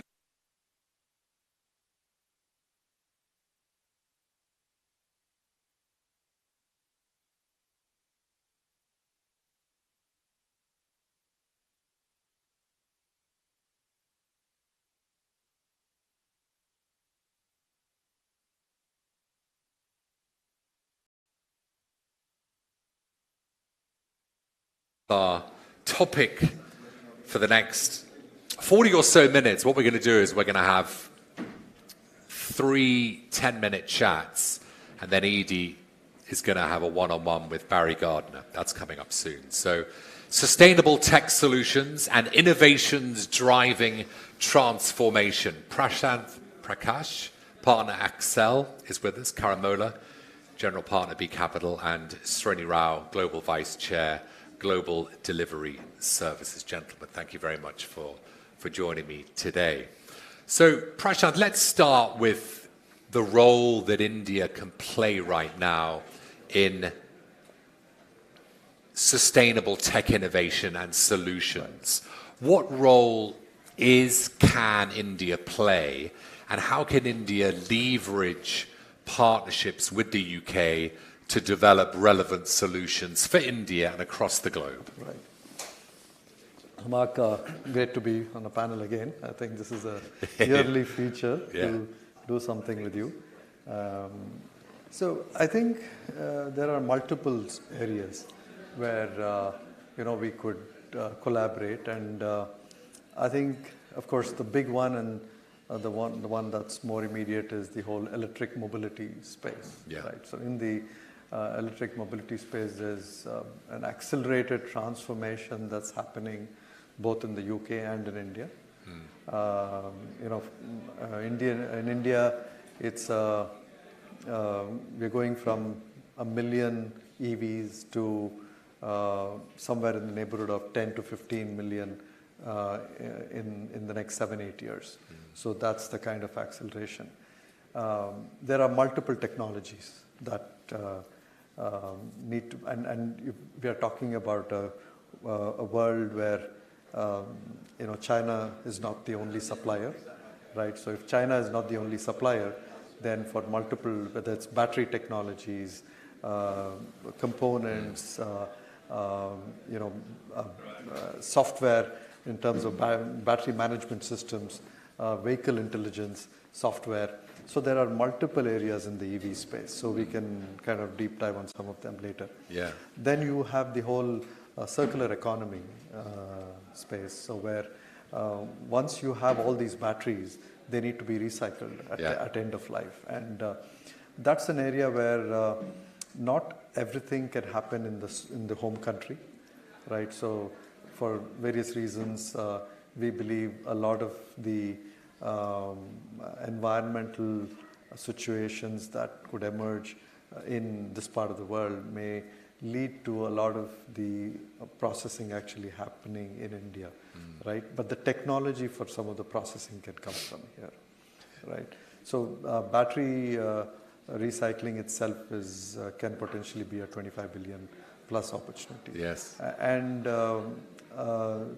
the entire plastic substitution space. So I think people are pretty much given up on recycling largely. After all these years of working on recycling, only 7% of the recovered material goes back into the into recovery. So I think the whole push is to find materials that would avoid plastic in the first place. Yeah. And I think there's a lot of collaboration in terms of materials, and one of the materials especially for food grade plastic is something that India has a big availability of, which is bagasse. Because we're very short for time. These are short 10-minute discussions. Karen, how best might the two nations collaborate in this wonderful, sustainable tech innovation space? So I think in addition to what Prashant mentioned, there's probably two areas where there's a lot of room for collaboration. One is around climate adaptation and mitigation, which is largely tech-based solutions which are built in India with a lot of the applicability being in the UK, in the US, parts of Europe as well, where there is where that room for Indian companies to operate is very much here. Because of the large number of potential customers in the UK, whether it's financial services, energy companies, consumer companies. So that's one big area. The second would be around food and agri. And again, those are combinations of solutions which are both digital in nature, so more software-led with some level of a services component, but can actually then get to scale by using the UK as a launch pad for going into Europe or the US. And the third part probably would be around long-term technology innovation. So some of the areas that Prashant mentioned. In addition to that, these technology cycles aren't your typical 5-10 year periods, right? So the tenure for these typically tend to be much longer. To be able to get the right sort of financing in place for that, and we were just at a roundtable discussing this, it requires longer than 10-year time horizons, which typically funds like us, 15 years at best, can get. So to get the right type of blended finance solutions, public-private partnerships, as well as maybe even grant-based money or research money from folks in the UK, BII, which is what CDC was formerly called, they've done, as an example, I think invested about $1.5 billion in equity in India. And 30% of their focus going forward will be around climate in India. Now, that's a huge amount of commitment, both in terms of resources and capital. That's a great example that we can all build on. That can be funneled through or channeled through funds, which will then distribute it to different companies. They do a ton of direct investing themselves, but then also then can create different forms of financing, not just equity, because then you need to have debt-based financing for different types of solutions. So I think it's this entire framework that can be used. Some of that's already in place. We've been talking through some of this at different IGF forums, and I think there's been some progress. But I think the UK in many ways is a fairly natural partner to India in this area because it allows for innovation, but also scalability of companies that are coming out of India. I know you've really got a lot to say about climate finance, climate tech, but I want to turn to this amazing roadmap that India has to achieve this target of achieving 50% of its energy requirements by 2030 for renewable energy sources. What is this roadmap? It seems to be on the pathway to achieving it. Yes. So as of date, 42% of India's energy source comes from renewables. The dominant part is solar and wind and tidal and large hydro. The two celestial and cosmic blessings that India has is really solar, the sun, and water and tidal and wind energy, really. So I think there is significant potential for innovation in that corridor of solar, wind, and tidal. And this is where there's a lot of innovation that is actually happening in India today. But in terms of public-private, private-private partnerships, sharing of IP, technology, knowledge, there's tremendous potential. So as an example, one of the things that we've been reading about is solar windows. So, the next time you replace your windows, you'll have a transparent solar plaster across that in turn generates its own solar capacity. There's also innovation that's happening in the West around solar panels that actually over a period of time start depleting their contribution because of dust and bird and such activities on those panels. There is technology that's being developed using electrodes that are contactless cleaning of solar panels just so that they're able to function at 100%. a lot of this innovation is not entirely new to the Indian innovation spectrum, but more partnership on that corridor with the UK, some of the work that Imperial is doing, which I'm sure the others are, but Imperial I happen to know. I think that's the kind of innovation that will help us reach the 2030 goal. On finance, I know we've spoken about it previously, and I really think India is in a position where we're not really whining about lack of finance at this point. We're obviously public debt and government aid is, you might think, a sine qua non for transforming the India renewables landscape. And the Indian government did 2 very successful serial $900 million sovereign green bond raises earlier this year. But it's really accessing, locating, unleashing the power of the intelligence, the timeless intelligence of private capital, which these 2 eminent gentlemen represent, which is multi-generational in its very nature and construct. I think India has some work to do around improving investor awareness. The renewable sector is seen as a risky sector, so there's awareness, education, information, and such that I think we need to do a lot more. And find proper ways in which we can risk profile renewable energy projects so that we can start recruiting private capital to the cause. And there is an intelligence to that capital that I think will serve the cause very well. We've done our 10 minutes. I'm just going to say hello to my producer because I know that Edie's got an interview with Barry Gardner coming up. Is that it then? We've done our 10 minutes. That's coming up now, is it? Gentlemen, it was too short.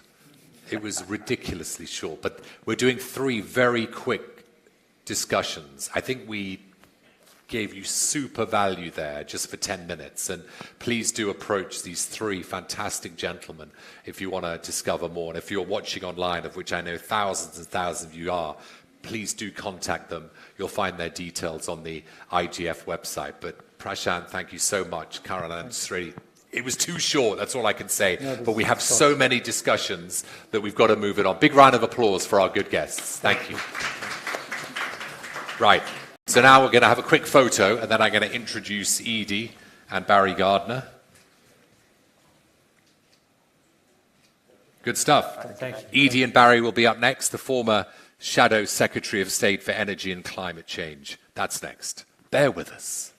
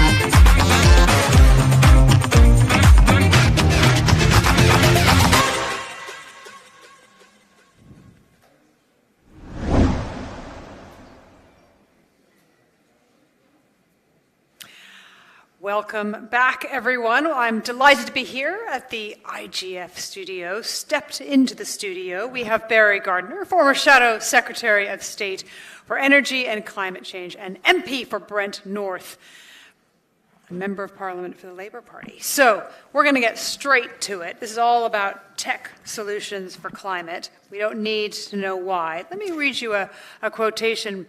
Prime Minister Modi to the US Congress just last week. The one sun, one world, one grid seeks to join us all in connecting the world with clean energy.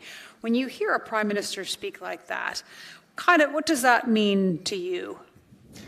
It means that somebody has actually understood the scale of the problem. You know, I think one of the real issues today is that every country is talking about climate security. We've got to be secure. We've got to build a wall and protect ourselves. You know, there's no such thing as climate security. The only security is if we act not as a fortress, but if we act as a village. And what Prime Minister Modi is talking about is connecting up the world so that those who say, oh, well, the sun doesn't shine all the time, you know, well, actually, it does.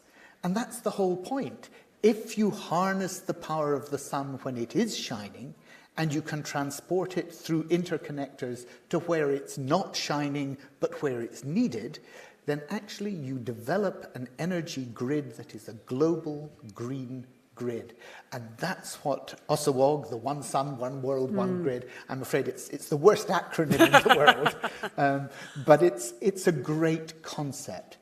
And it understands that we can tackle climate change, but we need to think about doing it together and not building barriers to cooperation. And that's what his speech in Washington was about. It was what he said when he came to the Glasgow COP, COP26, and launched the Green Grid initiative there with our then Prime Minister of 3 or 4 ago. I slightly lost track. Can't remember. But you know, these are important ideas, and it's just great that India and the UK are working on them together. So I want to talk about that idea of approaching the issue as a village, and take your example there of solar. One of the projects that I know that you've been involved with is this idea of harnessing solar energy in Morocco and building a solar pipeline to the United Kingdom. I'd love to hear a little more about that project in terms of the potential that it has for solving some of our energy issues in the UK. Sure. Well, look, it's a company called Xlinks in association with a guy called Paddy Padmanathan, who's built probably more solar arrays than just about anybody else in the world. If you're building a solar array in the Maghreb, you can get down to 1.7, 1.5 cents a kilowatt hour. I mean, you're talking major cost reductions. Your cost is then going to be storage and transport. And there's different ways of doing it. If you look at generation like the Noor plant, which is a solar salt. It's a huge, kilometers wide solar disk array, like a great big solar panel, like a satellite dish. Directing that solar power onto salt, onto molten salt on a pillar, storing that energy. Incredible concentration of power. The key then is you store it, you take it to where it's needed, and of course the project that they're looking at would be to bring it from Morocco right up through into the southwest of the UK. What they need, though, is a regulatory environment that's going to allow that to happen. And that means the government being prepared to look at contracts for difference for Tell us such a what pipeline. that means. Well, a contract for difference means that you've got a standard price, which you will be paying for the energy that you bring in. If it comes either above that, then that is mitigated, or if it goes below that, then that is mitigated. So it's a way of the government hedging the bets, but ensuring a decent price for the investor to put the funding in the first place. And that's what you need. You need that secure investment model, because without that stability, without that clarity, without that long-term commitment, investors aren't going to come aboard, because, you know, putting down a pipeline running from Africa to the UK is an expensive business. Yeah. It can be done very easily, but it needs stability, needs continuity, and confidence. Also, there's an issue around the grid networks, right? And this has been an issue in the United Kingdom for quite some time. If you want a really good article to read, the one that I've read that finally made sense to me was in The Economist a few months ago. But talk us about this idea of what the constraints of the current system are and where we need to move to. Okay. We have a huge problem in the UK. In fact, I was talking to one of the speakers from Monday, who was talking to us on infrastructure on Monday, just at lunch earlier today. And he said, oh, I thought it was only in India that we had this problem. I said, oh no, it's in the UK as well. We have power projects which are unable to deliver into the grid network. A hydro power project in Scotland can produce X megawatts. It's only able to transmit half of the power because the grid connectivity isn't there. Some projects are waiting literally 4 or 5 years to get the grid connection. So we need grid connectivity, but we actually need a whole transformation of our regulatory regime. I think many would point the finger at the regulator for not having really tackled this problem before now. Would you point your finger at the regulator? Yes, I would. I'd also point it at the government, and I'd point a bit of it at National Grid themselves. I don't think they've moved fast enough in this area either. Is it an investment problem? What's behind that? There's a number of issues. One of the key constraints is that they are only allowed to move to put the connection in place once the power project is there. Right. So there are some people that say, I want to be able to connect here, and I'm going to build the power project. I'm going to build my hydroelectric power, my tidal power, whatever it is, and my solar array, my wind power. But the grid can't actually put the infrastructure in place in anticipation of that. That's ridiculous. But there are also people who are then blocking up the system with their projects, who are taking precedence on the system over power projects that could actually come to fruition much earlier. So those are some of the constraints of the system. Anything else you'd point to? I think some of the investors would say that we need a more competitive market, so that not only 3 or 4 people are allowed to actually construct. But we do need to change our grid to a digitalized grid. And that is a huge transformation. We need to do, in effect, what we did for our communications, for our telephones to mobile phones. We need to be doing that for the grid. And we need the grid connectivity at a local level, so that instead of my putting 20 solar panels on my roof, and if I have a surplus, having to sell it back to the grid, and then if you need more electricity, you can then buy it off the grid, I should be able to sell directly to you. We should be actually operating a very smart grid at a local area where we're buying and selling from each other without having a centralized provider. But that takes a real step change in technology, and it needs that digital technology. Interesting. And do you think we'll get there? Oh, yes, we will. By when? I would say by a Labour government. Okay. Don't laugh out there. Don't laugh. But that's quite soon, potentially, yes, right? Potentially it is, and that's what I look forward to. Well, let's talk about that, because I want to talk about the Green Power Plan, which I spoke about with Sir Keir Starmer earlier this week. I wonder if, I mean, off the record, of course. Here. Of course. Do you think just between you and me? No, just between you and me, and the 1 or 2 in the room, and maybe 1 or 2 online. Is that enough? Is that enough money going into clean technology in the United Kingdom to make us as competitive as we need to when money is being sucked like a Hoover into the United States and into Europe with their own plans? Good question. Money is going, investment is now leaking away to the US. The Inflation Reduction Act has been a brilliant coup by the Biden administration. I think it will be the biggest legacy, certainly if he gets a second term, of his first term, bar none. It's a major, major achievement. 28 billion, which is what the Labour Party has said it will do, or at least at first we said we would do it. Now we're saying we'll do it in the second part. We'll ramp up and do it in the second part of a parliamentary term. Is substantial, is competitive. I think the Committee on Climate Change would say it's not quite enough. But it will be leveraging in huge amounts from the private sector. And don't forget, one of the problems that the US has is when they're thinking about delivering all this, they don't have a national grid like we do. They have state grid operators. They have state regulation to cope with as well.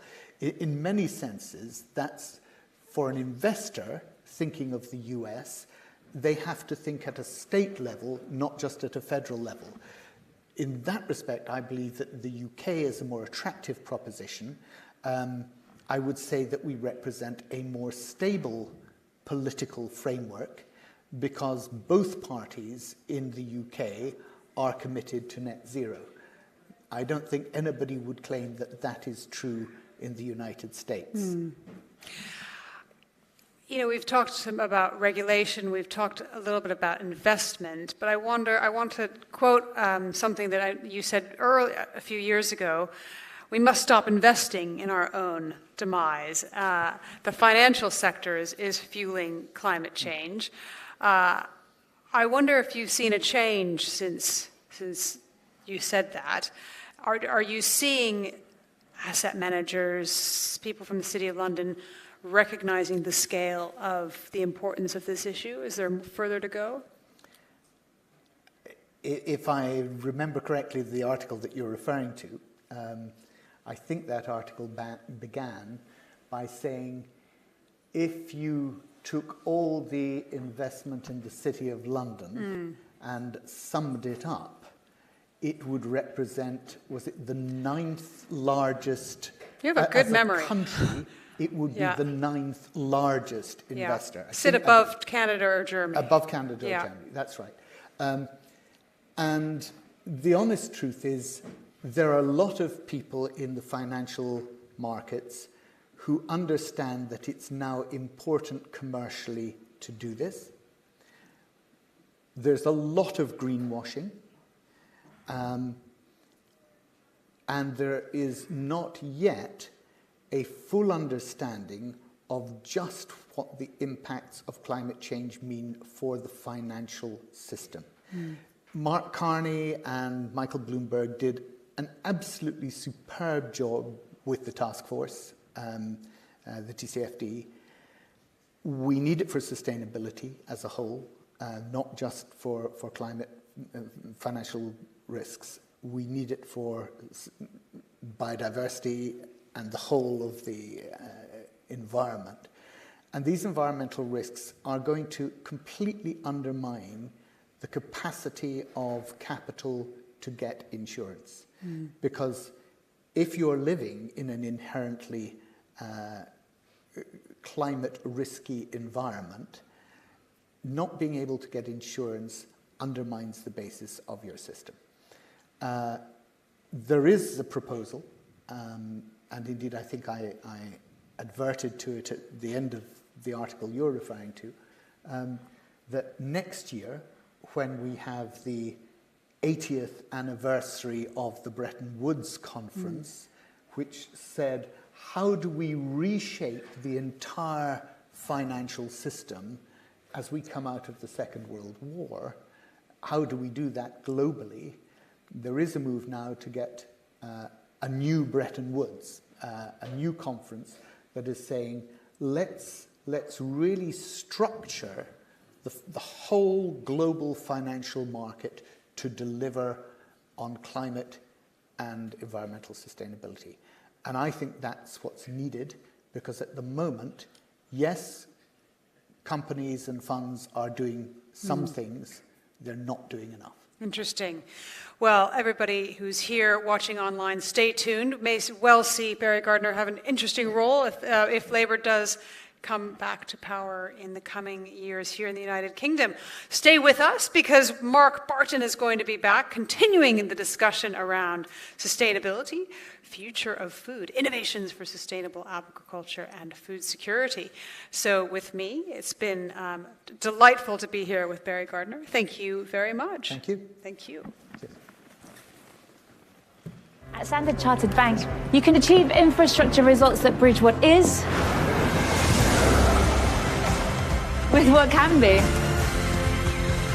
We help you see the world differently, because opening doors is what we do, and good can't wait. We are Standard Chartered, here for good.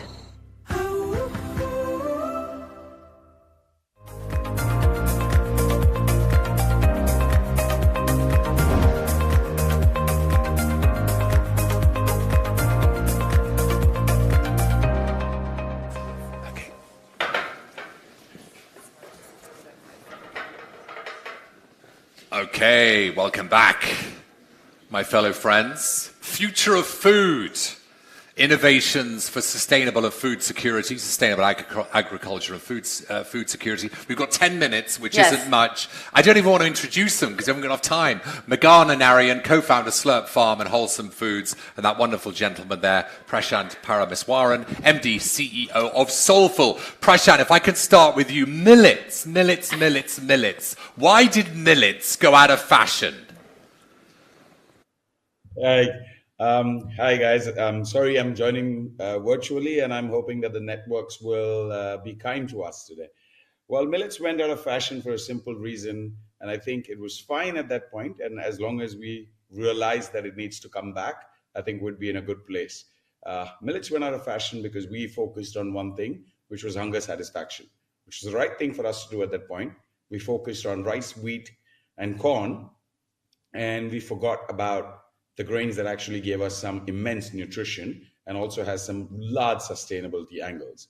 Hopefully now people understand that it's not just enough to be satisfying hunger, but some satisfying nutrition and sustainability as well. Said very, very well. And this is a lady who understands a thing or two about millets as well. Two amazing companies, Slurp Farm and Miele as well, millet-based. So you know all about millets. I mean, when did you have your eureka moment when it came to millets? So, Shoravi and I started this company 7 years ago. Yeah. And, we said we want to build a health food company. We want to do this right. We want to do right by kids. And we looked all over the world. We read a lot of journals and a lot of academic research. And of course, the answer lay in our grandmother's kitchen. Yeah, it always does, doesn't it? That's exactly right. And, exactly what Prashant said, this sort of the 50s and the 60s, India saw this immense sort of push towards wheat and rice. And millets, which has been grown in our country for tens of thousands of years, has been, had been forgotten. So it's one generation that has changed habit. Now we just have to flip that back and bring that diversity back. So for us, I think really it was, I was fed that as a child by my grandmother. Yeah. It was actually going back and saying, hey, as a mum, what would I want to feed my kid? And the answer was right there. Yeah, and a thriving business as a part of that. What about the barriers, Prashant? What are the barriers to this adoption of millets in Western diets? Here in the UK, for instance, do we know anything about millets? Probably not enough. So great question and great timing for us, because I believe it's very, very important that as we try and bring millets back into modern day food, be it for India, be it for the Western world, it's very important to realize that food is all about taste and delivering taste as a very, very important piece. Very glad to let you know in a couple of months we'll actually be launching with one of the largest retailers, Tesco, across the UK. And we've actually developed products which are totally palatable, focused on the UK consumer. And then we move into US and Canada as well. So extremely excited about that. And I think the important part is how do we ensure that we don't lose the focus on food as much as we focus on nutrition and sustainability. So I think if you are able to focus on that and bring it into the day of the life of the consumer, I think we'll be in a very, very good place. True. You're passionate, Meghana. You're passionate about children's nutrition, health. You're on this amazing mission to have a positive impact on children's across the world, particularly India's nutrition statistics. But you're all about the farmers as well. And I know your view on life is we need to ensure that kids, farmers, and the planet stay healthy. How are you empowering the small farmers and helping build these incredible, sustainable communities? So, we did a little bit of a calculation to try and understand, what is the water we have saved as a company, a little company. We've grown 10x in the past 18 to 24 months. Just by moving our but instead of, if we had made our products with wheat or rice, we would have used 400,000 kiloliters more of water. Yeah. Right? That means the farmer would have used that much more water, that much more pesticide, all of that. Like millets take sort of literally 2.5 times less water to grow than wheat or rice, and don't require any pesticides to grow. So they're born organic. So these are just grains that are not only good for us, so nutritionally obviously substantially better, but also better for the planet and better for the farmer. I will never forget the first time I looked at a nutrition table for all of the different millets, and one of them I thought there was a typo. I thought the decimal place was in the wrong point, because it said that it had 10 times the amount of calcium of wheat or rice, and it just did not compute. Blows your mind, doesn't it? Correct. Yeah. I mean, Prashant, in case you didn't know, Meghana swam for India for 8 years. She has more than 400 national gold medal tables. So she's incredible. And it made me think about superfoods and hardy grains, because there's a bit of an Olympic Games going on. Which one's better? Which one will win the day? So I'm going to put this question to you. What's the opportunity for retailers with millets, given it has to compete against other grains, like Meghana used to compete against the best athletes in India and the world? Can millets compete against other grains and superfoods? So let me throw something back to you before I answer the question. If you didn't know, so Meghana, as you call it, Meghna, and me stood at the same stall in, I think that was Gulf Food. I can't remember exactly when. I think it was at least 6 to 8 years ago, trying to talk to people in Dubai about millets. So I do know about her swimming, and I think that's what gets all of us excited, because the journey on millets is a long one, and you can't just swim at 100 meters in a longer marathon, if you will. Just quickly switching over to the retail side, and I think millets, the beauty is it is across the categories. It can go across many categories. So we are actually entering in with the breakfast cereals in muesli. We're moving into granola. We're going into hot oats. A whole of products that are actually designed, like I was mentioning, for the UK consumer, like we've done in the US. Like we've done in India, sorry. What this really brings, I think, for a retailer is the ability to bring innovation, brands such as us to actually disrupt and bring really disruption into categories, and it can go across various places. Let me give you a small example. It's not that we don't have any, we don't really need any more mueslis that are out there than there are on the shelves. But what we bring is we bring the difference of millets and deliver a pack of punch in terms of its crunch and what the product delivery that comes out to a consumer. So just to give you a sense, who wants to wake up in the morning to a soggy bowl of muesli? You actually want to deliver the crunch. Where do we get the crunch from? From millets. And what does the millets do? It not just gives you great taste, like Meghna mentioned, better for you, better for the planet, and better for the farmer. So it gives you that entire piece. And I think this is where it really starts becoming important, because as consumers are seeking sustainable options, they're also looking at stuff that is, food more than just for their tummy, but for their soul as well. So I think it's that entire piece. It becomes very important, though, for us to be able to communicate, talk to consumers, make them aware of millets, because like in India, people are aware of millets, even though it's a skip generation, if you will. I think in markets like UK, US, Canada, it becomes very important for us to give them a background and tell them that, hey, you know what, this is not just superfoods or selfish foods, but these are foods that are good for you, good for the planet, and good for the environment. Question to you as you're sitting to my left. How can India and the UK work together to help each other on this important pathway towards sustainable agriculture and innovating in this field? So I think overall, this focus on regenerative agriculture is, every panel that has, has been talking about exactly that, right? We have to reach net zero by some way or the other. And it's not going to be just one energy transition. It has to be, from what we eat to the way we drive, to the way we heat our homes or cool our homes, all of those things need changes. So I think that it's great. The conversation has begun. Consumers are still not willing to pay for the difference. So I think that that's the journey that I think the next decade is going to bring, and is where companies like us are going to have to innovate 4 times over to be able to deliver at the price and a delicious product, because no one wants to compromise on taste. I think I think companies in the UK have and in the US have worked on quinoa, and I feel now that millets are becoming the forefront with the International Year of Millet being 2023. You will see more innovation definitely coming out of India, but I think from other parts of the world as well. Well done to our brilliant 2 guests. It was just too short, wasn't it? They're always too short, these panels, but it's always good to leave the party on a high. Big round of applause for our wonderful panelists. Thank you. They're going to take a photo. Okay. They don't need me. So we're going to have another panel in just a second as well. We're going to speak about biofutures, how biotechnology will drive sustainability. We're going to have a 30-second break. Don't you dare go away. Thank you all. Quick break, then we're back.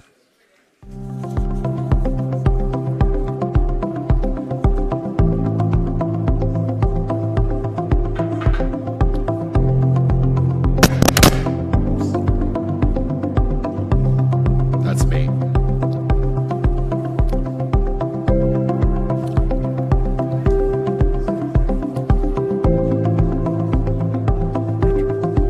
Right, Agam and Rudra, come up here.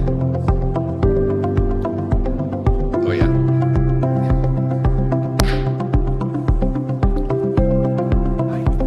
Hi, how are you? Good to see you. Something's...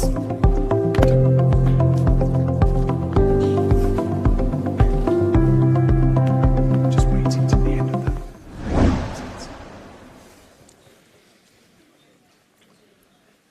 Okay, biofutures, how biotechnology will drive sustainability. I'm going to talk really quickly because we've only got 10 minutes and it's just not enough time, is it? Agam Khare, founder and CEO at Absolute, is with us, and Rudra Dalmia, managing partner at Green Frontier. Gentlemen, thank you very much for joining us today. Rudra, tell me this. You've lived through every type of fintech, prop tech, ag tech, green tech, climate investing. What triggered your interest in biotech? As you mentioned, I have a knack of picking the sectors that are going to do well, and God has been kind. I've got opportunities to do that. The last time, about 3 years ago, I started a climate tech fund, which is Green Frontier Capital. Our journey was investing, as usual, going into the EV space, EV financing, mobility, electric mobility, and going towards battery sciences, etc. In our investment journey, we realized if we really want to make an impact, now the EV revolution has been taken over by the strategics. They are going to fund it. That ship has sailed from a venture capital perspective. Where do investors like us apply catalytic capital? I fundamentally believe that has to go into the way we grow our food, the way we consume our food, the way we use the nature's intelligence. And remember, you heard this here first. Artificial intelligence, nature's intelligence. Yeah, we're going to talk I'm investing in nature's intelligence, and we're going to partner with folks like Absolute And of course, Agam will talk about what he does. But we're banking on the amazing ecosystem of technology and innovation that's in the UK, and the amazing market and brilliant scientists we are producing by the million in India to bridge that gap with capital and access to policies and support systems. And again, in a world where we can't blink without seeing artificial intelligence in front of our eyes. Everywhere we go, it's there, isn't it? It's lovely, it's refreshing to hear this new expression, new to many, nature's intelligence. For those who don't know what is it, and how does one perceive nature's intelligence? So nature has been around for more than 4.5 billion years. Humans arrived much later, plants arrived a little earlier than humans.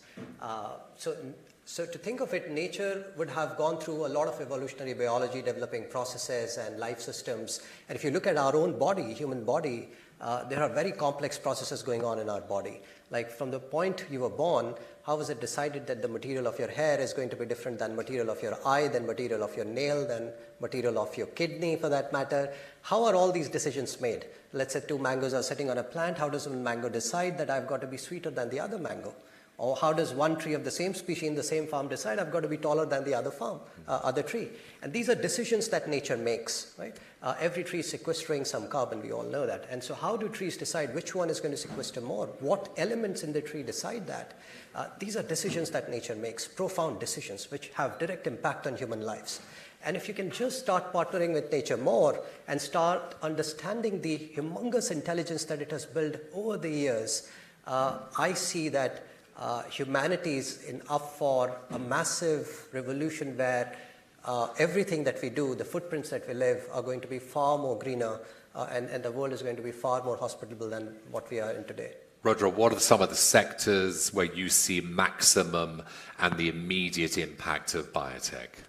So, well, biotech is so vast a science, it's difficult to sum up, from pharma to biomaterials to, just things we use to paint our floors and homes. Where we are looking at is in the production of food. We love the idea of producing food better, producing biomaterials better. For example, there's great companies in India that's doing it. Of course, Absolute, if you guys read about it, would be a great example. But focusing on essentially the way we produce food and how we can sequester carbon back into the soil. Everything that's poison for us that we breathe, the same organic compounds, if it's sequestered back in the soil, it's nectar for the soil. And it will improve the soil and improve the way we live and eat. So nutrition.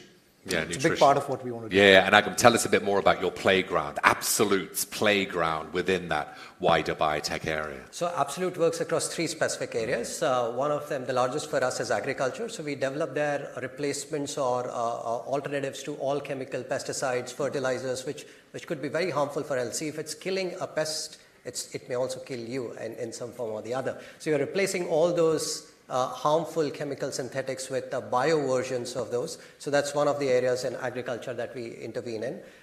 Then in the biomaterial space, we typically make versions of leather which you can then replace, and you may actually never need to kill animals again, because we have the capability today to make them almost identical to animal skins. And if those skins can arrive, the real leather can arrive. And then we have a third space where we work in healthcare, where we are doing mother's milk, bovine milk, and then we are doing bioenzymes, bioactives, and very recently we have also started doing extensive research on antibiotics, intermediaries to them. So if you look at India, India is very large in pharma, but APIs come from China.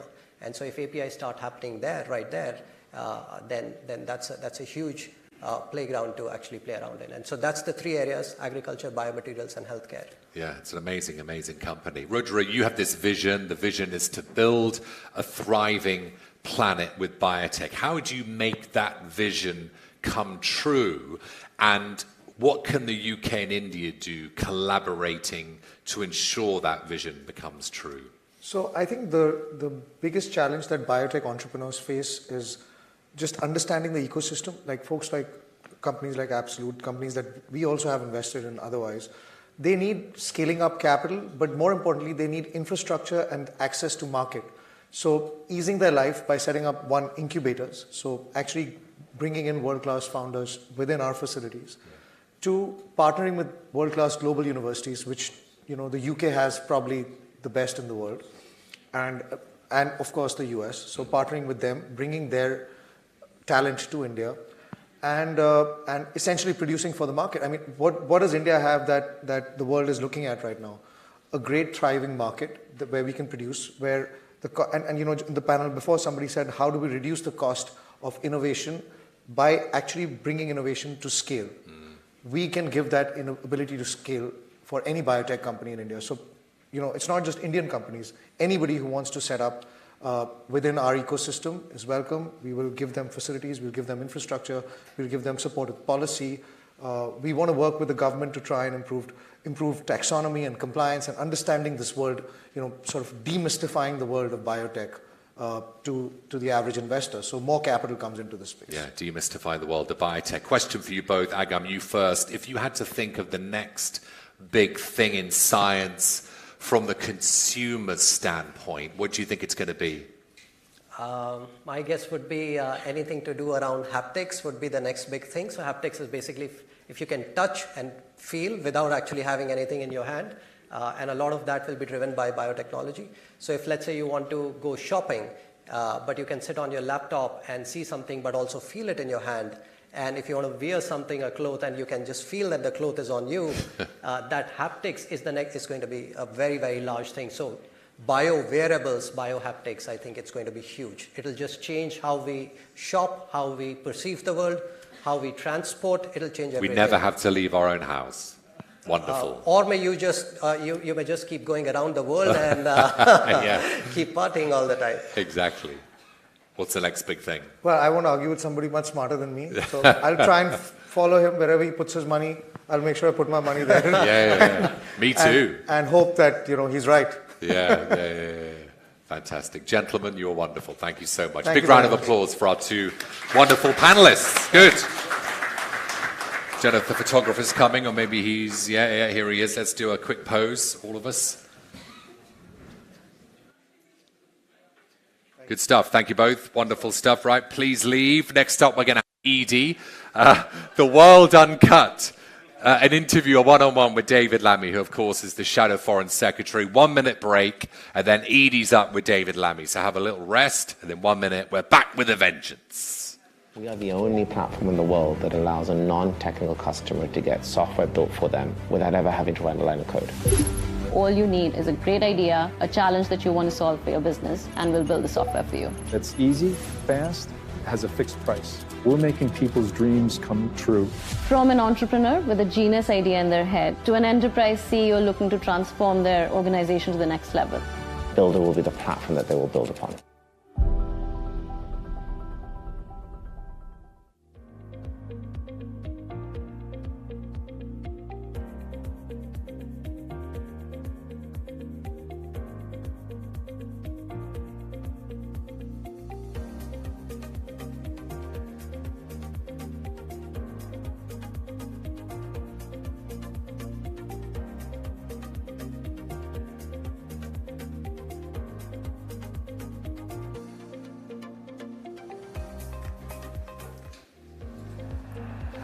Welcome back to the IGF Studio, live here at the Taj Hotel. We've got a fantastic studio audience, also broadcasting via our media partners all across the world.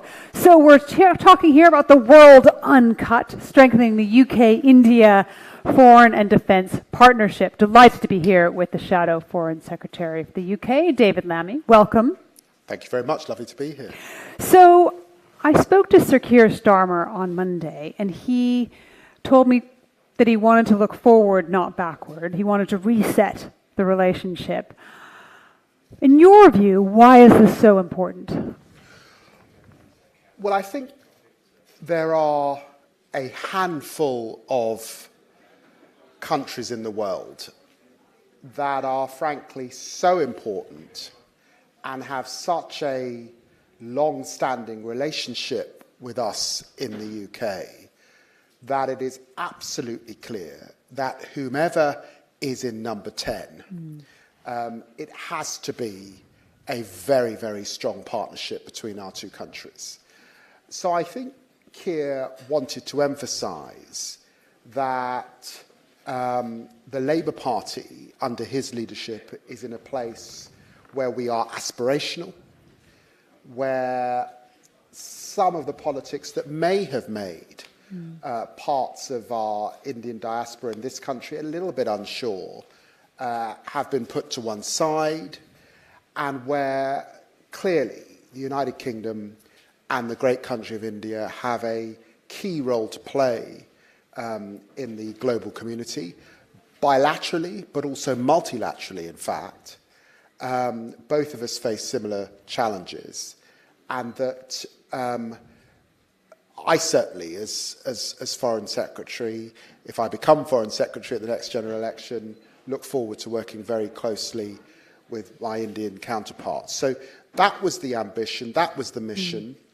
There are some things to do internally in the Labour Party.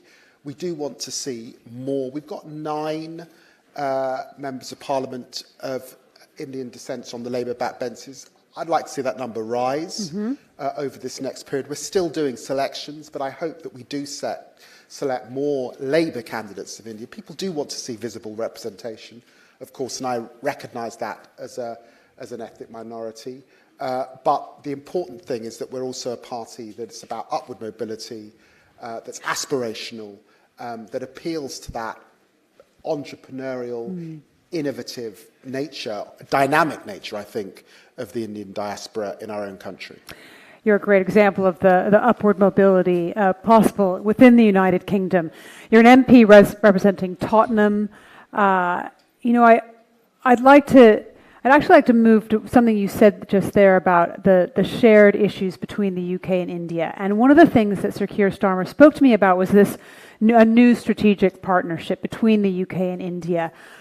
Global security, climate security, economic security. Now, of course, can't do anything about it till you become, if you do become Foreign Secretary, but give some flesh to what that would actually look like, could look like. Well, look, clearly the starting point for our modern relationship will be a free trade agreement. That trade agreement has not yet been done. Promises were made. I think Diwali last year was when we were going to have it, and we still haven't got it. And it's our job in opposition to press for that, because there were promises made and they've not yet been delivered by the current government. But notwithstanding that, it's really because of the importance of India in the global community, country that's going to be the most populated in the planet, a great democracy, a country facing some of the challenges and concerns around China that have been raised by us and by allies, particularly. There's a lot we can do together. I think a strategic partnership means doubling down on areas of mutual interest: healthcare, science, technology, some of the new challenges of the future, quantum, artificial intelligence, innovation. Look, I've been to India many times over the years, and I remember being in Kerala, it's about 4 or 5 years ago, at a higher education institute. The intellect of the young people was incredible, and I've been to universities all over the planet. Their sense of dynamism, the sense of possibility. We have some of the best universities in the world here. There's more partnership we can do in terms of research, innovation, beyond technology, and facing some of the challenges, the combined challenges that both we face bilaterally and multilaterally in the global community. So when I think we talk about a strategic partnership, it's about doubling down on the issues where we have an edge here in the UK, but India most definitely has an edge. And if we combine efforts, bringing trade, business, education together, we can make a big push on the global stage. I was interested in Modi's visit to the United States, my home country, that one of the lines that was picked apart from his speech to the U.S. Congress was around relationship with different regional powers. And you mentioned China there. India's overtaken China as the world's most populous country. It's a future superpower. It's the world's largest democracy. So I wonder, what role you would like to see India play. It's sort of moved away, as the US press is reading this as moved away from the non-aligned movement. It's a regional power, much like Brazil, much like Saudi Arabia. I wonder, when you look out at the world, what role would you like to see India play? Well, look, I mean, I think that we are living through very challenging geopolitical times, principally because of the threat of climate driving migration across the globe. The war in Ukraine has had a massive impact on global prices. If you're in a country like Bangladesh next door, food scarcity and those issues are tremendous ones for a population. There's more we can do together with India, actually, on development. But we're also living in an age where we have multipolarity between the superpower that the United States has historically been and the role of China as it's growing its military arsenal particularly, and there have been issues in the Taiwan Straits. India plays a very, very important role. It's a country to which many others in the global south look. When we talk about the Indo-Pacific Basin, Indo means something. India plays a very important role in relation to that. India is a democracy, of course, which is very important, which gives it an instinctive relationship with what has been traditionally described as the West. And there are areas on which we are in agreement. You know, we in the UK have long said, for example, that India should have a place on the Security Council of the United Nations. No doubt about it, India is going to continue to play a very important role. Demography in China means a falling population in a country like China, falling population actually, and aging population in Japan just next door. Completely different picture in India, which a bit like the African continent remains a country with a very dynamic, youthful population, which obviously bodes well for its future economically as well. So for all of those reasons, I, as Foreign Secretary, look forward to working very closely with my Indian counterparts. And as I say, the UK and India, because of a long history particularly, need a relationship and must have a relationship like the relationship that we would talk about with the United States. It doesn't matter who is the incumbent at the White House or number 10. It's a strong, close, powerful relationship. Well, let's talk about the history of that relationship, because it's a complicated one, right? History of inequality, of exploitation during the colonial era. And I imagine you have some personal thoughts about this, since your parents were from Guyana, former British colony. And you've spoken very passionately, very memorably about the Windrush scandal here in the UK. I wonder how you think the UK should approach this issue of empire. Does it have any relevance in the modern world? Well, of course, you know, when I reflect on that history and my own family history, I should just say, you know, my family stem from Guyana, and they were the descendants of primarily enslaved Africans, of course. But in my own family, it's important to say that my grandmother, my mother's mother, and great-grandmother were the descendants of indentured workers that came from Calcutta. My family name on my mother's side is Ragabir. So I have Indian heritage. And if you go to the country of Guyana, there is a large Indo-Guyanese, we would call it, population. And there are people who have mixed heritage, like my own family.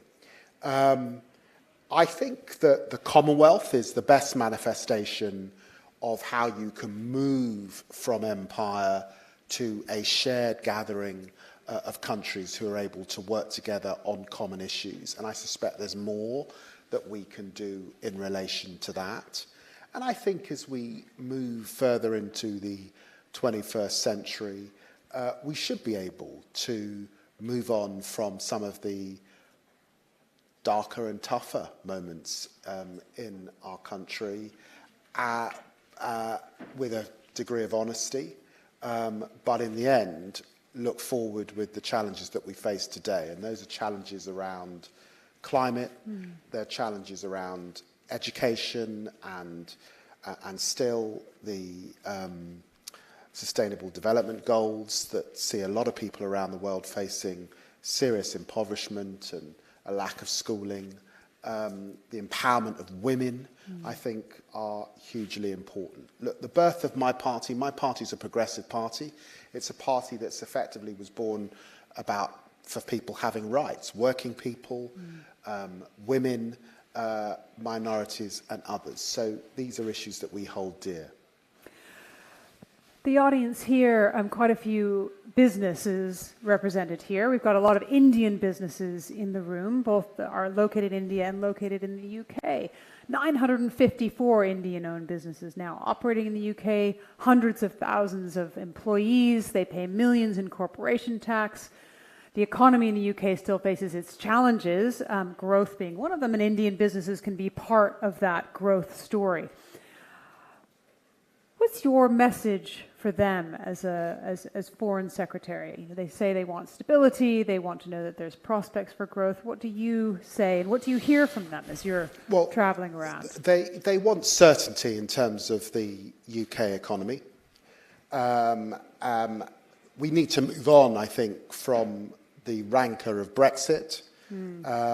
We've said in my party that we won't be going back into the structures of the European Union, but of course we want a closer trading relationship with our European colleagues. That's good for Indian business as well. But we also need here in the UK proper industrial policy. And proper industrial policy means that we will always be forward-leaning to India, because it means tech. Biotech has been discussed at this point. It means quantum. It means innovation and the importance of HE. It means healthcare with growing and aging populations. And it means real work coming out of the war in Ukraine in terms of energy security and the race to net zero. These are huge trading and business opportunity. And one thing, it links slightly back to your last question. I'm not sure in our islands that all of our population recognise how dynamic the Indian economy is.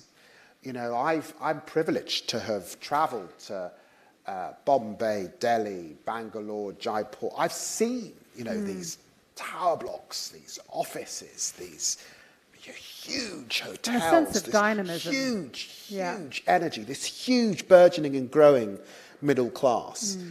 India is some way away for people to travel. Obviously, I think you've got a powerful sense of that if you're in business. You may not have a powerful sense of that if you're someone who you go to Spain or France once a year in the summer. You may not fully understand that. I think it's the job of government and ministers like me, if I'm in, to really convey those huge opportunities that exist for our growing economy and how we link to India, to get a modern sense of India out there. India is not all the story of period dramas at the Raj. We can't always look back. Let us look forward, because believe me, the future is being written in the South Indian subcontinent. Interesting. You've said that we could change where diplomats are posted, and you speak very passionately about what India offers and the opportunity that India offers. How many more diplomats could you see from the UK to India? I'm not going to put a number on it, but we have been critical that you can't just have rhetoric and no delivery behind it. And therefore, when we looked at the numbers of diplomats that we saw that were being cut from posts in India, were being cut in the broader Indo-Pacific, including China. It made no sense to us when this is a region that's going to have 50% of the world's GDP over this next period, post-2030. It makes no sense. The mission of the Foreign Office has got to be one that is driven by economic diplomacy. It's key to delivering growth, and we've set an ambition of the highest growth in the G7. And that means, of course, that we've got to have diplomats on the ground, making a difference for British business and indeed Indian business, building those alliances, working alongside trade commissioners, making things happen. And that's why I raised the issue. And I've got a commitment to grow the number of diplomats that we have stationed in India over this next period, should we win the next election. The other question that I'm interested in is what happens with foreign aid. We've seen the Department for International Development kaput. It had been such an important way of the UK not just spreading its influence and values, but making real difference for people on the ground in terms of the differences in inequality, poverty. I wonder what you'd like to see as Foreign Secretary in terms of a change of attitude towards international development. Well, it was a huge mistake to get rid of the Department for International Development. It was an outside department with a huge global reputation, and it was a huge mistake to depart from 0.7% of funding towards development, and then what was left to be spending a significant component of that really here in the UK, not overseas. And it has damaged our reputation hugely around the world. What do I want to see? Well, I want us to get back to being serious about development, get back to global leadership, get back to the reduction of poverty and inequality, which is growing at this time, sadly, because of issues around climate and food. I think there's a role for the UK working alongside, actually, friends and colleagues in India in terms of global finance, because of our strength in that area particularly, and I think leadership in global forums like the World Bank, the IMF. We really have got to grab some of the initiatives, like the Bridgetown initiative that's coming out of Barbados. There was a conference between Mia Mottley and Macron just last week. Pretty exciting. Very important stuff. Yeah. Britain's got to be in the room in relation to that. And I think that actually the other huge opportunity in development is how can we work with India bilaterally in region? I think there's much more that we can do in partnership there. So when we talk about that strategic partnership in areas like tech and science and healthcare, actually, I suspect there are opportunities for us also in development, and those opportunities are, yes, are going to be in the wider Indo-Pacific areas where climate particularly is an element, but I suspect we can also do more in the continent of Africa, where I know that India's got a deepening and growing footprint. Time has run out, but it's been an absolute delight to speak to you. Thank you very much, Shadow Foreign Secretary David Lammy, for joining us here at the India Thank you. Forum. Really wonderful. Thank you. We get to stand up. One more picture. Thank you very much. Thank you very much. Thank you. How are you? Are we just sitting soft? Yeah, just before we chat, or I chat with Lord Peter Mandelson, that's our next big interview next. Just wanted a little rewind, just for a couple of minutes with Edie, who interviewed Keir Starmer, the Labour leader, on Monday at the QE2 Centre. What was your takeaway? How did you feel? I think it's been really interesting to hear Keir Starmer. We've heard that from a couple of the other shadow secretaries as well, a real commitment to having a different relationship between the Labour Party in the UK and India.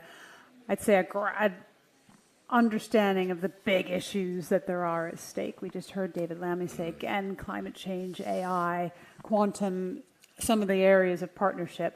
So I'd say, I was disappointed that I didn't get him to say he'd sent the Kohinoor diamonds Yes, back. I like that. But and who he preferred, Boris Johnson or Margaret? Yeah, he wouldn't come down Thatcher. on those. Yeah, wouldn't come Playing down it on safe. either side. I think he was genuinely frightened by the question. Because Not frightened, it's but genuinely- lose-lose for him, Yeah. isn't it? Not going to say either one. Yeah. What thoughts from you? What have you heard today that's been surprising? Or? It's just, I love it. I love doing the IGF because just the positivity is oozing, the potentials, the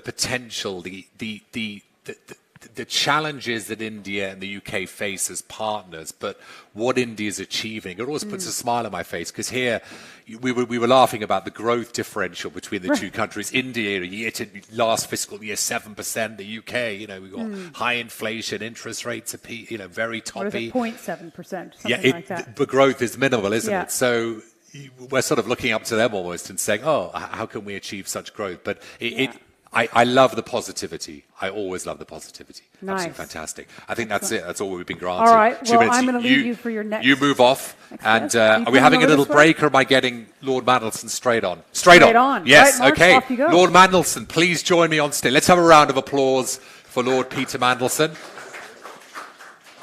Come and sit here.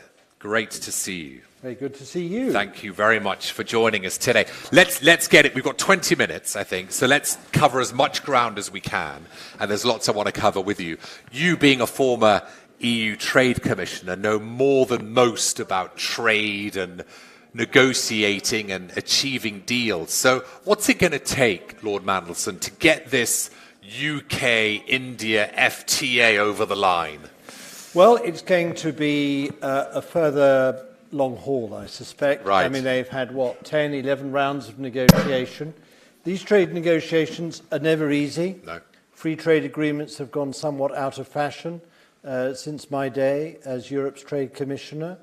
They squabble the entire time over, who's getting enough, who wants more, whether the gains for each side are balanced. I mean, in theory, it should be easier for Britain to do a free trade agreement with India than for the European Union. The European Union has rather sort of aggressive agricultural demands and asks, and famously India is very defensive on agriculture, like to protect subsistence farmers. Instead, Britain is asking for some reduction in tariffs in industrial goods, but more opening up and liberalisation of markets in services. Here's the problem, though. Britain doesn't seem to have enough to give in return, partly because India isn't asking over a very wide canvas for lots of things from this trade agreement, but also what it does tend to export are wonderful and large numbers of software engineers, and the British government is sensitive about movement of people. Yes.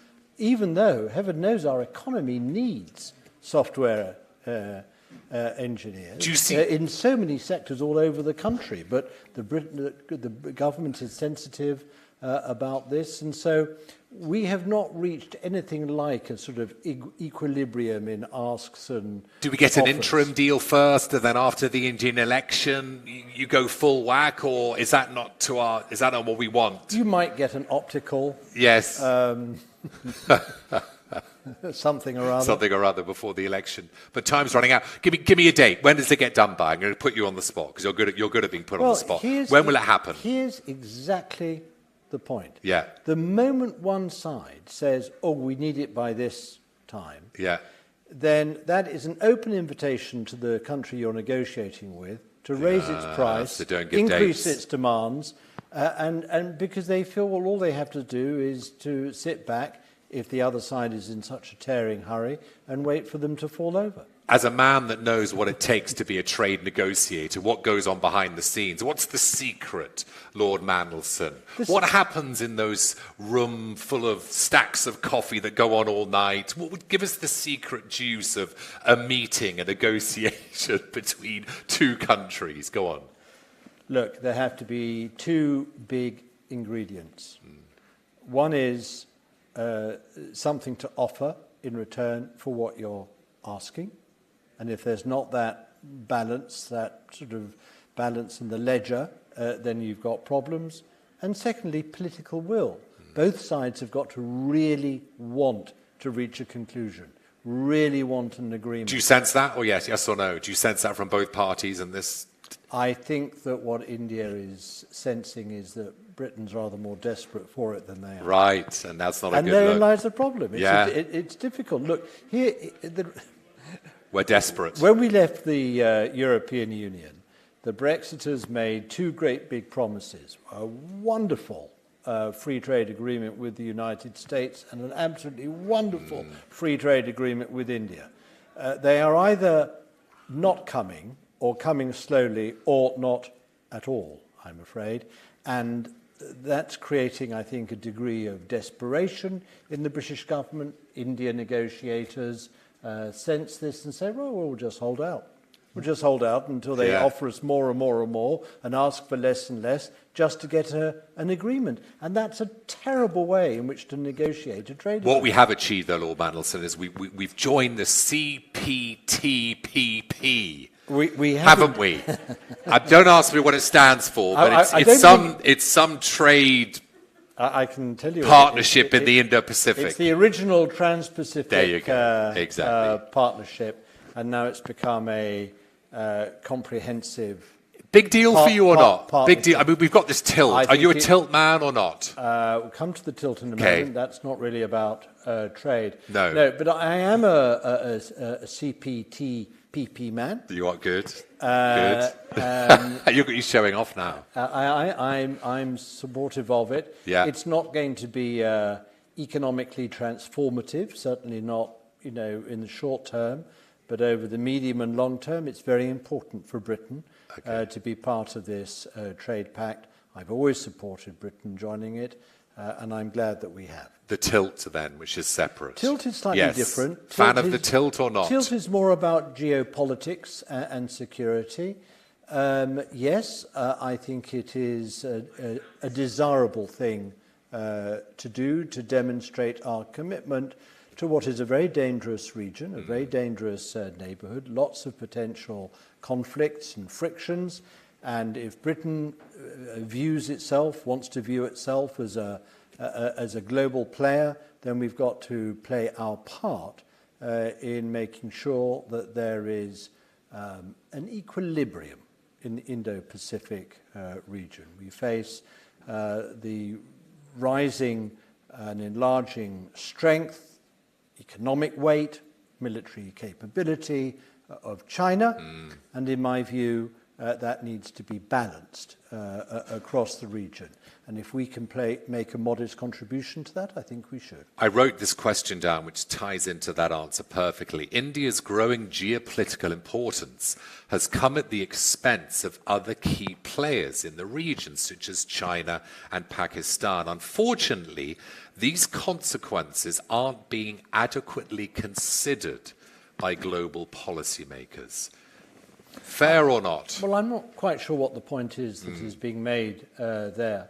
I don't think we're doing anything at the expense of China. I think what we are doing is establishing a balance, an equilibrium within the region, and I think that's necessary. My own view of China is that we need both to deter and engage. You need a sort of collective security system to put in place an effective deterrence should China ever consider throwing its weight around in the region and elsewhere in the world. But at the same time, you need to engage with China. We need a good, strong future relationship. I mean, we in the West, we in Britain, we in Europe, and in the United States. We want to sort of rebuild an international system in which China is a strong, equal partner. But that does have to be, on the other side of the ledger, balanced by an effective collective security system, of which I'm glad to say now increasingly India is seeing itself as an essential part. What did you think of Modi's trip to the US? I welcomed it. Yeah. Because I think he got the reception and welcome and treatment that he is due as the leader of the world's biggest population, world's biggest democracy, and potentially the world's biggest developer and consumer of advanced technologies. And if I were to place any emphasis in the future relationship between India and the United States and the West more generally, it will be in the technological realm. I think India has quite an important question to ask itself.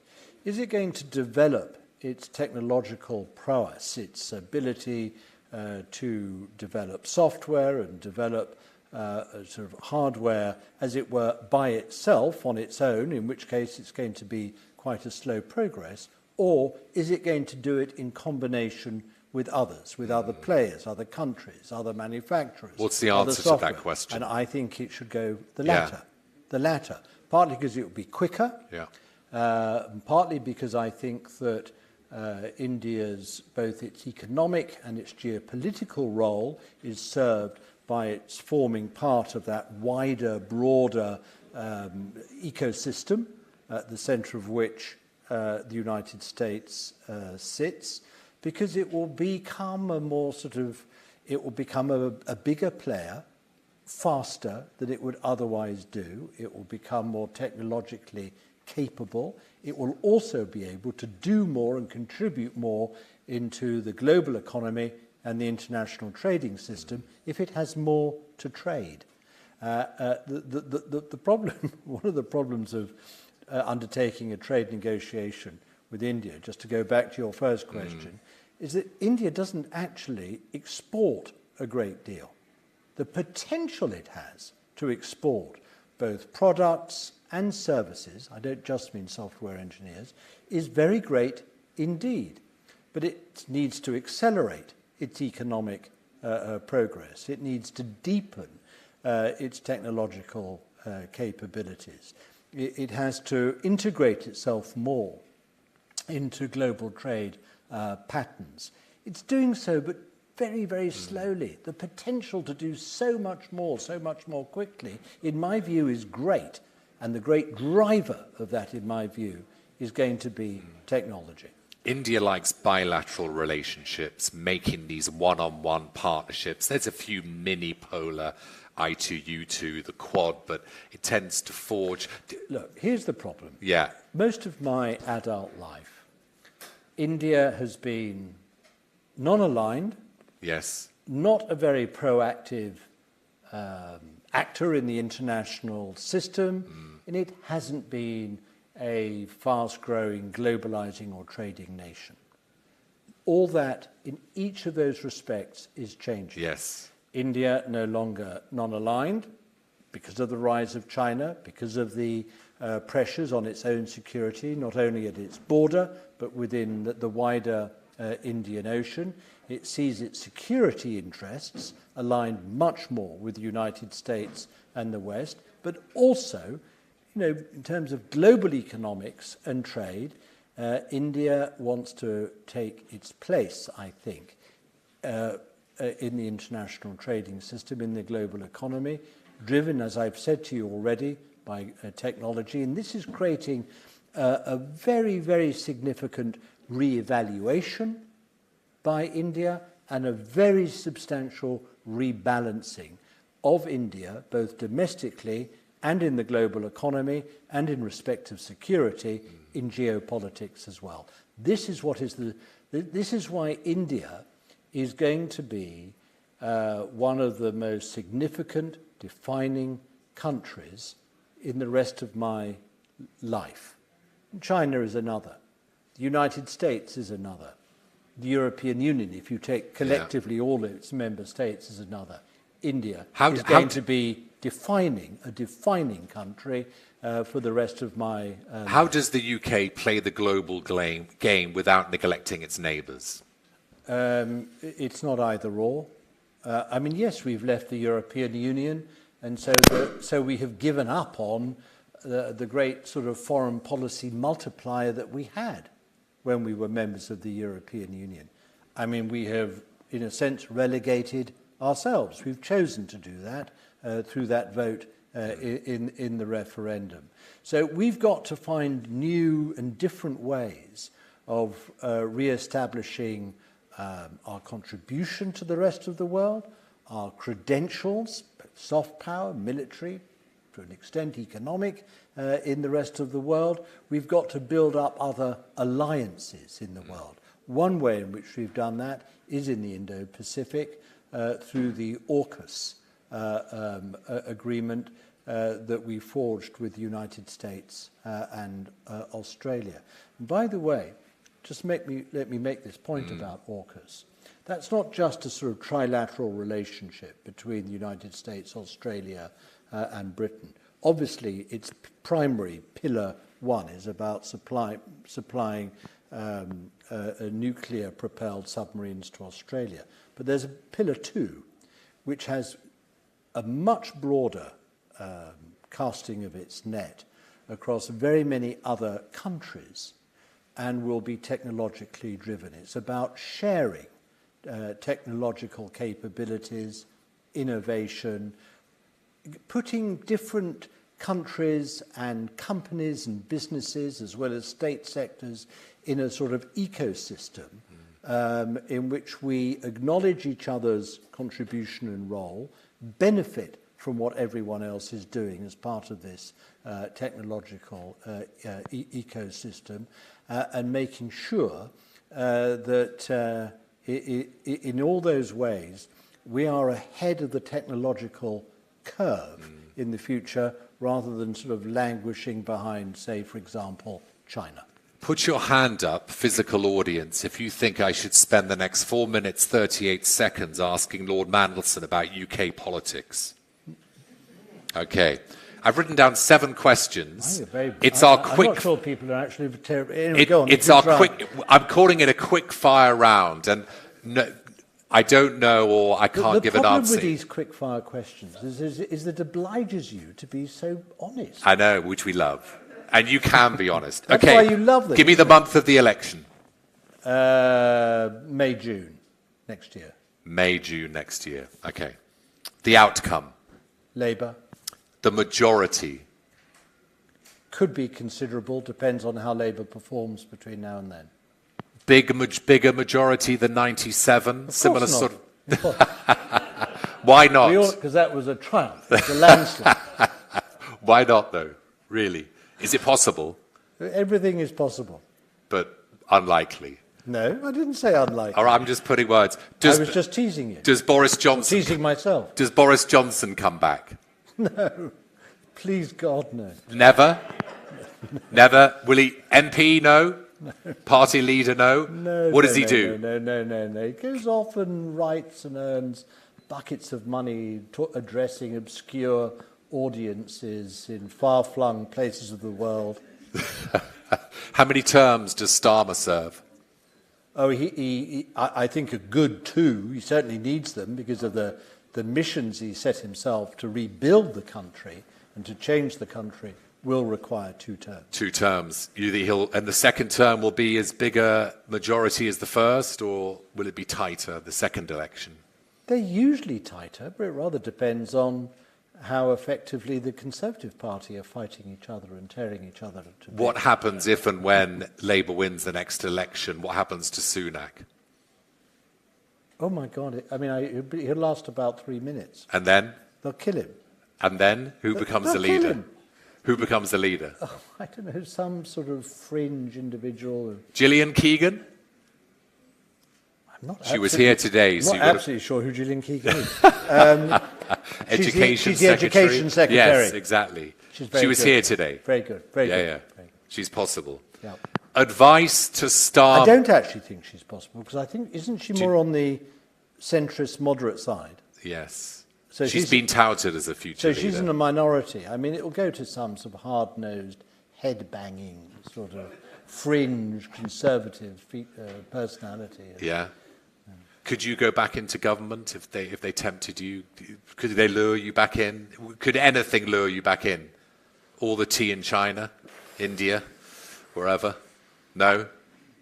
I've done my bit. You've done your bit, haven't you? I've done my bit. What would be your advice to Starmer the day if and when he wins the election? You've been there, you've done it, you've got the T-shirt. What's your advice to an incoming Labour government? You can elaborate with this answer. Given all the lessons you've learned, what would you tell him? What would be that note in the White House on the table? What would you leave him as advice? Go for it. Be absolutely ruthless about the people you put into the most important positions, because you need talent. Secondly, be absolutely clear about your priorities. You can't do everything. Therefore, your priorities, turning around the economy, rebuilding the health service, creating educational opportunities again for people, bringing about the green transition, very importantly, both for climate and industrial reasons. And lastly, giving power back to communities so that they can run themselves in a tidier and more secure way. Those have got to be the priorities. Other things can come subsequently. And you've got to galvanise, therefore, the government, you've got to galvanise the country, get them behind this national effort to drive forward these 5 missions over your term, establish some measurable benchmarks about what you're achieving so that the public know what you're succeeding in, and make yourself accountable through that transparency for what you're doing. A completely different style of government, in other words, from what we've grown used to over the last 10 years. Are you impressed with the Labour team, the depth of the Yes, Labour I team? am. Can they fill those positions credibly? Yes, they can, but, you know, horses for courses. And so the picks, the choices the leader makes, if he were to enter a number 10, as I believe he will, are very important. Lord Mandelson, thank you. Pleasure. Thank you so much. Thank you. Big round of applause. I think they're going to have a quick photo, Lord Mandelson. Quick photo, stand there. Thank you very much. Great. Thank you very much. Big round of applause for Lord Mandelson. Thank you. Okay. Right. We're going to have a 1-minute break, and then we are back in just a second. Got to get my notes ready for another chat, another geopolitical chat. So stay there while I invite my next panelists in. Patrick Horgan and Professor Funmi Olonisakin. It's going to have a 1-minute break, and then we're up and running again. One more chair, I think, as well.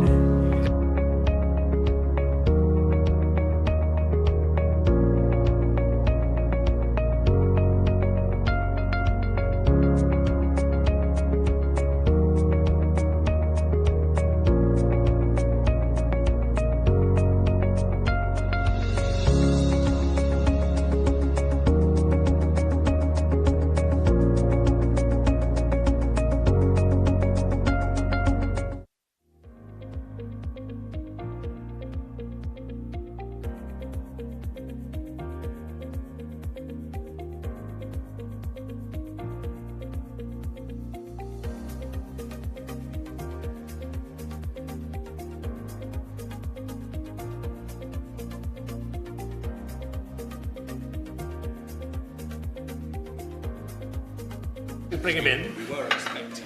I know, VJ was meant to. Back. The World Uncut, Opportunities in a Conflicted World, Part 1. Patrick Horgan's here, Director of Global Network, Rolls-Royce, and Professor Funmi Olonisakin, Vice President, International Engagement and Service, King's College, London. Thank you both for joining us. Thank you. Pleasure. Good to see you. Funmi, if I could start with you. We've had a couple of big chats there, David Lammy, Peter Mandelson. It's a different world we live in from when Labour was last in power, and if you listen to Lord Mandelson, they're just a shoe throws away from being in power. The world we live in, the geopolitical world we live in, how important is it with that geopolitical backdrop to have a closeness of ties between the UK and India? Oh, I think it's extremely important. Extremely important, not just because the UK finds itself alone at a moment when the world is reconfiguring itself. It's alone because it's outside of the European Union. But perhaps actually with all of the negativities that have surrounded that, it might be a good time for the UK to form a different kind of alliance, if it can use that to connect to different parts of the world. Who made the point that India is no longer, non-aligned in that sense? I think the non-alignment, non-aligned politics is shifting. If you look at the voting pattern in the UN Security Council, for example, over Ukraine, you begin to see the kinds of alliances across regions, that the global south itself is becoming a big bloc, a big player, and India is going to have to play a big role here. But the part of the world that is often overlooked, and no one is really paying that much attention to how it is shifting and how it is beginning to reconfigure itself, because its leadership structure actually doesn't really show much, is Africa. Yeah. And India, I think, will serve as a big bridge to Africa, an alliance between the UK and India in that part of the world and in the rest of the global south could be game-changing. Yeah. I'm not sure much attention is being paid to that. And of course, it's important that you look at China very carefully, not least because of the competition. Less cooperation, but cooperation will be needed because of the big issues of the day. Competition between China and the US, and all of what might happen in China's part of the world. Taiwan, an example, a lot of attention is being paid there. But Africa is one of the regions where it will be played out. And I'm going to ask you all about Africa in a minute. So hold that thought. There's a lot to digest there, Patrick. From Rolls-Royce's perspective, how does a company, a global company like yourself, operate in that just ever-changing, complex geopolitical backdrop?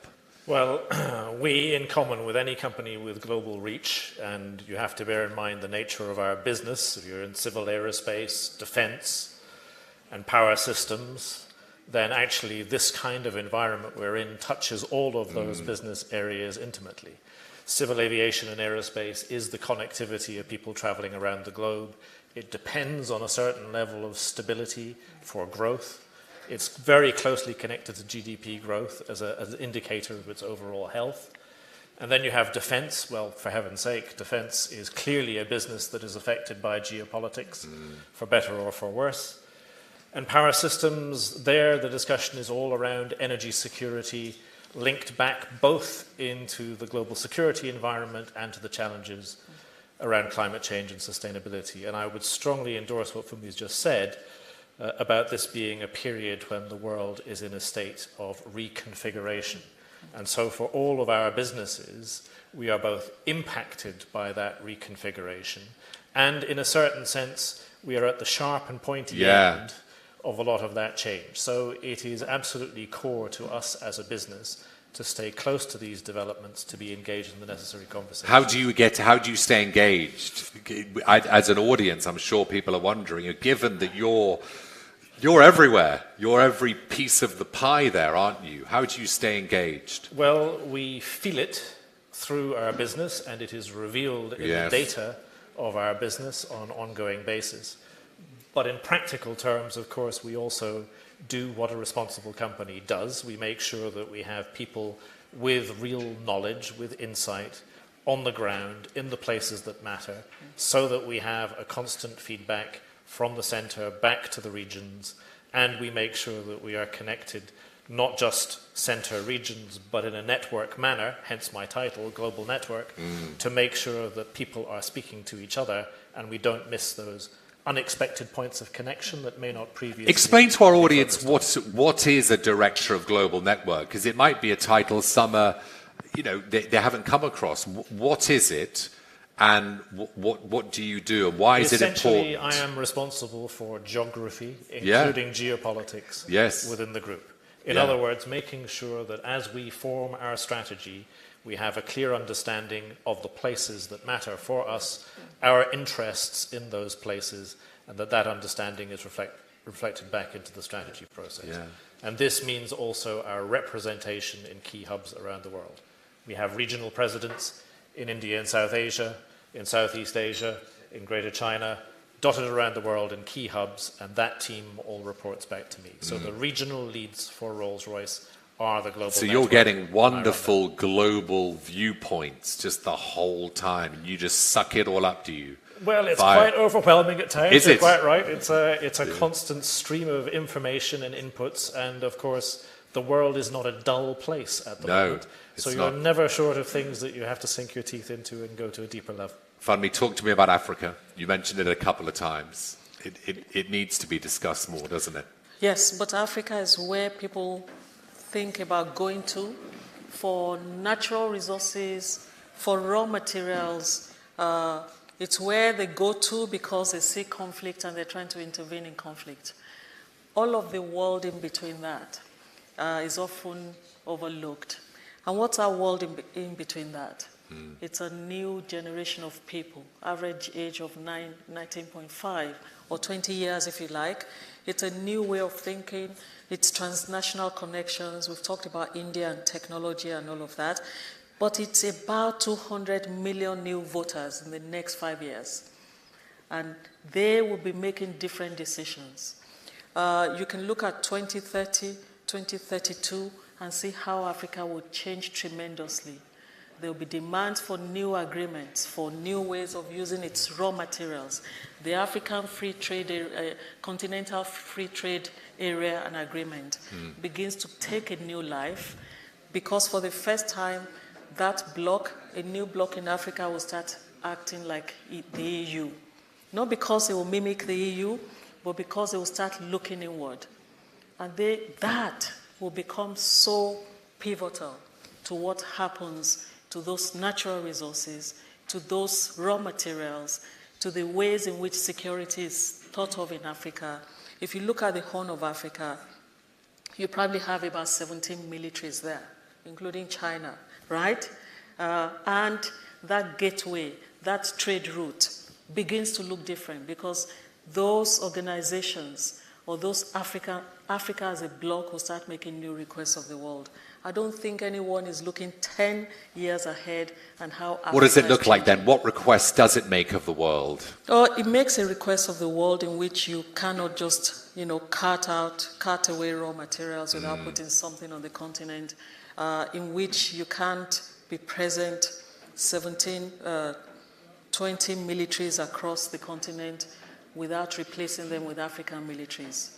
It will be extended states, it will be changing regional blocks, and you're seeing that move at the moment because the Sahel is going to look different. The presence of the US, of the EU, thinking about migration and terrorism, will not continue in the same way with a changed set of leaders because they have organized transnationally, they have thought differently from this old set of elite. It's going to change rapidly, not without conflict, but it will be a new kind of Africa and it would be acting differently and asking for new things. Yeah. What's the intelligence you get from Africa?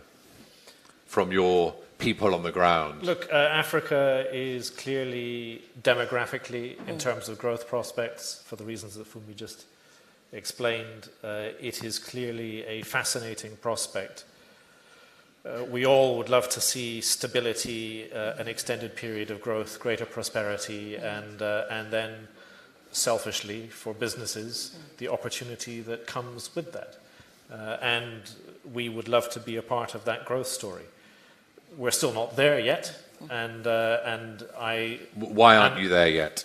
Well, for exactly those reasons. Yeah. We have not yet had that extended period of stability and prosperity that provides a foundation for businesses of our type. So there are interesting and valuable opportunities, but not yet at scale.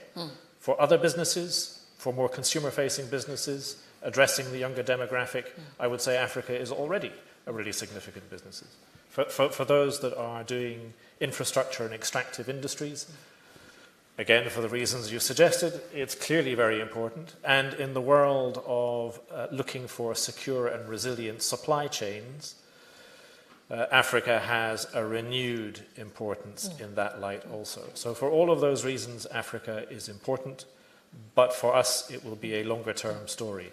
And of course, the story today in terms of where is the place that immediately has the scale, the demographic shape, the existing business opportunities, the existing skills base, and the prospect of an extended period of 7% plus GDP growth within one state.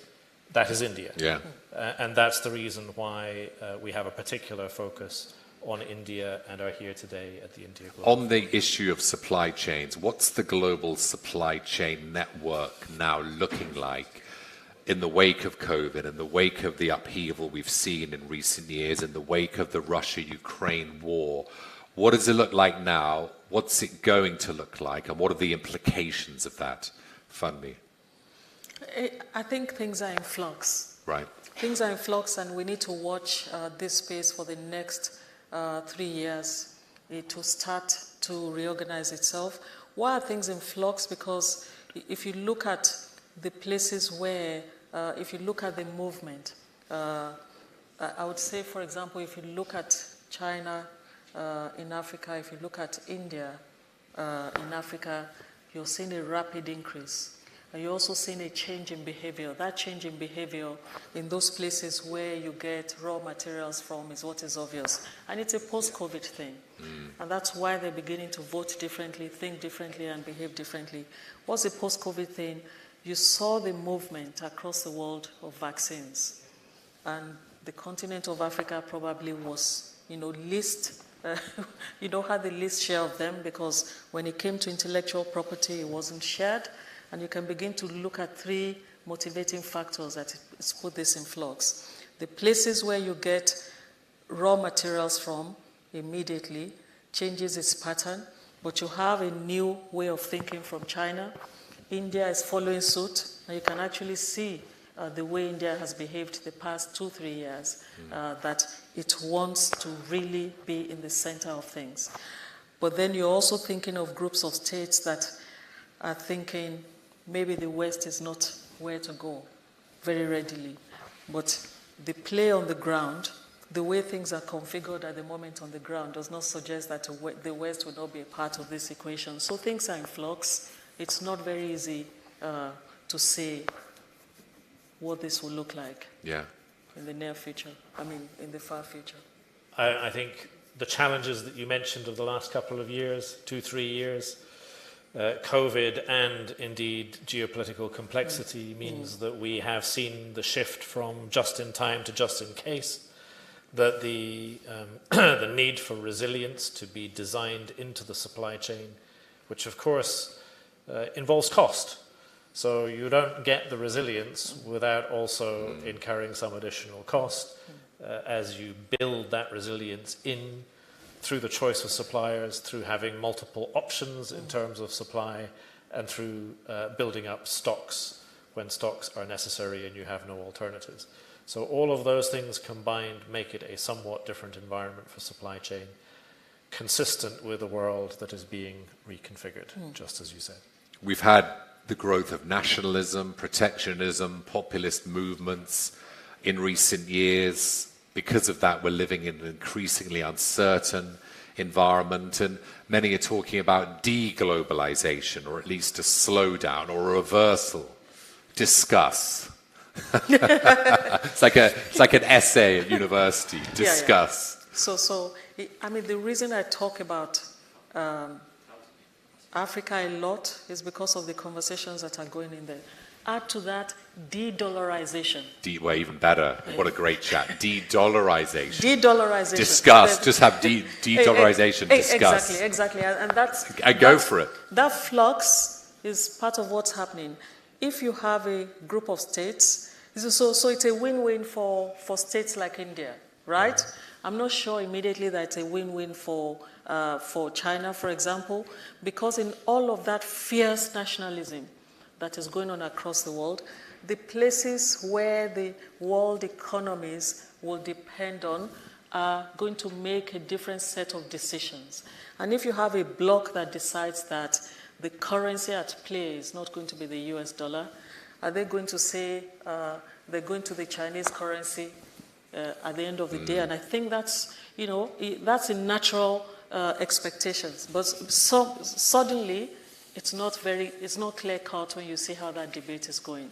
That instead of the US dollar, we're going to, use, it will not be immediately that we're going to China, but I think that's where India begins to intervene in that space. Yeah. And that would look very, very interesting.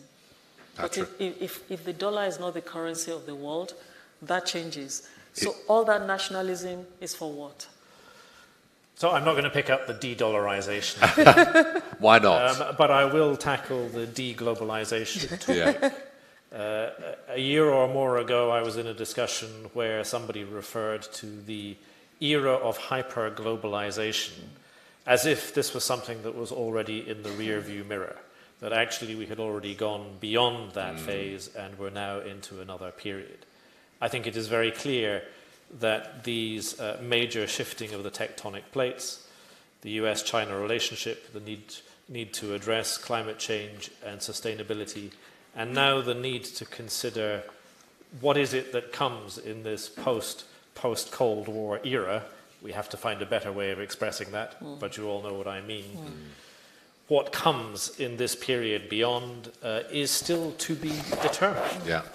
And Jake Sullivan, US National Security Advisor's speech in April on US economic leadership was actually quite specific about this, that there is an intention on the part of the US to enter into a new phase, to redefine the rules of the road for the global system, of course with US interests taking primacy, but with a view to the impact on the rest of the world.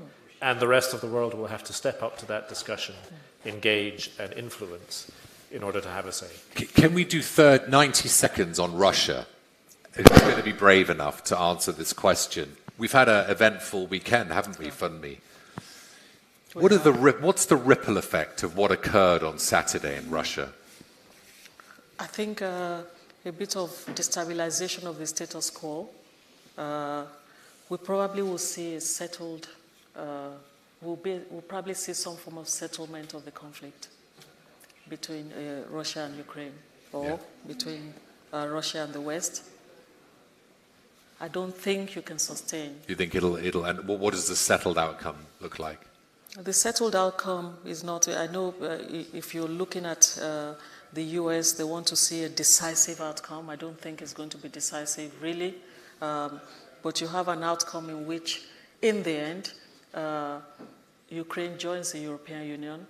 But I'm not sure that in the end, the NATO alternative is going to be clear-cut. It will have to be negotiated. Patrick, 30 seconds on Russia.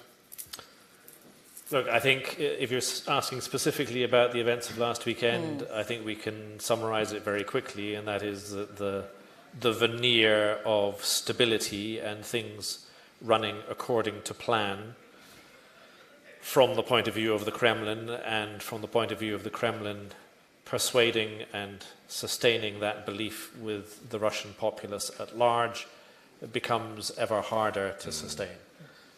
And to the extent that that hastens an end of the conflict, so much the better. Yeah, well said. Brilliant. Big round of applause for our guests. Thank you so much, the two of you. Fantastic.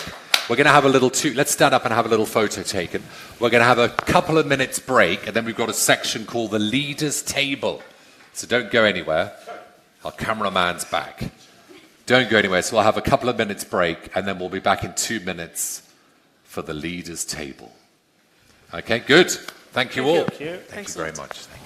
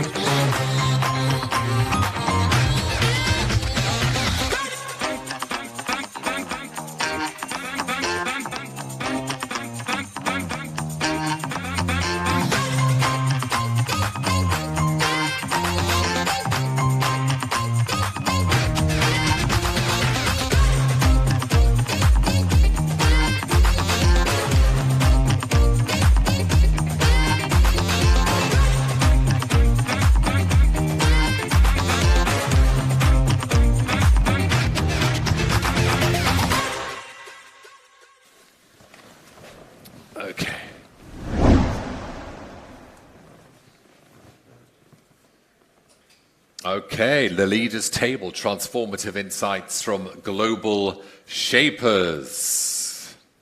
Good to see you, ladies. Ishta Sawant, founder and CEO of Meola. Yes, perfect. And Linda Weissert, Global Director, Equity, Gender and Youth Children's Investment Fund Foundation. Linda, if I could just start with you. Tell us about the foundation. What you do is and you're passionate about this, supporting girls, young women across India and sub-Saharan Africa to complete secondary education and enter the job market. Tell us how you do this. Absolutely, yeah. So the Children's Investment Fund Foundation is the world's largest private philanthropy, exclusively focused on supporting the health and well-being of children and young people, and increasingly girls and young women. And I lead the foundation's work to embed diversity, equity, and inclusion, and that includes gender equity across all of our grant-making and partnerships. In India, we've been working since 2007 with a range of local partners to assist the Indian government in creating local solutions that will help empower children and young people. And specifically, we are committed to assisting the Indian government in realizing its ambition for a women-led development agenda, which is a cornerstone of its G20 presidency and really sets an important signal, not just in India, but across the global south and the world. And women-led development agenda for us also means supporting girls and young women in accessing and completing secondary education and acquiring critical life and educational and vocational skills to enter the job market.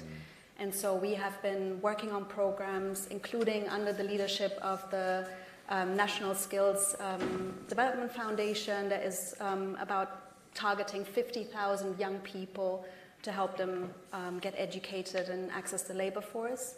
And we've also recently institutionalized a very exciting program that is all around supporting 1 million women from low-income households to also enter critical businesses and industries, and this program is called GLOW. So just to give you a couple of examples of recent work. How does all that resonate with you, a founder of this incredible platform, which it's still young, it's still early days, but you're growing at a phenomenal rate, it's purpose-led, it's curated for the next generation, it's experience-driven. How does that resonate with you? I think it does, right? Because I'm probably one of the person who's benefited from this ecosystem coming together. I myself started straight out of college. That wasn't probably possible or very well accepted a couple years ago. What Meola does is we're at the core a next-gen experience company. What we realized is the next generation, which is Gen Z, young millennials, needed a new set of experiences provided to them, right? And the existing companies were not well equipped to do that because they didn't understand the generation well enough. Being digitally native as a generation, we make consumption and buying decisions every single day. And we realized that we can make that consumer spending power have a positive impact on the environment too. And that's essentially how Meola came to be. I personally studied in the US. I went to Northeastern University, but I decided to return to India to pursue Meola just because of the opportunities for myself, as well as us being a platform. We had to have the supply chain, right? We needed the brands, we needed the homegrown businesses, which India has today. I think Indian, small mid-sized businesses make up a very large percentage of India's consumption economy, which today stands at about $1.8 trillion. And over the next decade, it's projected to grow to $6 trillion. That's 3x growth. And the two main drivers of that change is one, better consumption, right? The generation wants to buy better. They want to buy consciously. They want to do better for the ecosystem and planet. And the second is newer categories, because now the Indian consumption economy is realizing that we're building for a much larger consumer base, for a much more diverse consumer base. So menstrual hygiene, for example, women's wellness, these are all categories unheard of in the past in India, which are emerging now. And yeah, we strongly benefit from all of the work that you guys do, because today our platform consists of 70% small mid-sized businesses, of which 60% are women-owned businesses. I'll come to a lot more data about women-owned businesses later, but in a nutshell, statistically, they're more capital efficient, high scale, and ultra growth. We don't have that much time, so tell us now. Tell us more. We love those stats. Yeah, absolutely. So statistically, there are 1 in 100 women that get funded in India, right? When I talk VC funding, that's a very 1 in 100. Yes. In India, out of the multiple hundred probably VC funds that exist, only about 3% have women partners in a GP or in a partner or a decision-making position, which is quite interesting. Followed by which, when we recently were at IGF Delhi, there was a roundtable on women entrepreneurship. And something that we realized was that women entrepreneurs typically are far more capital efficient. So the ratio of how much capital they've raised vis-a-vis the returns that they've provided to their investors or the revenue that they generate is much higher than their contemporaries. So it's quite interesting, and it's interesting that how now women entrepreneurship is going from being a social imperative to an economic imperative, which was required. Linda, tell us more about some of the learnings, the challenges, and the opportunities that you've learned, you faced. Yes. I mean, building on what Ishita was saying, when women are put in positions of leadership, be it at the household level or within businesses, economies grow and nations advance. It's just as simple as that. And you cited some of the evidence around more effective stewardship of resources if women are put in charge, decisions that are much more mindful of the needs of not just women and girls, but the population writ large. And so the evidence really speaks to that point. I think in terms of learnings from our work, there are a few. So first, I would say, it all starts with education of the girl, but it doesn't end there. You need a holistic approach to investing in a girl's education, vocational skills, life skills, family planning opportunities, to really give her the head start that she deserves, and for her to be able to thrive and fulfill her potential.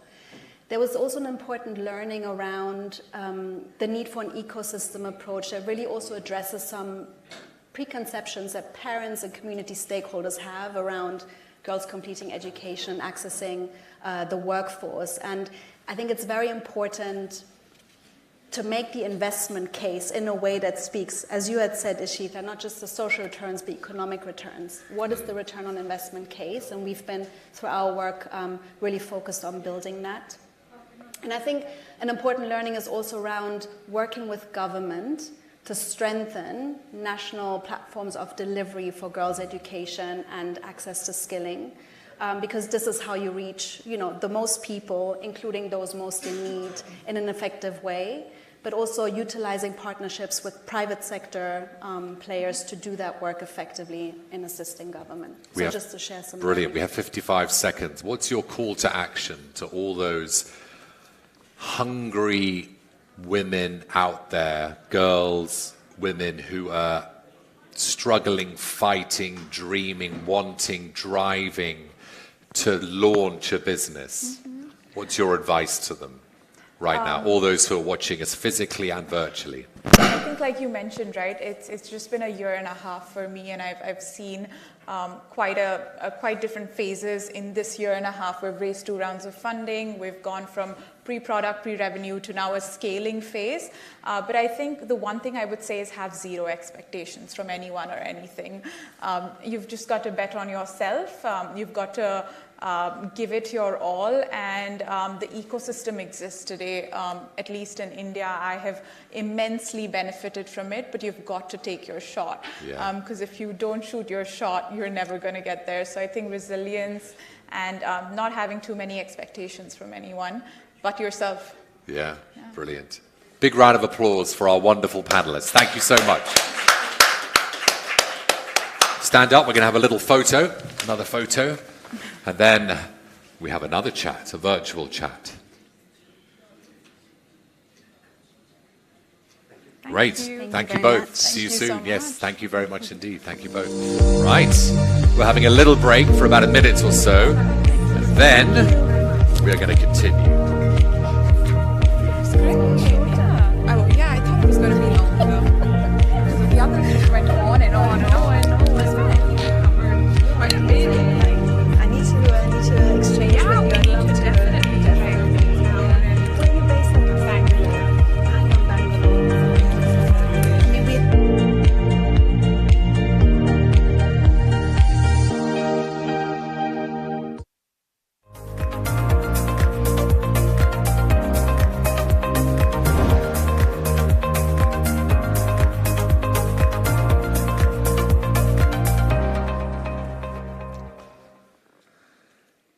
Okay, we're talking about the future of investing, navigating opportunities in a changing landscape. Neeraj Seth, Managing Director, Chief Investment Officer, and Head of Asian Credit at BlackRock is with me.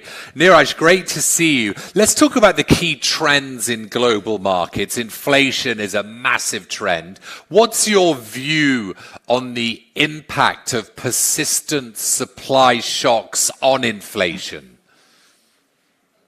Sure.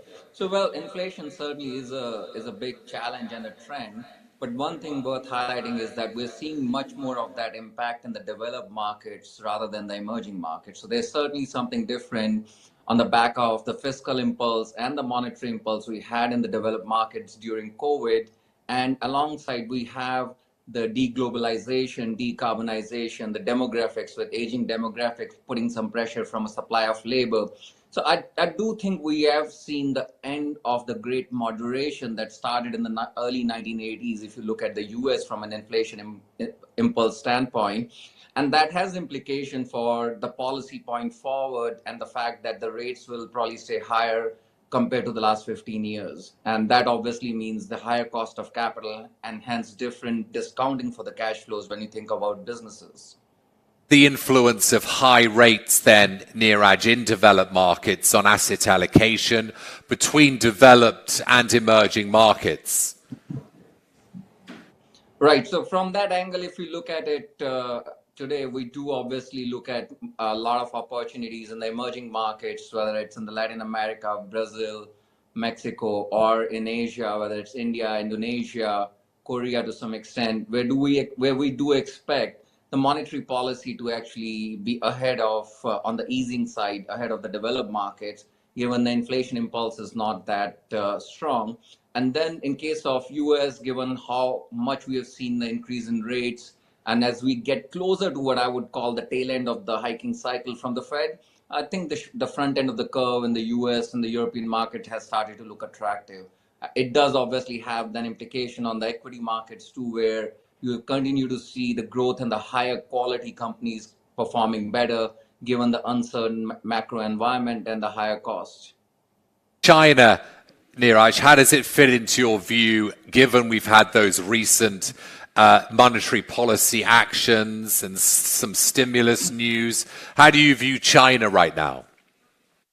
I think overall, I would still be on the cautious side when you think about the macroeconomic backdrop and the policy mix in China. And if you look at the growth impulse post reopening, we had a pretty strong impulse in the Q1, but we have started to see a slowdown, and that's driven by a combination of three factors in my view. The first is the consumer confidence remains weak, and which is driven by the higher level of unemployment, the lack of wage inflation, the weakening of the real estate sector post the default in that overall sector over the last 2 years. The second is the corporate capex is still weak. And the third is there is no strong fiscal stimulus that we have seen from the government to actually stem the slowdown. So overall, when you put it together, I do think we're still trying to find the right equilibrium for growth. And then obviously that has implication in terms of how the risk assets perform. And we've seen the weakness in that over the last few months. Yeah, we've had some wonderful chats today, Neeraj, about geopolitics and where India sits in the global geopolitical framework. How do you see it? How does the current geopolitical backdrop, how does it impact India, and how well positioned is it to leverage these developments? I think from a geopolitical perspective, India is in an amazing place, and I cannot ask for more, to be very transparent. I think this is probably the best time you've seen in the history. Now, question is, how does it really play out? Now, from a practical perspective, the impact of geopolitics, when you think about it, which will have three broad impacts in my view: the supply chain realignment, the capital flows, and then the overall political realignments in the world. I think India is positioned quite well. The key here is going to be for India to continue on the path of further structural reforms, deepening of the capital markets, strengthening the investor protection framework to attract more capital in terms of investments from the global organizations, global businesses into India, and to complement the exports part, which India can actually grow a lot from here, you do have a strong domestic economy, which is built on a combination of a stable macroeconomic, stable political backdrop, and a very strong demographic dividend. So all in all, it's a great picture. Clearly, the government needs to keep delivering on reforms and keep strengthening the overall frameworks. Yeah, we can't have a chat, Neeraj, without bringing up AI and its potential implication on markets. So how do you see AI shaping investment decision-making and asset allocation now versus the future? Right. I do think we are still in the early stages of AI. If I look at what's happening, we still have a lot of uncertainty in terms of how it grows, how it plays a role in from a macroeconomic perspective. And if I take a step back and think about the second machine age, since that the starting point of technology and the basic, I would say, the foundation built on the semiconductor back in 1960s, probably in the avoid confused baseball market, I still think there's a long way to go. And when you look at where we are, we obviously saw that semiconductor growth, then we had internet, we had then the growth of a lot of different productivity enhancing applications and the devices. And now we have AI and generative AI, which has a huge implication in terms of enhancing productivity, to some extent, also dulling inflation and providing more growth impulse. And specifically in countries where you do see the labor market, labor shortages and constraints, it actually becomes a pretty big positive force. The only thing I would say, as I said, it's still early stages, so we have a long way to go. One question that I still feel unclear, at least in my head, is the countries and the government system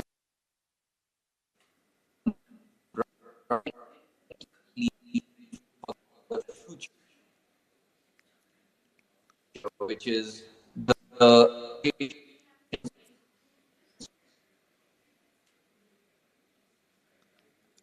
We seem to be having some audio issues.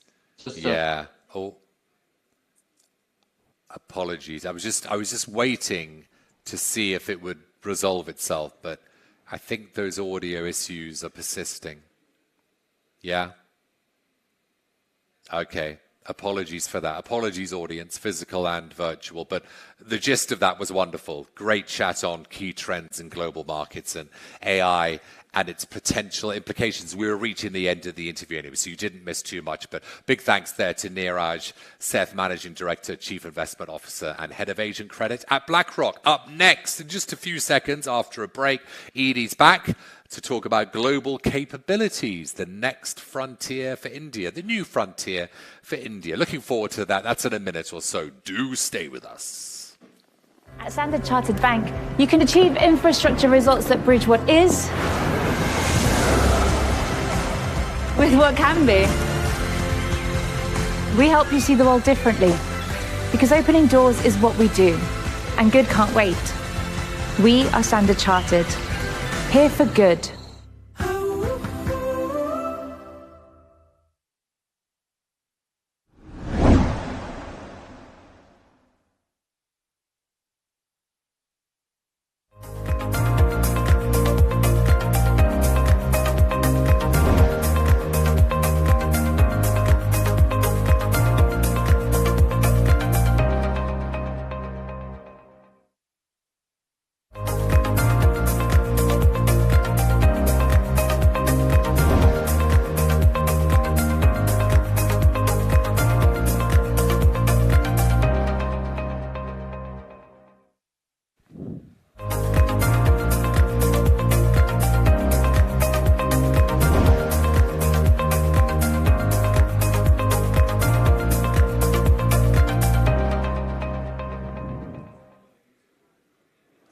Welcome back. This is the India Global Forum studio sessions. And our topic now is global capabilities, the new frontier for India. I have a very special guest for you here, Vandana Saxena Puria, OBE, just going to add that on. Thank you. Advisor India, and that is for the ICAEW, which stands for the Institute of Chartered Accountants of England and Wales. Yes.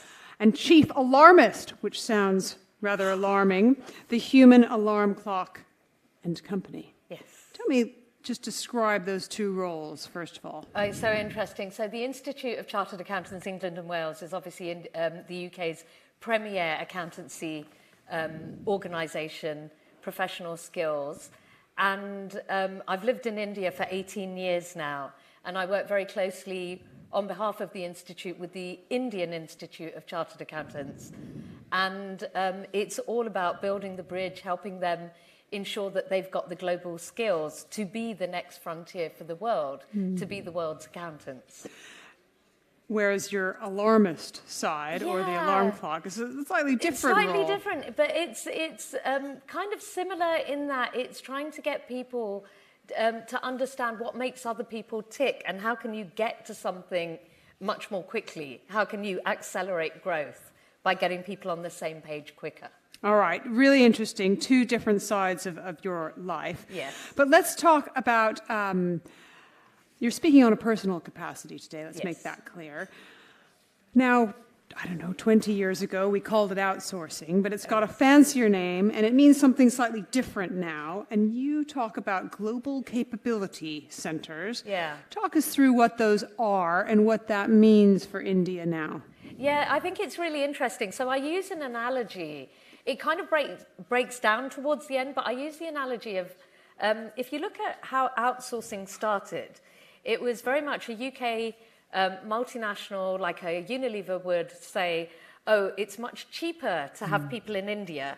Let's get them doing some work. And they were like the strict parent saying, this is what, India, this is what you're going to do. You're not going to go left or right. You are just going to do this. And then it's like India said, I can do that. Look, I'm doing it really well. And like an Indian parent, the Unilever would go, okay, well, we'll give you a little bit more and we'll give you a little bit more. And now that basket has grown.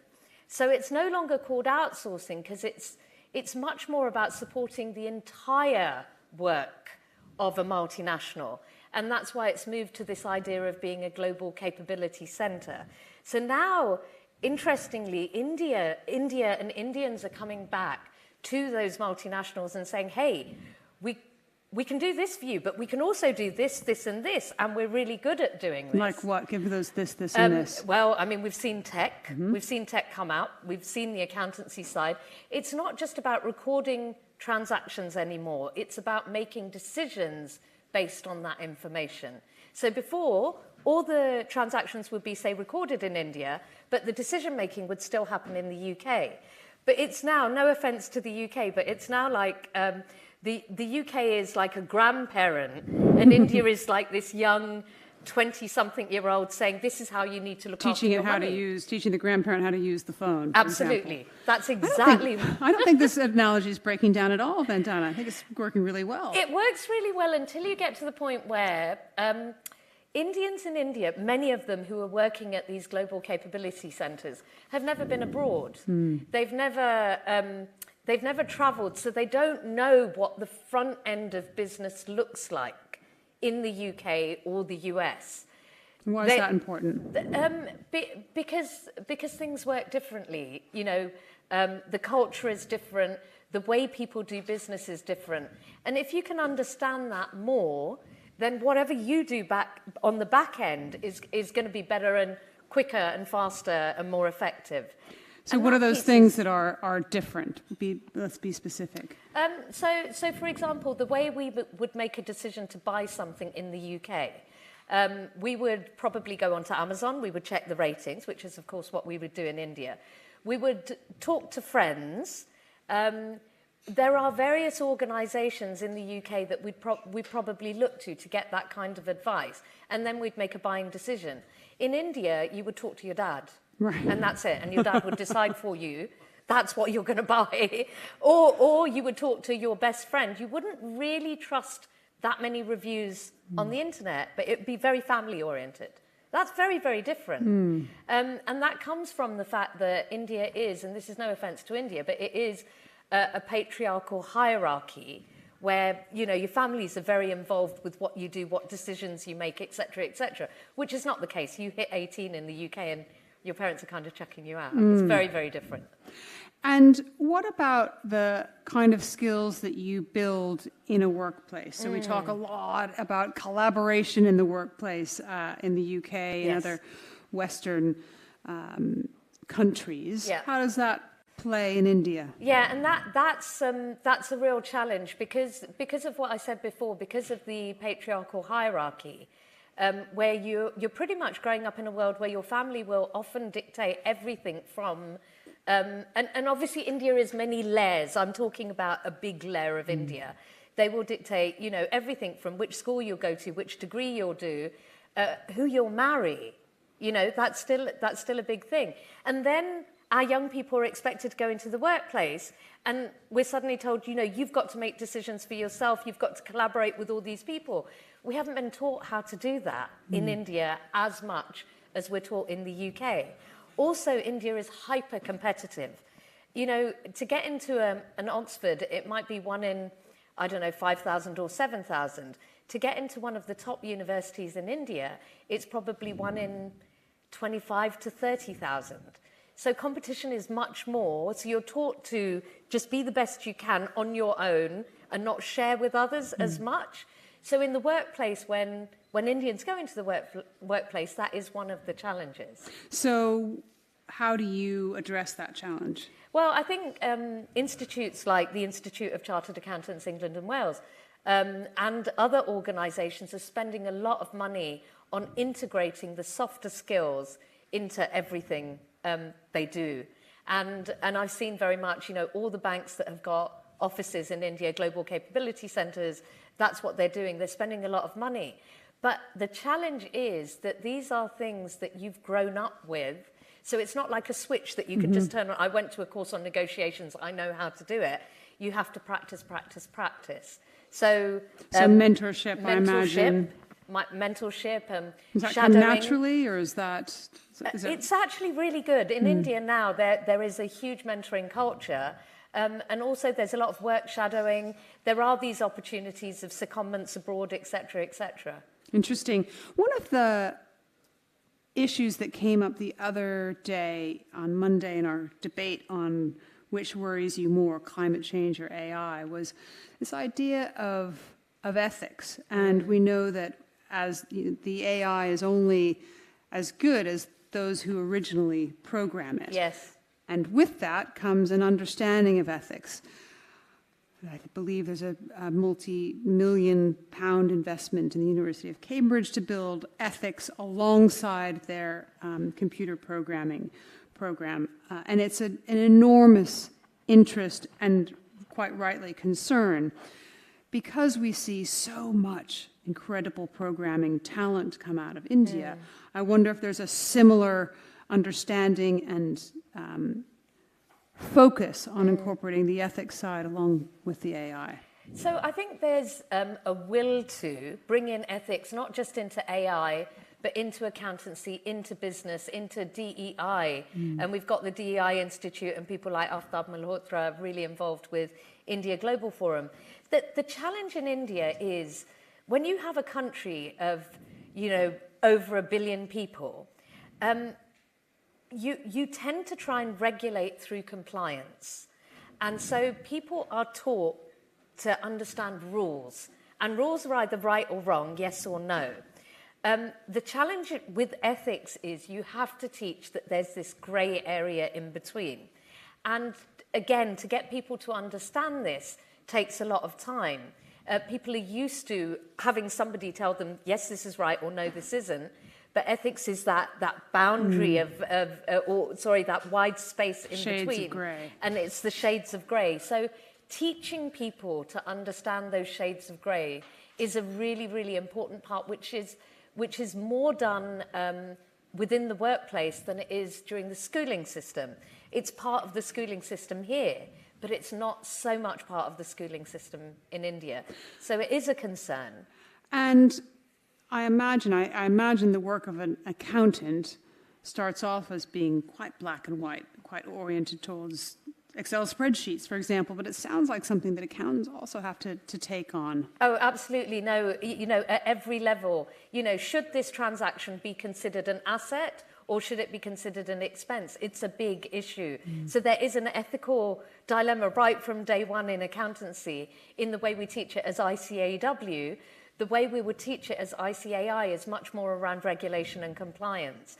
And it's really important to remember that 1 in 6 going into the global workforce is an Indian now, which means either an Indian's going to be working for you or you're going to be working for an Indian, or an Indian's going to be selling to you or you're going to be selling to an Indian.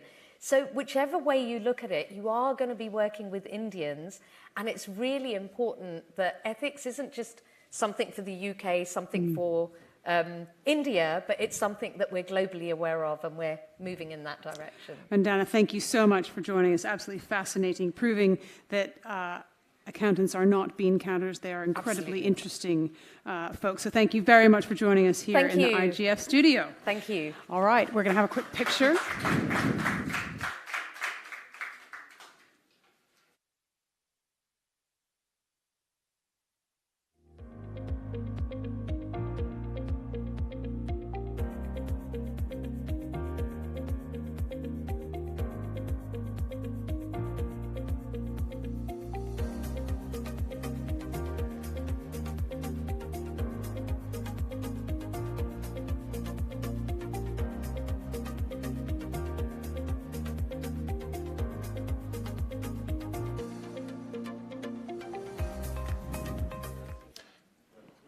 All right, welcome back to our final session within the IGF studio.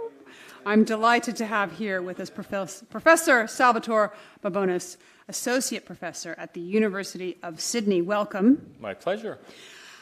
Now, first of all, I'm sure everybody watching this knows who you are, but I didn't know who you were until I watched the video on YouTube that the India Today conclave from 2022, which has hundreds of thousands of views. With my guru Rajdeep, yes.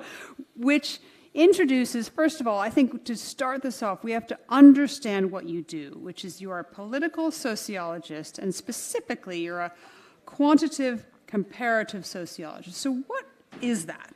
Absolutely a quantitative comparative sociologist. I'm a bean counter and happy to say it. What we do is we use data about countries to analyze countries. So if you want to produce rankings, you have to have some data about the countries with which to do it. Those data are very complex in their measurement properties. It takes some expertise to use them properly. I think most of the international rankings do not use those data properly. Some of them make very elementary data errors, I think, because they're not coming at India from a statistical perspective. They're coming at India from an ideological perspective. I'm someone who had never even visited India before. That very conference you mentioned, that very interview with Rajdeep, was my first time setting foot in India. Yet I'd been studying India for years because we can study it through data.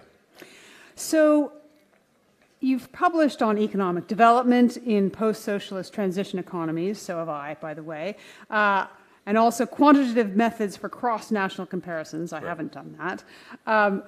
You're also author or editor of 14 books, including one called The New Authoritarianism, Trump Populism, and the Tyranny of Experts. So we're going to get into this idea of the kind of tyranny of experts. I want to focus on some news that came out yesterday from India. Yesterday, Prime Minister Modi said that India can't run on 2 laws and that the Uniform Civil Code was part of the Constitution. Now, first of all, tell us what the Uniform Civil Code is. Uniform Civil Code is what every liberal Westerner would expect, that everybody in a country enjoys the equal protection of the laws. Now, in India, that's not the case. In India, everybody except Muslims enjoys the equal protection of the laws. Muslims, however, are subject to a localized form of Sharia law and Sharia courts for personal law, not for criminal law, but for personal law, like family matters, inheritance. All of that is covered by a Sharia law framework, and that is, I think, something that is grossly out of date in the 21st century. It's something none of us in the West would accept for our own countries, but yet Western liberals, my own colleagues, I'm not insulting Western liberals, I am a Western liberal, seem to accept that for India. And in fact, the reform of the Muslim personal law to make it uniform, make it civil law with the rest of society, is bizarrely viewed as an illiberal reform when it's in India, even though all of us would consider it a liberal reform for our own countries. So how does that relate to your work? So first of all, I want to say it's crucially important. It's crucially important for the status of women in India. Right now, the marriage age for girls in India is 18, unless you're Muslim, in which case, in most states in India, it's 15. And often it's younger than that because it's defined as first menstruation. So we have girl marriage going on in India, but only among Muslims. Second, there's an issue of polygamy in India. Polygamy is against the law in India, unless you are Muslim, in which case you can get a dispensation to have multiple wives. Similarly, women inherit in India on the basis of an Islamic formula that gives women much lower levels of inheritance than men in a man's estate when a man dies. These are all part of the Muslim personal law in India that is going to be reformed, presumably, when India moves towards a uniform civil code. Now, my own work on India has been to try to apply an objective, Western liberal framework to India. I always emphasize that to people. I'm never saying India for Indians, let India decide, it's a sovereign country, it should have its own standards. I'm sorry, it's maybe unpopular. I don't believe in that. To me, human rights are human rights, women's rights are women's rights, no matter where you live. What I'd like to do is be applying the same standards of Western liberalism that we apply to our own countries and try to apply them dispassionately, where possible quantitatively, to India. So it's a huge issue for India. It's also a huge issue for Western audiences, as you point out. So talk a little bit, and I think we should make it clear, you don't have anything to do with the BJP. You're not an advisor. You're not employed by them. I've been accused of having something to do, but no, I have no, well, I'll tell you a great story. When I was in India for the India State Conclave, I was also invited to address the BJP's in-house think tank, the SP Mukherjee Foundation.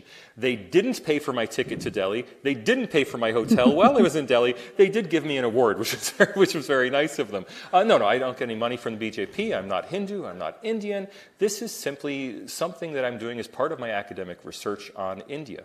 So, related to the Uniform Civil Code, why is the BJP pursuing this? This is a great irony. So here we have a party that is often identified as a Hindu nationalist party. I think there are problems with that identification. I would call it a nationalist party that is mostly composed, but not entirely composed, of Hindus. We can leave the semantics aside. It's certainly identified with a religious orientation in India, with a more conservative orientation in India. It's often accused of being somehow pre-modern in India. But in fact, it's the BJP that is modernizing Indian politics. It's a force to bring Indian politics into the 21st century. Now, I can't tell you exactly what their electoral motivation is for bringing up the Uniform Civil Code before the 2024 election. One reason is they're looking for the votes of Muslim women. Most people don't realize, according to the best data we have, which are not that great, there's a lot of non-answer on this question, but according to the best data we have, 19% of Indian Muslims vote for the BJP. Now that far outstrips, for example, the proportion of African Americans who vote Republican. Right? So it's a small number, but it's a large number in the Indian context, where only 49% of Hindus vote for the BJP. So it's not like every Hindu votes BJP, every Muslim votes against it. Okay? Whether they are playing for the votes of Muslim women, or at the same time playing for the votes of Hindu fundamentalists who are upset that Muslims get a personal law and they don't, and feel petulant about it, that, well, if we can't have a Hindu law, Muslims shouldn't be able to have a Muslim law. I can't tell you what that balance is. I can't tell you what their motivations are. What I can tell you is it's a liberal reform, whatever reason they're enacting it. So you talked about status of Muslims, human rights for the Muslim population, attitudes towards Muslims as well. I wonder about their levels of persecution, because you're interested in comparative analysis. And sometimes when I read the Western press, I get a very different view of India than I do when I'm actually in India reading the press in India. So we can talk about that, but in particular, let's talk about the perceived levels of persecution. This is something that comes up all the time. It's routinely addressed in international speech on India, that India has to improve its human rights, particularly for Muslims. Yet that debate occurs in a data-free environment. We actually have rock solid survey research data. And this is one of the most high quality surveys that's ever been done. The Pew Research Center, America's premier survey research organization, surveyed 29,999 Indian households on attitudes towards religion in India. And that is statistically quite significant. That's statistically right? enormous. We usually do surveys of 600 to 800 people. Okay, they did it because they wanted to have a high level of certainty, a nationally representative sample. Survey was conducted in more than a dozen languages. They had an 85% response rate. So we don't have problems of, this is a small sample. This was a fantastically conducted survey. 24% of Indian Muslims report that Muslims face discrimination in India. Now, that's virtually the same as the proportion of Christians who say Christians face discrimination, of Hindus who say Hindus face discrimination. How do we understand that number? I mean, 24% on initial thinking sounds bad, right? Well, a quarter of them say they face discrimination. Until we get comparative data. And I told you I'm a comparative quantitative sociologist. So the same survey by the same organization has been done in the United States. Pew Research in the United States found 80% of African Americans report discrimination, 46% of Hispanic Americans, 42% of Asian Americans. Okay? Thus, Asian Americans, one of the most privileged groups in the United States, reports higher levels of discrimination, far higher, almost twice as much as Indian Muslims report. Now, we have lots of ancillary evidence as well. 98% of India's Muslims say they are free to practice their religion in India. 99% of Indian Muslims say that they are proud to be Indian. We have high levels of Muslim in-migration to India from Bangladesh and a little bit from other countries, primarily from Bangladesh. We have virtually no Muslim out-migration from India. In fact, one of the biggest controversies in India today is a controversy over what's called the Citizenship Amendment Act, which may result in Bangladeshi economic migrants to India being repatriated to Bangladesh, where they don't want to go. Right? So we simply have no quantitative evidence or even circumstantial evidence of repression of Muslims in India. What we do have is an activist narrative driven mainly by Muslim American and Middle Eastern organizations. It's not coming out of India, it's coming out of Western and Middle Eastern sources that give us a narrative that is wholly at odds with the systematic data we have. So you are writing a new book, you're researching a new book on the origins, the social origins of the BJP. Well, on Indian democracy and the origins of Indian democracy, but a lot of it's about the BJP, inevitably. Right. And so you've written an article, at risk of being your publicist for you, you've written a really interesting article I recommend you all read, which is about the RSS. So tell us what the RSS, and the question you ask is it uniquely Indian? The RSS is the Rashtriya Swayamsevak Sangh. Forgive me, Excellent Indians, for mispronouncing that. I don't speak Hindi. The RSS is a civil society organization in India that's probably the most broad-based and most powerful civil society organization in the country. It began as a national rejuvenation movement. That is, it originated in gymnasiums, very much like the Turnverein in 19th century Germany originated in the gymnasiums, and modern gymnastics arises from this movement in Germany of health and well-being for young athletic men who are going to build their nation's future.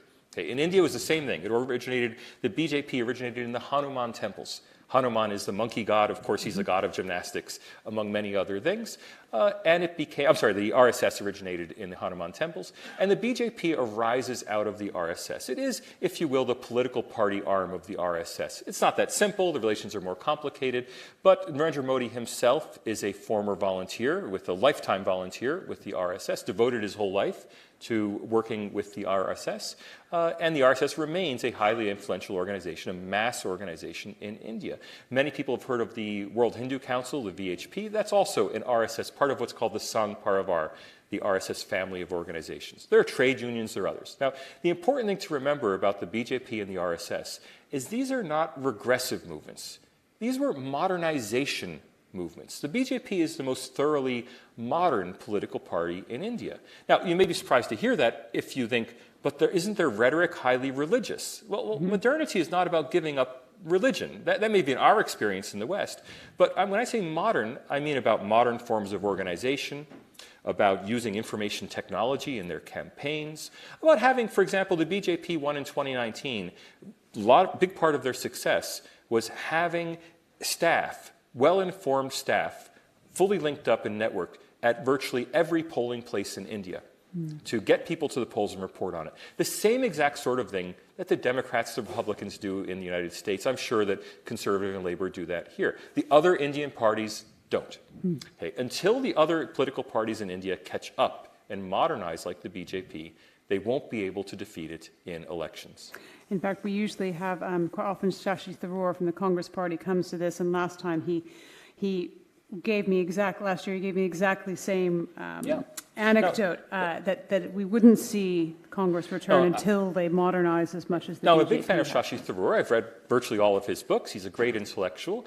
And Shashi Tharoor is emblematic of what we might call the comprador elite in India. That is, the elite in India who've made their fame and fortune by being interlocutors between the West and India. Shashi Tharoor, of course, was a senior official at the United Nations. He lived much of his life outside of India. He's very fluent in English, famously fluent in English.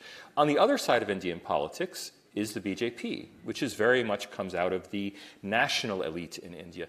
Anyone in a political party is elite. And the accusation that the BJP is a Brahmin Banya party, meaning a party of elite Brahmins and tradespeople, Banya, that could be true. Every political party is a Brahma Banya party because you can't run a political party without members of the elite and your technical staff to make it work. Okay. The difference is that the elites out of which the BJP arise, and the RSS being its family organization, are members of the national elite, meaning they speak local languages primarily. They're not necessarily competent in English.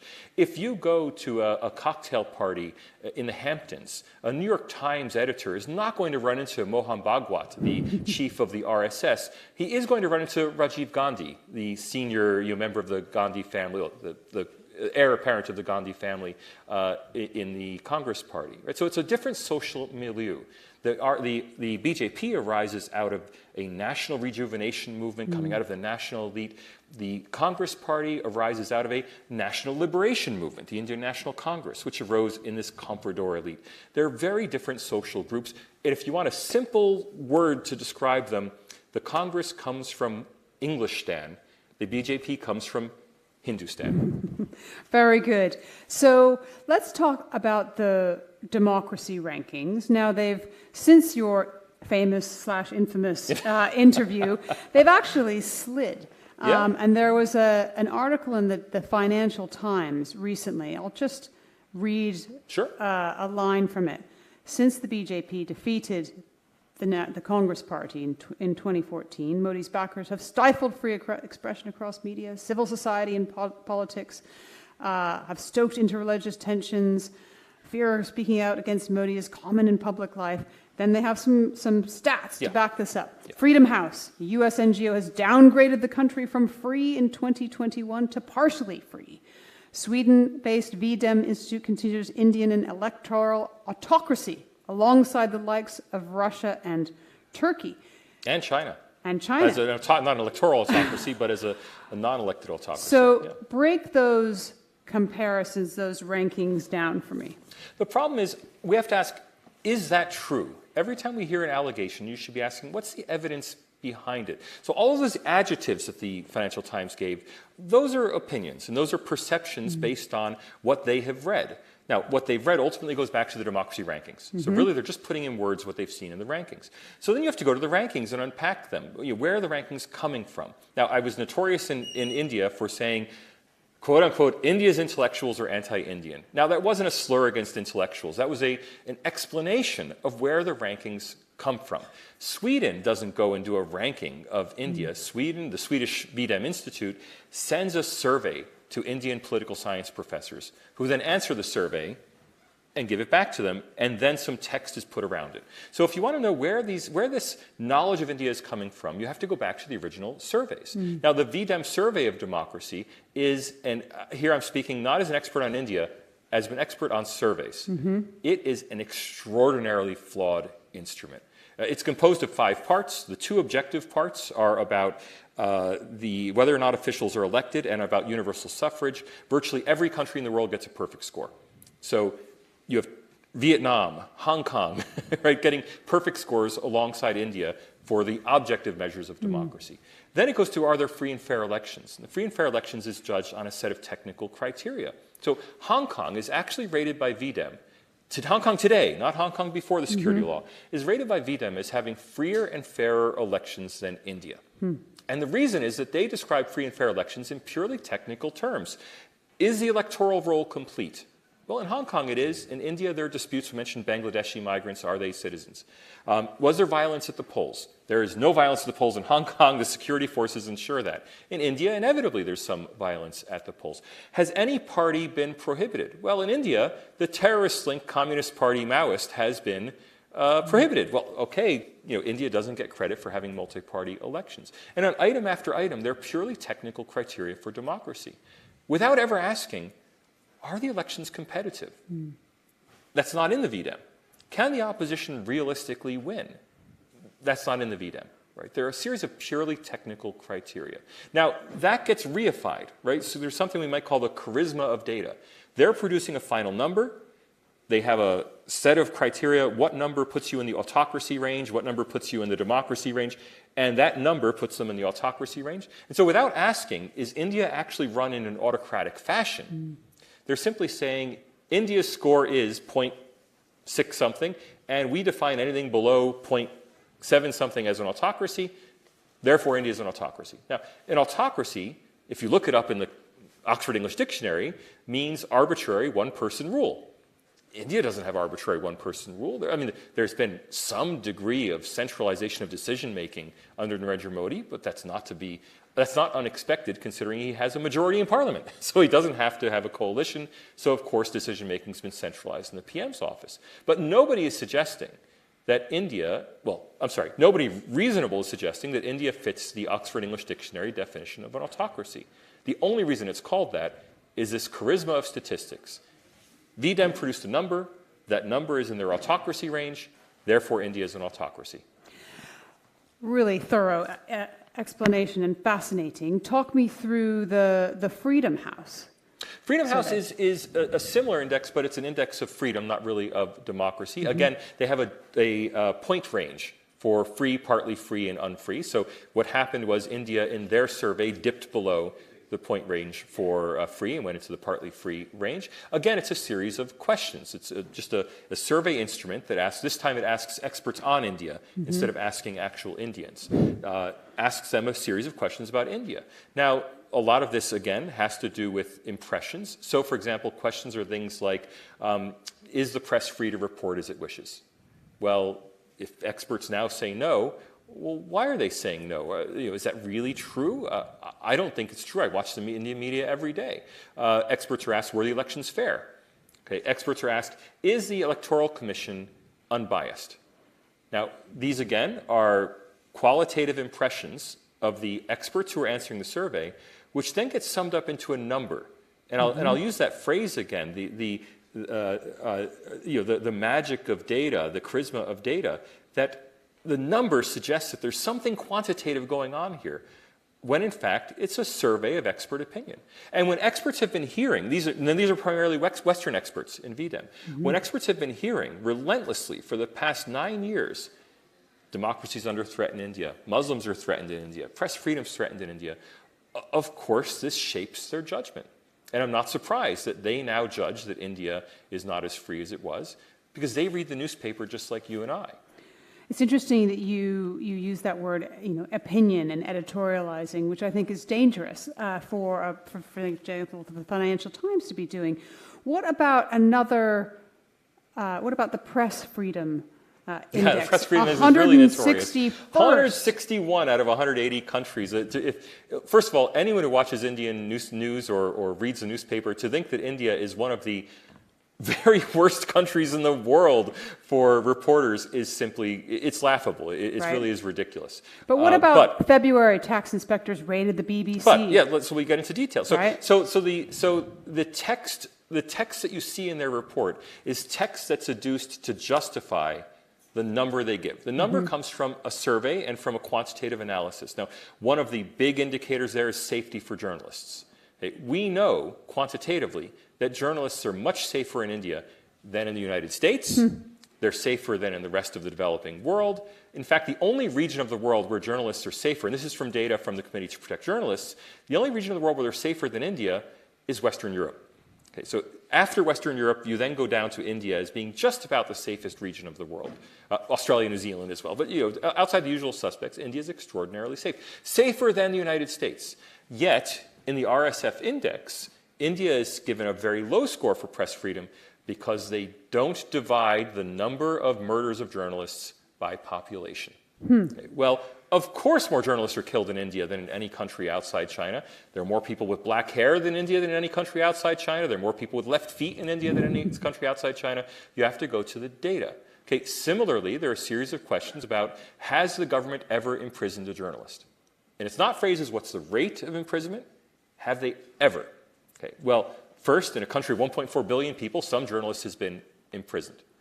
Second, India is an English-speaking country where things get reported broadly, as opposed to, do we really know if a journalist was imprisoned in Burundi? Most of us have very low consciousness of Burundi. So in India, it's all very public, it's all very reported. So these structural problems. Then once the number comes through the charisma of data, I'm sorry to keep using that phrase, through the charisma of statistics, then there's a look to justify, well, how can we justify this 161? And so there's a search for what has India done that could, in ordinary people's minds who aren't statisticians, justify this number. And there have been issues in India. The tax rate on the BBC offices does not make India look good. Now, is BBC paying their taxes or not? I have no idea, but it certainly is not a good look for India. That said, tax rates on journalists are nothing unique to India, so I could just as well say in the United States, when a prominent critic of the Biden administration was giving testimony at Congress on freedom of the press under Biden, there was a tax rate on his home. Literally. Right. So in the United States now, why isn't that in the United States report? Because the U.S. number on press freedom is very high. There's no need to find something to justify it. The India number on press freedom is very low. There's a search for something to justify it. I am not defending the rate on the BBC, the tax rate on the BBC in India. I have no idea whether that was just a coincidence, if it was politically motivated. I can't answer that question. What I can say is these things happen in developed countries too. What we need to know is the systematic data, not the incident that is being used to justify the number being reported. I could ask you about another one about the International Religious Freedom Ratings, but what I actually want to ask you is, how would you design a survey that you think would be a fairer representation than what we've seen from VDEM, from Freedom House? And pick your issue, press freedom or religious freedom. Look, on democracy, I think what we need is a simple, direct, intuitive understanding of democracy. How often does the ruling party lose? How closely fought are elections? That tells me much more about a democracy. I mean, when I see a democracy like Ivory Coast, in Ivory Coast, in the last presidential election, the president won 98% of the vote. His main opponent was exiled just before the election. All right, they rate higher than India for democracy. Now, from an intuitive standpoint, I know that a country where elections are very closely fought and won in a razor-thin margin are more democratic than countries where someone wins 98% of the vote. And I think that's a better way to look at democracy. Inevitably, when we go to surveys, however, and these are expert surveys, these are questions being asked of experts, everything gets conditioned on what questions we ask. So something that's very controversial in India, this survey was conducted by Sweden's Variety of Democracy Institute Foundation. They don't ask, is the head of state elected or inherited? Because, of course, in Sweden, there's a monarchy. Right. They don't ask, is there an official state religion? Because, of course, in Sweden, it's official Lutheranism. Right? So these are not, in the Swedish model of what's a democracy, they don't care about heads of state or state religions because that would make them look bad. Whenever you get into a survey with a questionnaire, that ends up being simply an artifact of what's asked on the questionnaire. The Swedes don't think to ask, is it realistic for a competing party to win? Instead, they think to ask, was there violence at the polls? Because of what they're concerned with in Sweden. So much better to go to a pragmatic, direct question, is there really a competitive election? And let the rest sort itself out. Because honestly, we don't really care whether India is rated number 1, number 10, or number 25 in democracy. We don't need this kind of fine gradation. What we need to know is Is India a real bona fide democracy? Yes or no? And I think the competitive elections and the open process through which they're conducted simply says yes. You have given us so much to think about, a lot of food for thought, and I really thank you very much for your time, Professor Babones. It's been an absolute delight to have you here at the India Global Forum. So thank you. Thank you. Let's give him a round of applause, ladies and gentlemen. Great. We'll have a quick picture as well. Oh, we got to stand up. Ooh, legs creaky. Yeah. An absolute delight. And it's been great to have you here with us from all day long, in fact, and from Monday as well. I believe we're going to take a break now because the program is going to be closing. It's been a fantastic delight and honor for me to be here with you all day as the host, your co-host for the India Global Forum. And we'll have a few moments just now.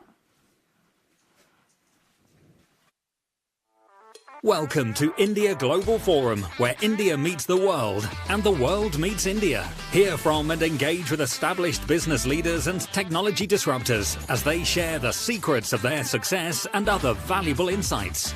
Interact and network with the most influential, innovative and enterprising minds.